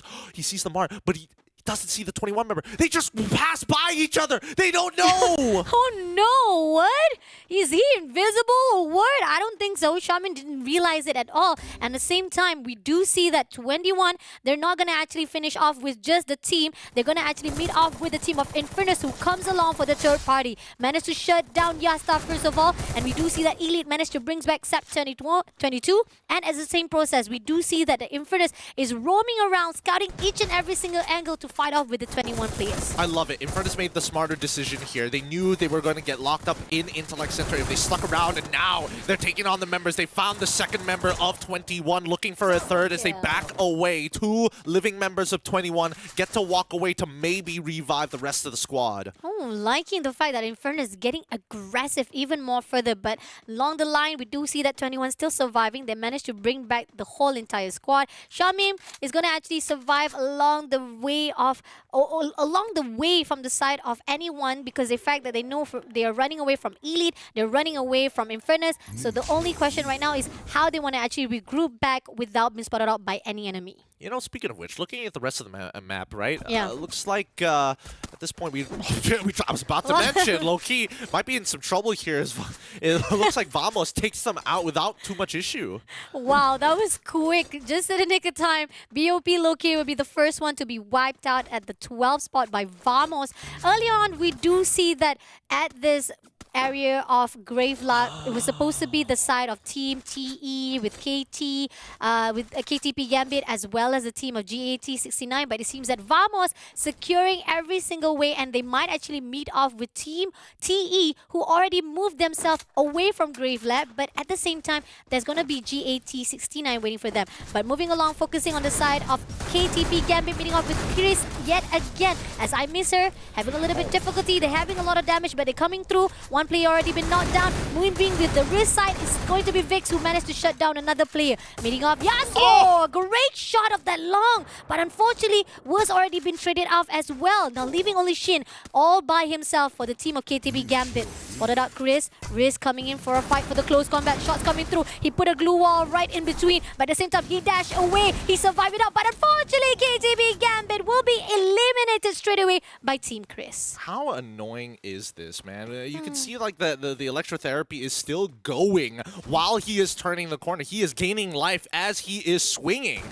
Really frustrating to deal with, but now already with a singular knockdown and the elimination, Smoothies tries his best while the rest of the GAT69 members will eliminate him too. But all this sound has caused Vamos to start creeping up on their eastern side. Now we cut back to the southern side, right? Wait, hold on, no. Looks like it's going to be a full engagement. Jun wasn't the only one who's coming. McRory, Kathizi, and Legoloth running up the riverbank. Oh no, T69 not looking so good. They started really good for the side with the team of TE, but now, as they move along, Team Vamos is going to continue the gunfight. As they spotted out Chad, try to do some damage, but Chad managed to move the way. But Cat Easy catch up with it. Chad tried to use the slingshot, but it was not enough time. Clears him out immediately, and now T69 left with Oos all by himself to survive, and Eagle has managed to move away from the area of the damage as Vamos shuts down 3 players. Vamos just really taking advantage of this lobby, really just scouting out, hey, if one of the invited teams are all going to be on the northern side, we're going to just start on the southern side and make our way up. This is not looking so good. Eagle going in straight, looking forward to see if it's going to be enough of his looting to fight it off and actually survive and revive back the teammate. But it's not enough though. Going to script shots right here, meeting up with Homeboys. Far East as well as Sleepy was been traded off, but Danny with Mikacha meeting up with each other. Danny will be the next one to be taken out, and now looking for the next one. Clears up for the kills as Homeboys managed to shut down a couple of players of script shot. They're still waiting for the next one as Cars managed to bring back Sleepy. They haven't met up with the rest of them. This is where we see that the Grave Lab with literally 0 gravity giving a lot of pressure for those who tries to go in, and they ended up moving away to fight with Homeboys. But Homeboys does not let it up. Chasing after Case right here. Luffy chasing after him, takes him down immediately, giving 1 more point for Team Homeboys. Yep, marks for death. There's no way he was good. The Homeboys were going to let him walk away from that. We did see T69 end up being eliminated in 10th place. Now with 9 squads remaining, Homeboys will face off against Vamos after they deal with the last remaining member, Mules from Scripps. Mules all alone. He tried to survive it out, put it out 2 glue walls right in front, but it's not going to be enough as Luffy sticking together with Aleph right this instant. Vamos also giving a little bit of disturbance right this instant. Goes out. Luffy was taken out by Meals, but now Vamos comes in for the third party 2 players, making sure that he will take the kill and steal it off from the hands of Homeboys. But in the process, right this instant, Fai is still surviving. Legaloth tried to catch in against Faiz, but nope, that slingshot is not gonna make sure that Homeboys survive it out. Yep, and while all of this was happening, Mika ends up being the next one to fall in line of sight from where that launch was. But we do see that Mika is still on the run here, trying to pull away as many Vamos members and maybe getting a revive in time. Yes, he does get the revive on the 2 members. This was worth it for him to sacrifice his life for. Yep. At least giving back the hopes, and even with the launcher, KTZ will only get the kill for himself, and that's going to be enough. At least Homeboys managed to turn things around at least just a little bit before the sacrifice been done. It's not going to be in vain. Coming into the side of the safe zone, we do see that TE right into the boxing gym. They're quite safe with Elite, but the one that we are going to actually focus on is going to be Chris meeting off with Homeboys who just came back alive. And Chris, they know for a fact this is the opportunity they have to seize in. Vix meeting off with Aleph. Aleph dashed away from the fight, but meet off with Riz instead, and Aleph was taken out. Nicely done. Nicely done by Chris. Despite being marked for death, they still come up with 7 eliminations. It's looking much better for Chris this time around, despite not being able to have like a successful early game engagement, but they did get a couple of eliminations off of it. We do see another squad be getting eliminated here, and Infernus actually coming back to full fighting strength. Now Vamos looking down towards Torak's side. They get the drop on them, but they don't find a singular pick. They're going to use a portal go. He's going right on top of the Snapdragon Pro Series poster. He's going to be looking down. They've got all the angles covered. Oh, nice. I like the fact that Legaloth already getting the input on the side of Toda, but T is also on the scene right at the open. Shots 1, shots 2. Zen will be taken out first of all. At the same time here, T got to be careful. They're trying to actually utilize the motion, but no! A lot of the glue wall being cleared out. This is it. This is not going to be easy from TE. They're in the midst of Toda fighting off with Vamos, and Vamos is just utilizing and take advantage of the situation. And Rajan, he jumps right on into the middle of the mix. Does he not realize that Ace is there? They find Ace straight away. Wings is trying his best, but Vamos is pushing the rest of the Todak members out. They have to take the spot. Oh, Wings running away for dear life. The fact that he was the one who's going to go in for a fight with Vamos. And we do see that Chris try to spot out Toda. Sensei is right in front of him into the compound. And we do see Adam, the only one to survive, has been spotted out by Ehins. And that's going to be the end for Terengganu Esport at the 8th spot. And now living up to Vamos, Toda, as well as the rest of Chris right on the left corner. It seems that the team of Vamos is not giving up. They know for a fact that it's either they fight at the outside. So Jun meeting off with Wings, one-on-one, right this instant. Blue wall been put up from one corner to another, and he knows where he spotted out Wings. He's gonna go in for the shot. Was not gonna be enough, but at least he did manage to actually get a hold of the situation and manage to shake him off. But at the same time, he tried to heal himself. Launch in the hands, gets it done, but it's not gonna be enough as Wings managed to pull through and re-heal himself. Alright, unable to deny it. He's still trying to chip away Wings to force him into a close engagement. Wings hits the headshot of a lifetime against Jun. Wow, that was a really good move, despite that June was the one who goes in. But here on out, Rory gonna finish the dot as Toda left all alone right here. Vamos, McRory right in front. Legloth also being shut down. Try to play with the outside zone. It's not gonna be enough though, but he's trying to actually find a way to go in for a fight. But Wings takes down June immediately. Rory, on the other note, has backed away from the fight, realizing that it's better to just survive right now as playing off to fight with the team of Toda. I hate the fact that you can loot on the opposite side of the wall. Yeah. From 1 med kit to 3, looks like he'll be able. Jun is going to be able to hold out for just a little bit longer here. Wings comes back for round 2. McRory, he's got to land this. He's got to land this shot. They've been trading places all day today. Wings being the last member. Same goes for McRory. Only one of these squads will prevail. Oh, he managed to bring back Lagaloth. So now, 11 kills already in hands. Wings right at the top. Looking towards McRory, good shot. No, he missed another shot, but he did manage to get the first shot and the third shot.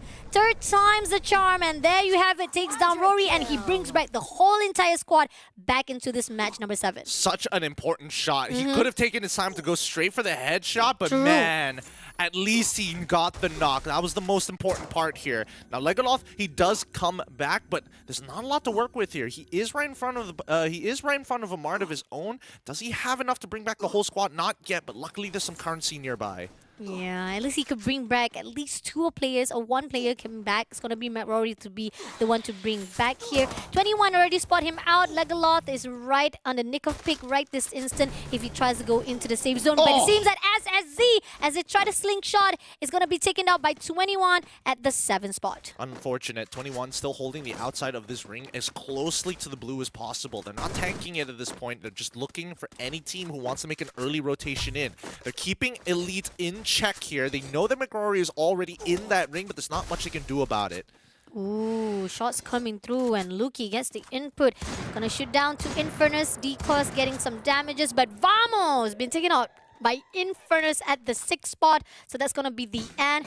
Great job coming in from the team of Vamos trying to survive. But 21 slingshot themselves straight to the top. And they're going to meet off with the team of Infernus right here as Fikri has been spotted out. He goes down below and was taken out by RN so quickly they couldn't done anything. And now Ryu also will be the next victim right in the hands of Yasta. And they're looking for the next team. Deco's right inside, spotted out through the window. And they're going to go in for the rotation to try to backstep to the side of Infernus. Yeah, Karis taking a lot of punishment from Todak so far, but the same goes for Elite as well, getting involved in the mix, taking down Wings. Elite in a very good position of their own, because they can make a decision at the end of this next 4th ring closure as we move on to the 5th. Oh, another one!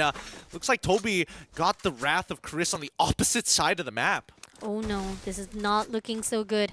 Chris spotted out Team Elite right onto the rooftop.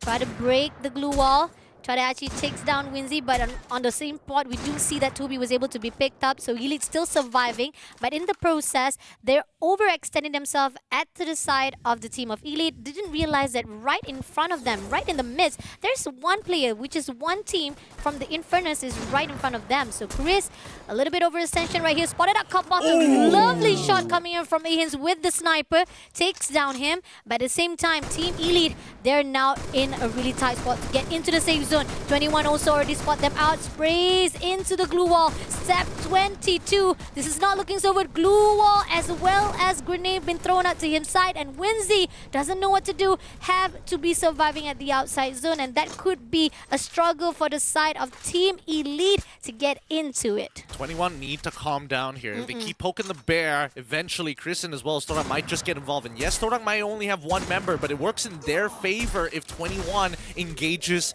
and tries to take over the compound that Infernus is holding right smack in the middle of the zone. Okay, Chris with full squad, right distance, and Infernus meeting off with 21. Deco's right inside and has been spotted out by Aryan, but at the same time, glue wall in between to give a little support, but Aryan will be backed up by the rest of 21. Clears out first 2 speeds, and Deco's moving away from those gunfight, but at the same time, he has been spotted out by Chris. He's out in the open, he put out the glue, but 21 is still preoccupied, so Aryan will be the one who shuts down the last man standing, leaving 3 more teams to go. Oh, Raja. Did they spot him? Did they see him jump on the roof? He's prone on the roof. They don't see him at all. He sticks his head out. And finally, he does spot him, forcing Raja on the other side. Okay, Toda, Raja all alone, hasn't been spotted out by Chris at all, but there's a grenade been thrown out. I think there's going to be an info put. They also try to do some damage, but Toda still surviving. 4v4 v1, and as Ehans will be the first one to be taken out. Now 21 has the upper hand for the high ground. Chris moving away from the fight, leaving only 2 more teams to go. 2 players still surviving from the side of Chris. It's going to be Vix and Riggs moving along to fight with the team of Shamim. Shamim goes into the building, meeting off with Achap. He tried to shoot it out, but he healed himself first of all. But at the same time, right here, they're trying to survive. Rotate around 360, but Vix will be dropped dead, and now leaving Riggs and as well as Achap. It's not looking good at all because right now it's a 3v1 scenario for Achap to maybe try and clutch. Even if he gets blasted down too hard by 21, who achieve a booyah. And that is their first booyah ever throughout the 2 days here at the Open Finals. Great for them. I mean, they needed this motivation boost for so very long. They've made some really great choices across the map, but unfortunately unable to truly execute upon it. They did take a little bit of a risk to try and push Infernus out towards the sides, exposed to Kristen as well as Torak. But I think at the end of the day, 21, as long as they are 4 members strong, it is very possible for them to push anybody in that last ring away. Maybe not for Chris, who was the only other team who had 4 full healthy members. Agree, definitely. I think that the fact that Chris was having a really better location-wise on themselves, they were already trying to give a lot of pressure from Elite. I mean, Elite, they couldn't do anything. They're quite in the open, and they know for a fact that no matter where they try to go, in the right side, you're going to meet off with 21. On the left side, we got Toda as well. So it was a little bit of not in the favor on the side of Team Elite for that last matchup. But at the same time, great job coming in from Homeboys. They were very, very aggressive, but that's the reason why most of their aggression comes down to a point that they were denied, and Vamos is giving a lot of pressure as well. So some of the aggression was just overextension to a point that Homeboys could not do anything, and they were having a denial to be surviving on that last run. Speaking of invited teams, we were talking about Zen actually going the complete opposite direction from the rest of the Torak members, and I was monitoring him just to make sure to figure out what they were trying to do. So with one person so far out, he's actually keeping tabs of all the teams that have dropped around in the southern side of the map, and eventually Torak rotated down to the southern side of the map where he was. So they met midway, but they didn't find a lot of contact because those teams either pushed out to the outer ring or got swept towards the left side of the map where Vamos was just hunting people down. Agree, definitely. That was a really good note, because the fact is, most of the time, Toda was the only one who actually scouted out. They spread themselves out. There's one player just surviving, and he wanted to get as much input as possible, but at the same time, that was the reason why Toda having a better upper hand when it comes to all of the engagement. They still survive it out, and they still try to move away, at least getting all the information. But on the other side right here, it's going to be 8 kills in the hands of 21 Aryan, with highest assists coming in from 21 Shamim.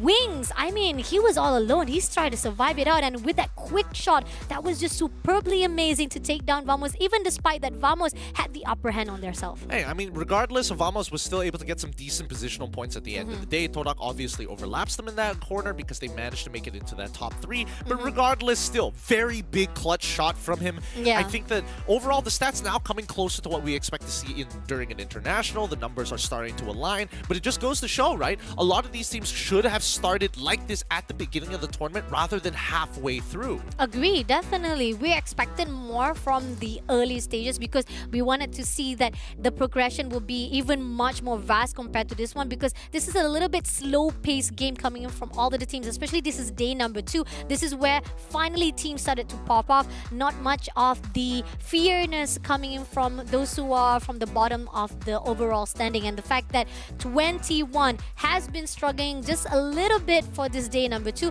finally popping off. And despite the fact that they are trying to get into that top 6 is already a good job from them. But on the side of the kills as well as their damage, we got 5 kills by the side of Yasta with 2,000. We got Shamin with 1,000 with 1 kills.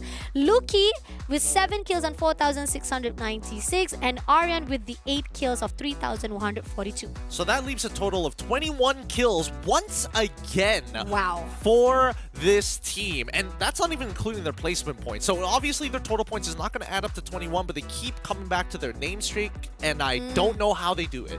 I don't know, probably because of 2 Tatsuya, 1 Skylar, and you see how the fact that you got 2 Trogans in the hands, MA2B as well as Parafall in the hands of Yasta. I think this is really superb coming in from themselves. They know for a fact that now most of the range is important. You gotta go in for the long range fight. Launcher needed to be put out as well as Trogan. This is something that 21 has adapted as well really well here for day number 2. Yeah, I don't know about the Parafell though. I know some teams like to pick it up. It's sometimes nice to have a rifle for the mid-range to close, especially when you're dealing with so many Tatsuyas anyways. You might as well have a hail of fire rather than just like wait for them to get close enough to get one-tapped by a Trogon, or maybe win out the engagement with Vectors or Mini Uzis, one or the other, right? But our top 3 teams, 21 in first place, Chris in second, and Team Vamos in third. Wow, Chris yet again at the second spot of right top 3. That means they're getting even more better and better. But here's the thing, it's not gonna be easy, as this is gonna be the last game coming up next. So again, the question is, are they gonna be enough to actually go into the top 6 to at least get the prize pool for themselves? And Team Vamos, with being the top 3 right here, it means that they are in a really good composure, just consistently surviving for that top 3 spot. Top weapon wise is going to be Trogan for both of the for the 3 teams. We got M822B right in the hands of 21 as well as Chris, AWM as well as Woodpecker Groza right for both of the teams. Interesting. So 21 does like their rifles, right? We always see a rifle being snuck up into the top 3 weapons if they ever manage to make into the top 3 teams. So far, Groza being one of the more reliable rifles out there, one of the more powerful ones as well. Finding 3 kills on it is great, but at least there's a little bit of variance in the usual Trogons and AWMs and M8s. Agreed. 21 kills by 21.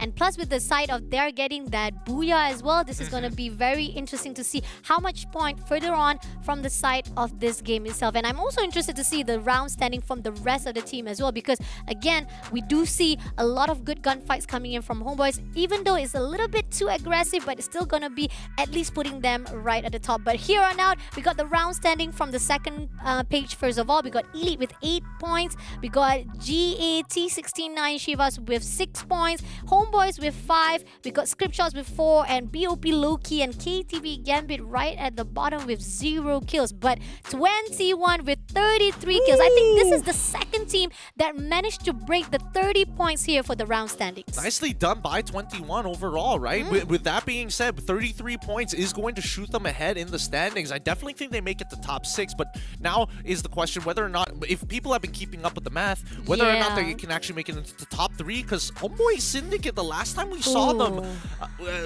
they were in 3rd. So, like, I mean, things could have changed in that short period of time. Agree. And the fact that Elite was doing so well for match number 6, and now they're dropped already, this is going to be interesting to see whether or not did they manage to actually bring themselves back from the top 6, or now they're bottom back again from that top 6. I mean, this is the question that we're quite very, very concerned because it could have actually had that opportunity to go into the top 3, but now with Elite having a little bit more difficult here for this match number 7, it's not going to be easy for them to actually pull through to that top 3 Todak homeboys as well as Team Vamos. I think that Todak, it's pretty much impossible to catch up to them. They're about to break 300. Vamos, on the other hand, has been on the rise in these past 2 maps alone, so that's quite a wide gap to catch up to. So I would only assume that they're within, what, 50 points when it comes down to specifically Team Vamos. Homeboys Conspiracy, it's up to anybody's game. Agreed, definitely. Match number 7 is done. Now we have one more game to go. Guys, don't go anywhere.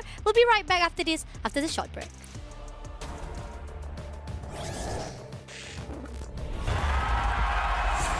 Here we go!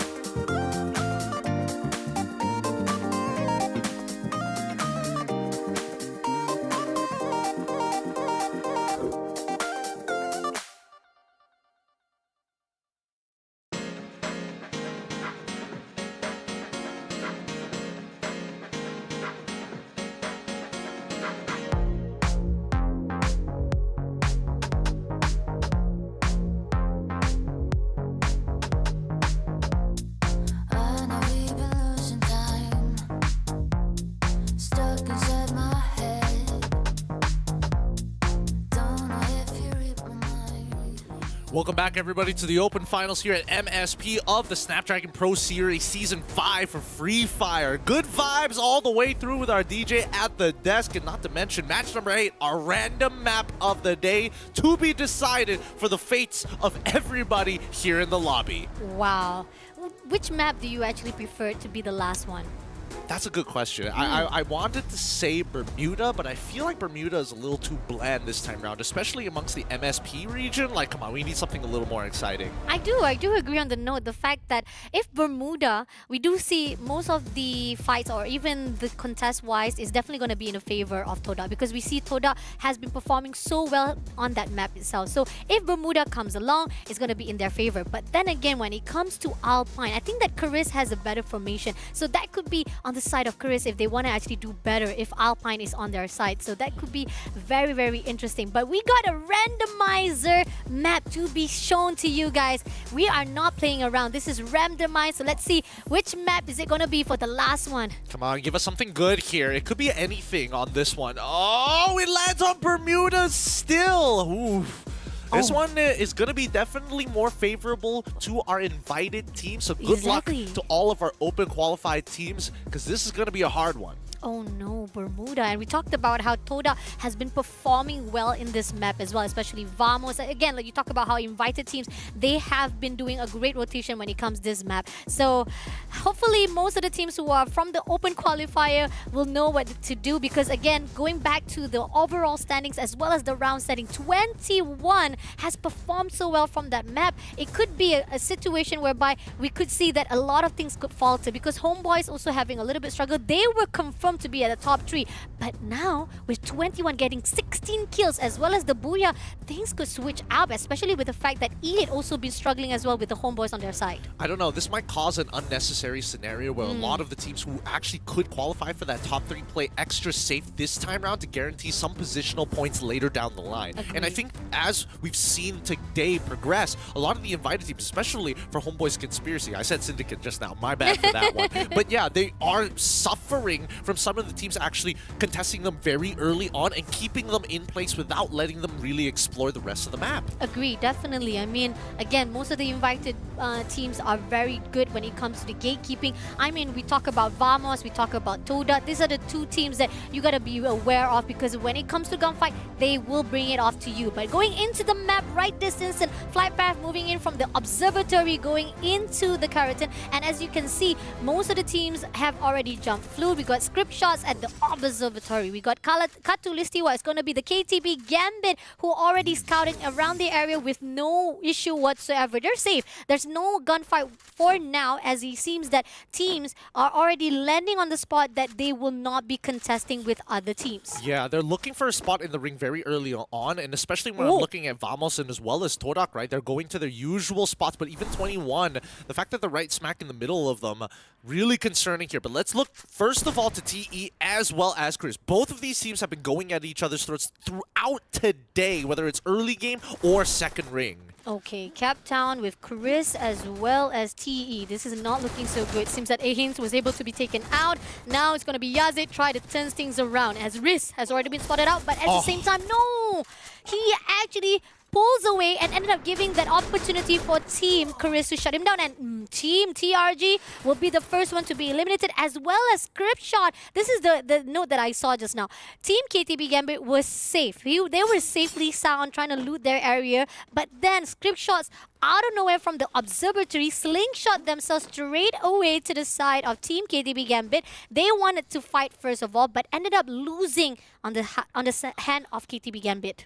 Just a poor adaptation here, because again, majority of the members from KTP did come from Observatory, right? Yeah. So at that point, you need to make a decision of, do you want to back out of Katulistiwa and maybe make your way over to Graveyard or Bullseye? Maybe they were a little bit worried about Homeboy's Conspiracy dropping on Shipyard side, but now we look over at Infernus, finding one of the members, expecting a trade real soon from the rest of the members of Elite, but it looks like, oh my god, they are so split up.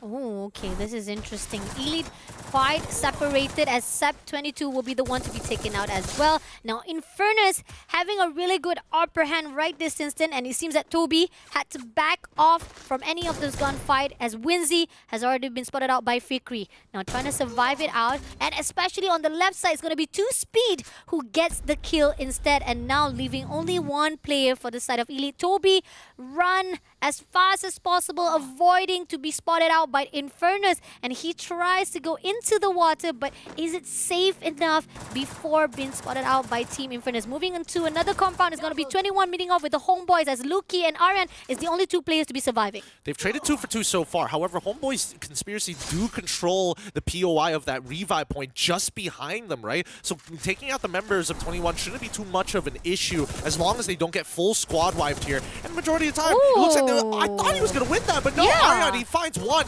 Might just get a second, gets traded still. Luckily, Faiz is in the area to find the bounce back. Oh, that was trigger discipline coming in from Homeboys. I mean, he could have actually gotten that kill. He could have actually gotten the last shot. But not to worry, have Faiz as a backup. But right here, Infernus looking for the last man standing of Elite. Unfortunately, you jumping into the water still will not secure your survival. So that's going to be the next team to be wiped out at the 9th spot. And Luki, he's left here by the rest of his team members. He's probably going to get spotted out, but slow down the rotations of the Homeboy Syndicate, who are trying to make sure that their backs are clear from Rivermouth onwards. Oh, Homeboys Conspiracy spotted out Luki, takes down one, and that's going to be the end as Luki been tagged out by 2 players. Nowhere to hide, and that's really tough for 21. But not to worry, they still managed to bring back the whole entire squad, so they still survive with the full players. But here's the thing, they need to regroup, and most of their location-wise from the side of Team 21 is a little bit too risky to a point that they might actually ended up being in the favor or even going into the territory of their enemies. Going into the top kills right now, we got Homeboys, Chris, as well as KTB Gambit getting 5 kills in their hands. This is a really good start coming in from them, as well as Infernus and Todak getting 4 kills. Hold on, I am seeing jump pads being launched by Vamos specifically towards Todak's side. Hopefully we come back to that action here, as you know, Yasta, he's going to be running the marathon for quite some time, so we can just jump over to that. That'd be great. As we look into this fight here, as you can see, you see that Sensei and as well as Raja stuck as 2. I don't see the other remaining members. I'm not sure if they got knocked out here. Oh, but they're fighting inside the compound. Whoa! Cat Easy will be the first one to be taken out by Zen. He was the one who goes in for a fight and ended up Zen managed to actually take him down. But at the same time, Legolas was able to bring him back. But June, on the note, putting out the launcher first of all, meeting off with Toda, Raja giving a little bit of the damage-wise, but June still surviving 2v1. He tried to surprise it out, grenade in the hands, and is going to be fighting off with Zen as Sensei comes through as well, 2v1. June being tagged off, and that's going to be the end as Rory, right at the top, also doing a little bit of damage. He will be able to actually do some damage as well, but at the same time, Toda try to scout the area. Mag Rory sees that Sensei will bring the fight straight to him. He spotted out him. No cover whatsoever from the back, and Rory will be taken out. If only McRory wasn't waiting to revive his members with the pocket mark in hand standing on that roof. He probably should have repositioned first and then held it, but he wanted line of sight, and that got him killed. Now, at least they only lose 1 member there, right? I think that Vamos made the smart choice, start splitting up straight away before they start getting hunted down. Kathizi, unfortunately, finding the members of a TPGT. Do they know it? I thought for a second that they might have heard it, but it looks like I was right. They do find him, and this is great for KTPG. Alright, KTP Gambit doing well so far. And Vamos, the start is not looking so good for them, but at least they managed to bring back the whole entire squad. Not to worry, I mean, a little bit rough patch on the start, but they still will manage to pull through from here. And then they're going to actually slingshot themselves straight to the Bima Sakti strip. I think so far right now, Vamos will be taking a little bit of breather for themselves, despite they were the one who goes in for a fight with Toda, but ended up Toda getting the upper hand. On the side of the minimap right here, right now, we do see safe zone coming in for 21 as well as Chris, but Chris on the other note knows the information. Luki trying to find a way to actually break Vix, but it's not going to be enough. Only half line was able to deplete. And on the other note, Chris overlooking on the left side as well, trying to find an opening to 21. And Shamin right on the high ground has the upper hand to get it info as much as possible. I don't know if this is going to be a good decision here, but I feel like 21, it's either they rotate fast or they take this fight right now. Because just on the head of the peak, Loki has been waiting patiently. Now we jump back to Todak because they're now getting dropped on by Gambit.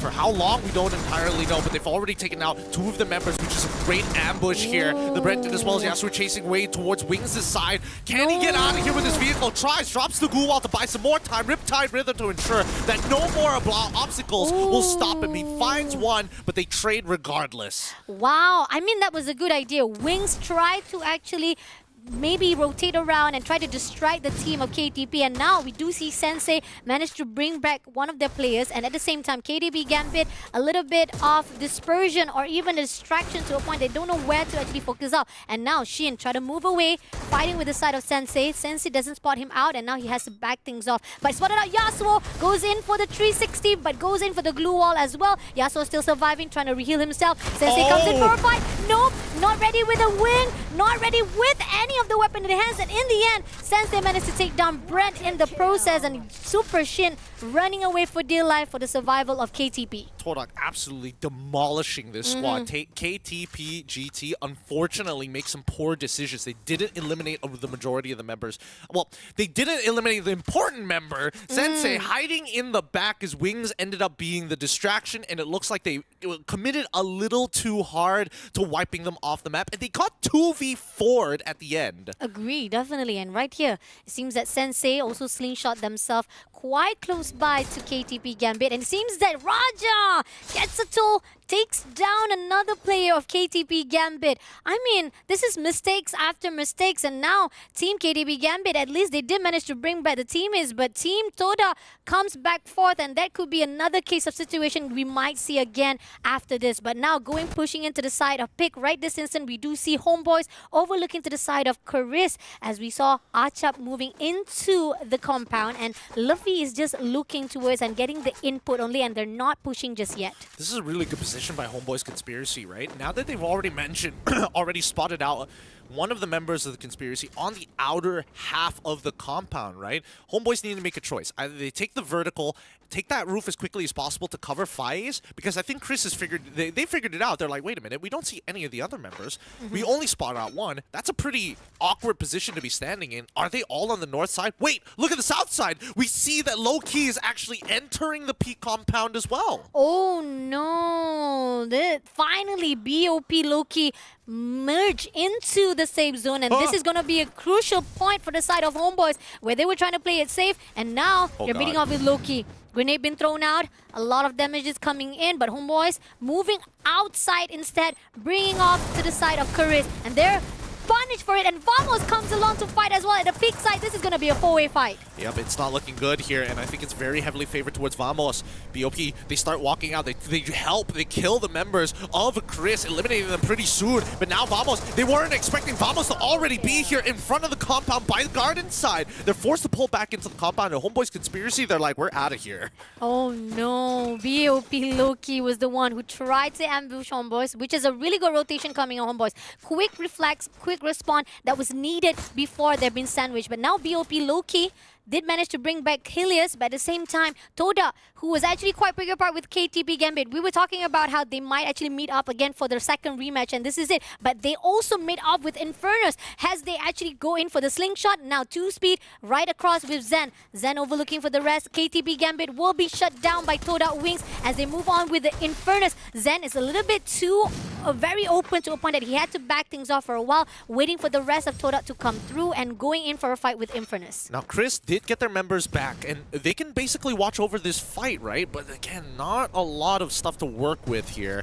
Especially Todak already marking decals for death. They're not letting this through. They want to fight for this compound. They turn around quickly as Novax already finds one. Speeds is trying to get a second one. He's just trying to blast through the Bison. Doesn't connect. Enough shots. Still gets them with half his mag in the clip. And now they continue forward to find one. It's going to be a 2v1. They need to take out 2 speeds here and now before Chris intercepts. Vamos shuts down BOP Loki at the 7th spot. Toda still surviving with 2 players, 2 speed. Right at the top, he will slingshot himself. There you go. You want to make sure that you survive it out. But Chris coming in for the third party. Vic spotted out Raja.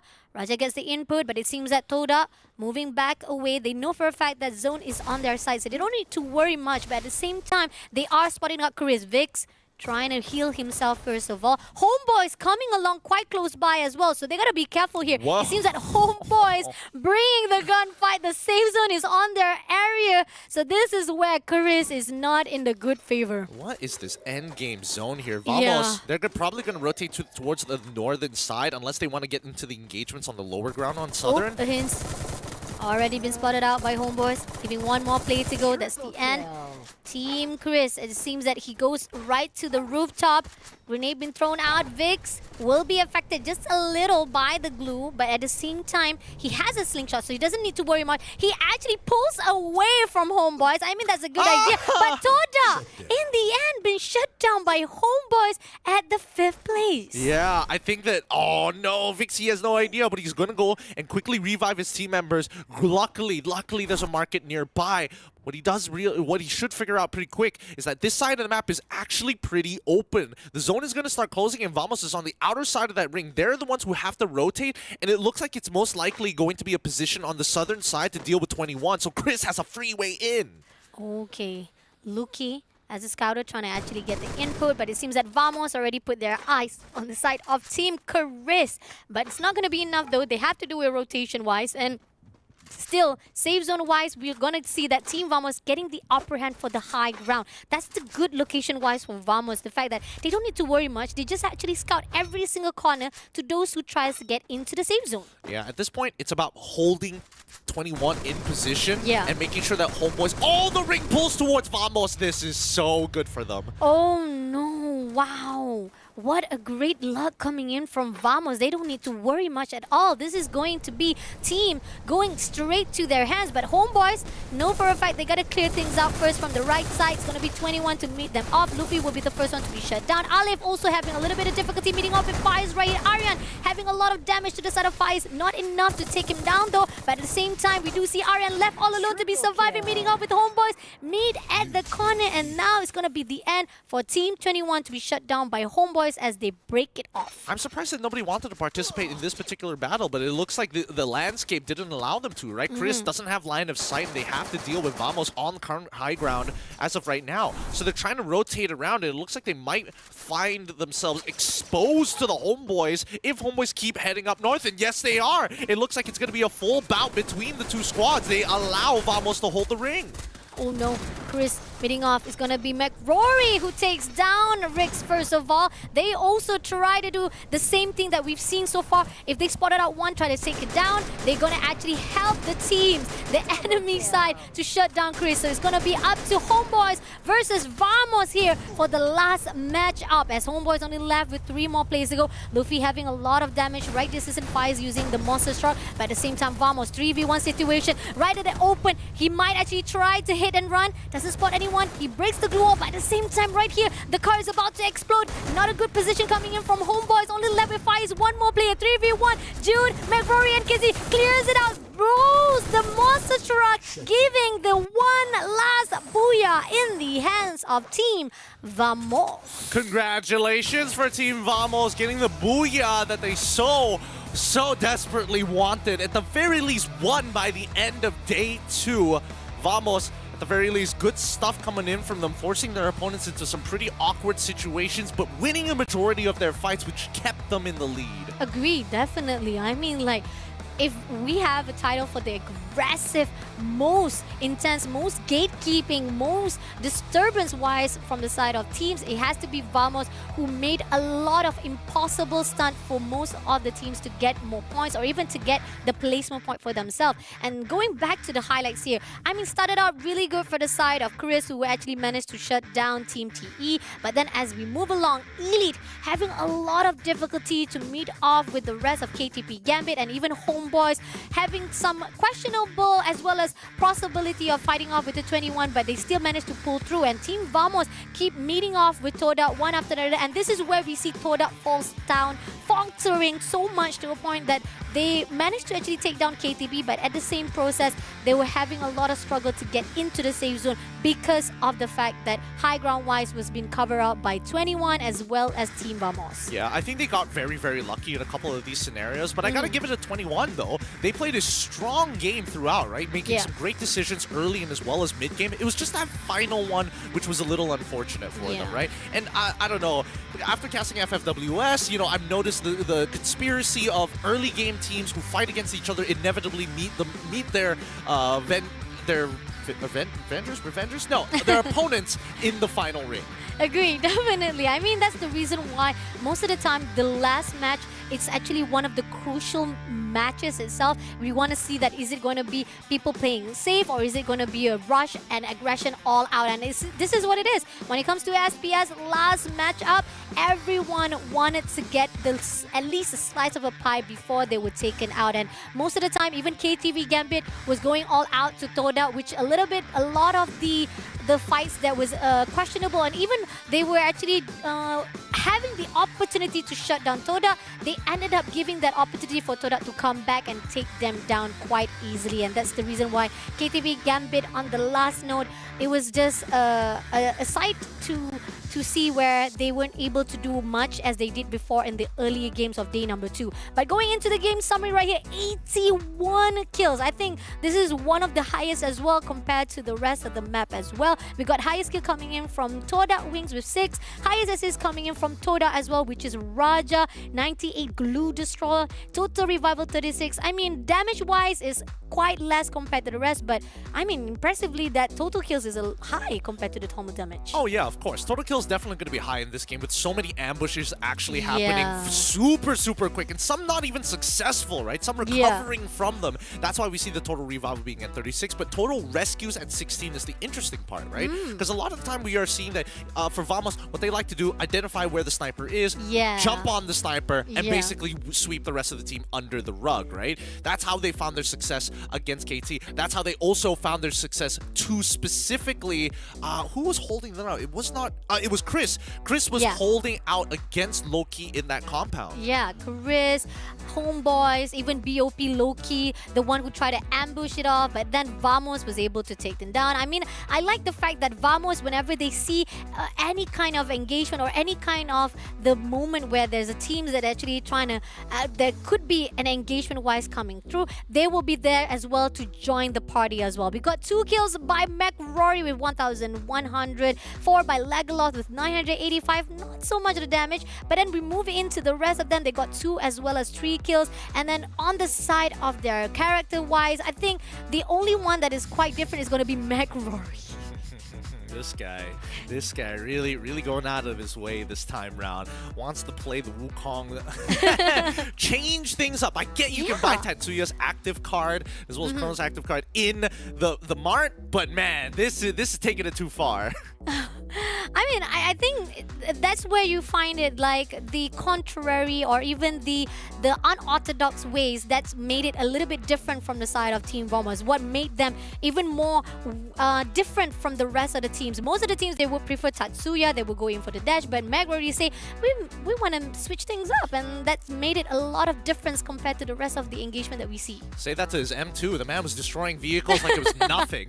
Absolutely. I was like, not to worry, I've got the ammo capacity for monster trucks.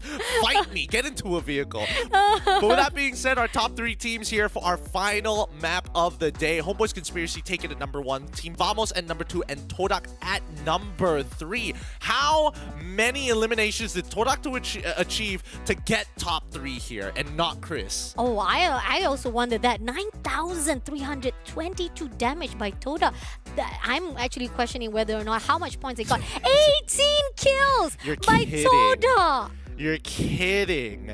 Dang. Even when you thought they bowed out pretty early on, 18 eliminations. There's no way they're losing first spot. No, definitely. They will be denied by the Booyah, but they still maintain right at that top 1 here for the overall standings. And we're about to actually share that soon, but before that, we might actually, I don't know whether we're going to actually get the round standing first or we're going to get the overall standing straight away. That would be very interesting if we actually just pop off straight away the overall standing and hiding out those who are at the top 2 and top 3.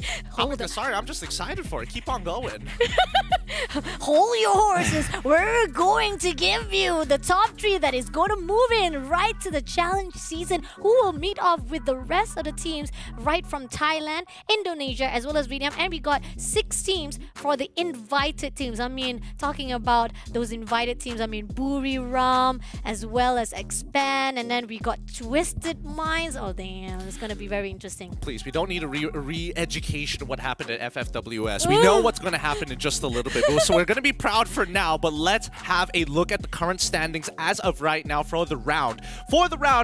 starting at the bottom here, it's going to be, oh man, Wow. T69 at 1 point, TRG at 1, Script Shots at 1 as well. Elite did not get as many eliminations as I thought, 3, but 21 as well with only 11 points. Wow, and BOP Loki, I mean, like, they are one of the teams that has been struggling throughout the game itself, and finally they popped off at the last match, but I think that's not going to be enough with the 11 point. KTP my. Gambit also with 11 points. We've got Infernus with 12 points. Chris finally pulled through at the end, but I don't think that's going to be enough. I mean, the question is, did they manage to actually go into the top 6? That's the only question I have. 24 in the hands of Toda at the 3rd place. Vamos with a Booyah with 24 and only 1 points difference with Homeboys Conspiracy 25 at the 1st place. That'd be so funny if that's the difference maker. It would be so funny if it were to be, guys, right?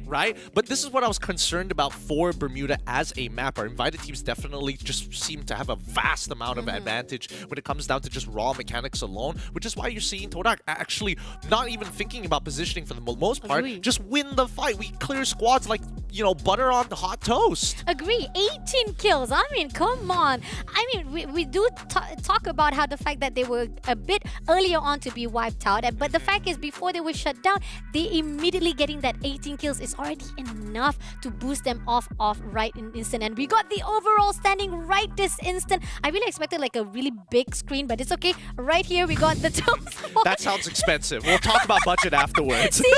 Sports right at the bottom with 103. KDB Gambit with 115.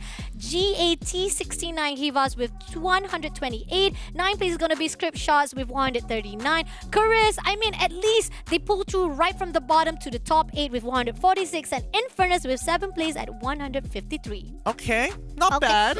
I would say that this is not bad, especially if we're looking in the second. But there are some notable names that aren't there. Now, I don't know where exactly. I know where one of them is going to be at the very least. I only know about Todak. Everybody else, and especially when it comes down to Vamos catching up in terms of points, and same goes for Homeboys Conspiracy. Yeah. With that last game, roughly based on the standings of the previous matches, I don't think they overtook them, but I don't know by how much. I mean, again, reminder to the fact that to all teams just now, I mean, to all the viewers itself, because match number 7, that was the crucial point where the fact that Homeboys was losing a lot of points. They were the first one to be wiped out, as well as Ely. So the question is it enough to be overtake, or they were able to maintain at that top 3? Well, let's find out here. Let's reveal page number 1 for you guys. And it looks like at number 1, we still have Torak with 331 points. Team Vamos right under them at 249. Homeboys Conspiracy at 221. 21 at 208. They actually got so close.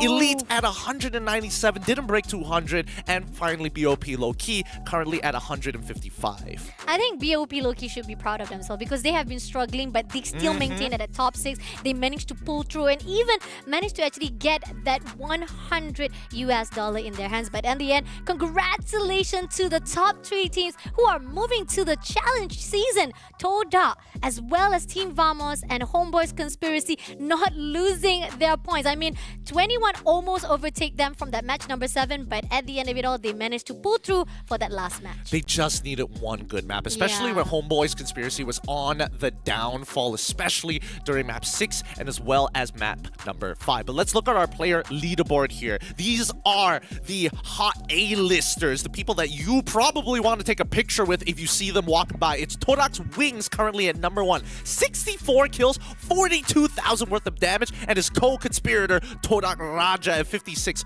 28,000. Oh, that's crazy. And we got Homeboys, the only one here at the top 3. Luffy with 55 kills and 28,787. And Vamos also not far behind right here at the top 4 and top 5. We got KTZ and June, 51 and 41 kills, 30,000 and 24,000. Yeah, it's good to see, you know, Raja come back, making sure that the squad stays in shape. I thought maybe Traps might be part of that list. True, yeah. But hey, you know, you can't win them all. Agree. At least it shows that at least there's 2 players from the side of Toda make it to that leaderboard. I mean, if it's going to be top 10, we might see Traps also on that list as well. He's number 6.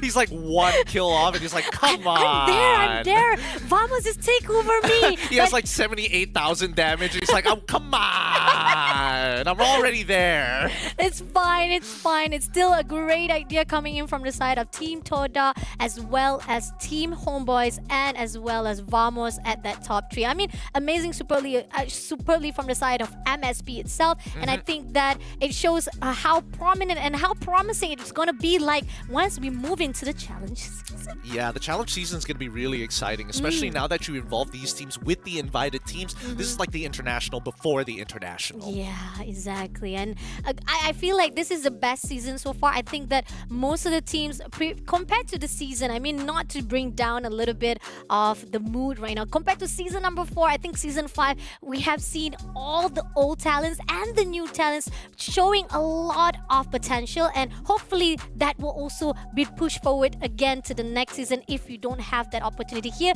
But for those who are still in the lead here for the challenge season, we hope to see more for that 17th to 20th of October for that challenge season. Yep, we're closing up. It's going to be the end of the show. Thank you so much for everybody watching the Snapdragon Pro Series, brought to you by ESL Free Fire Season number 5. It's been a good time here at the MSP Open Finals with me, Getting Q, and as well as Foster Buddy. Don't forget, shout outs to both Zipper and as well as our DJ on a set. With that being said, we're closing out for today. We'll see you at the Open Finals.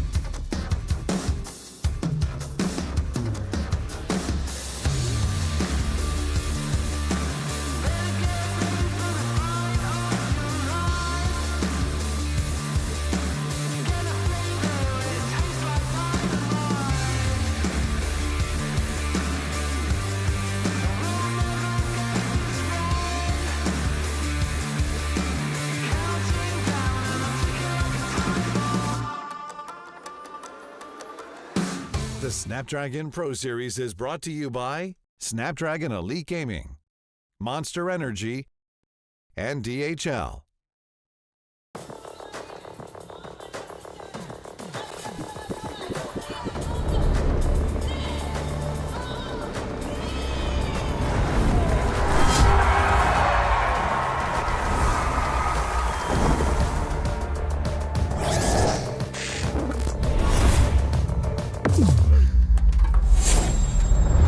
Let the weak melt away! Killing spree! That's easy. Let's take the kill back.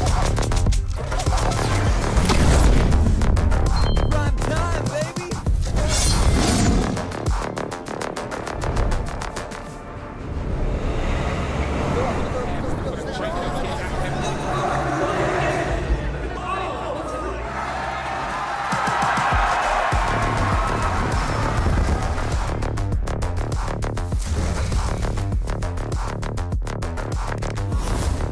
Looks like the players are ready.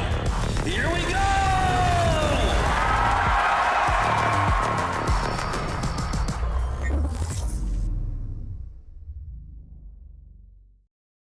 Keep looking for it, but you can't find it. Can't find another one to get right with. You try, but never find someone who's vibing. Keep looking for it, but you can't find it. Can't find another one to get right with. You try, but never find another me.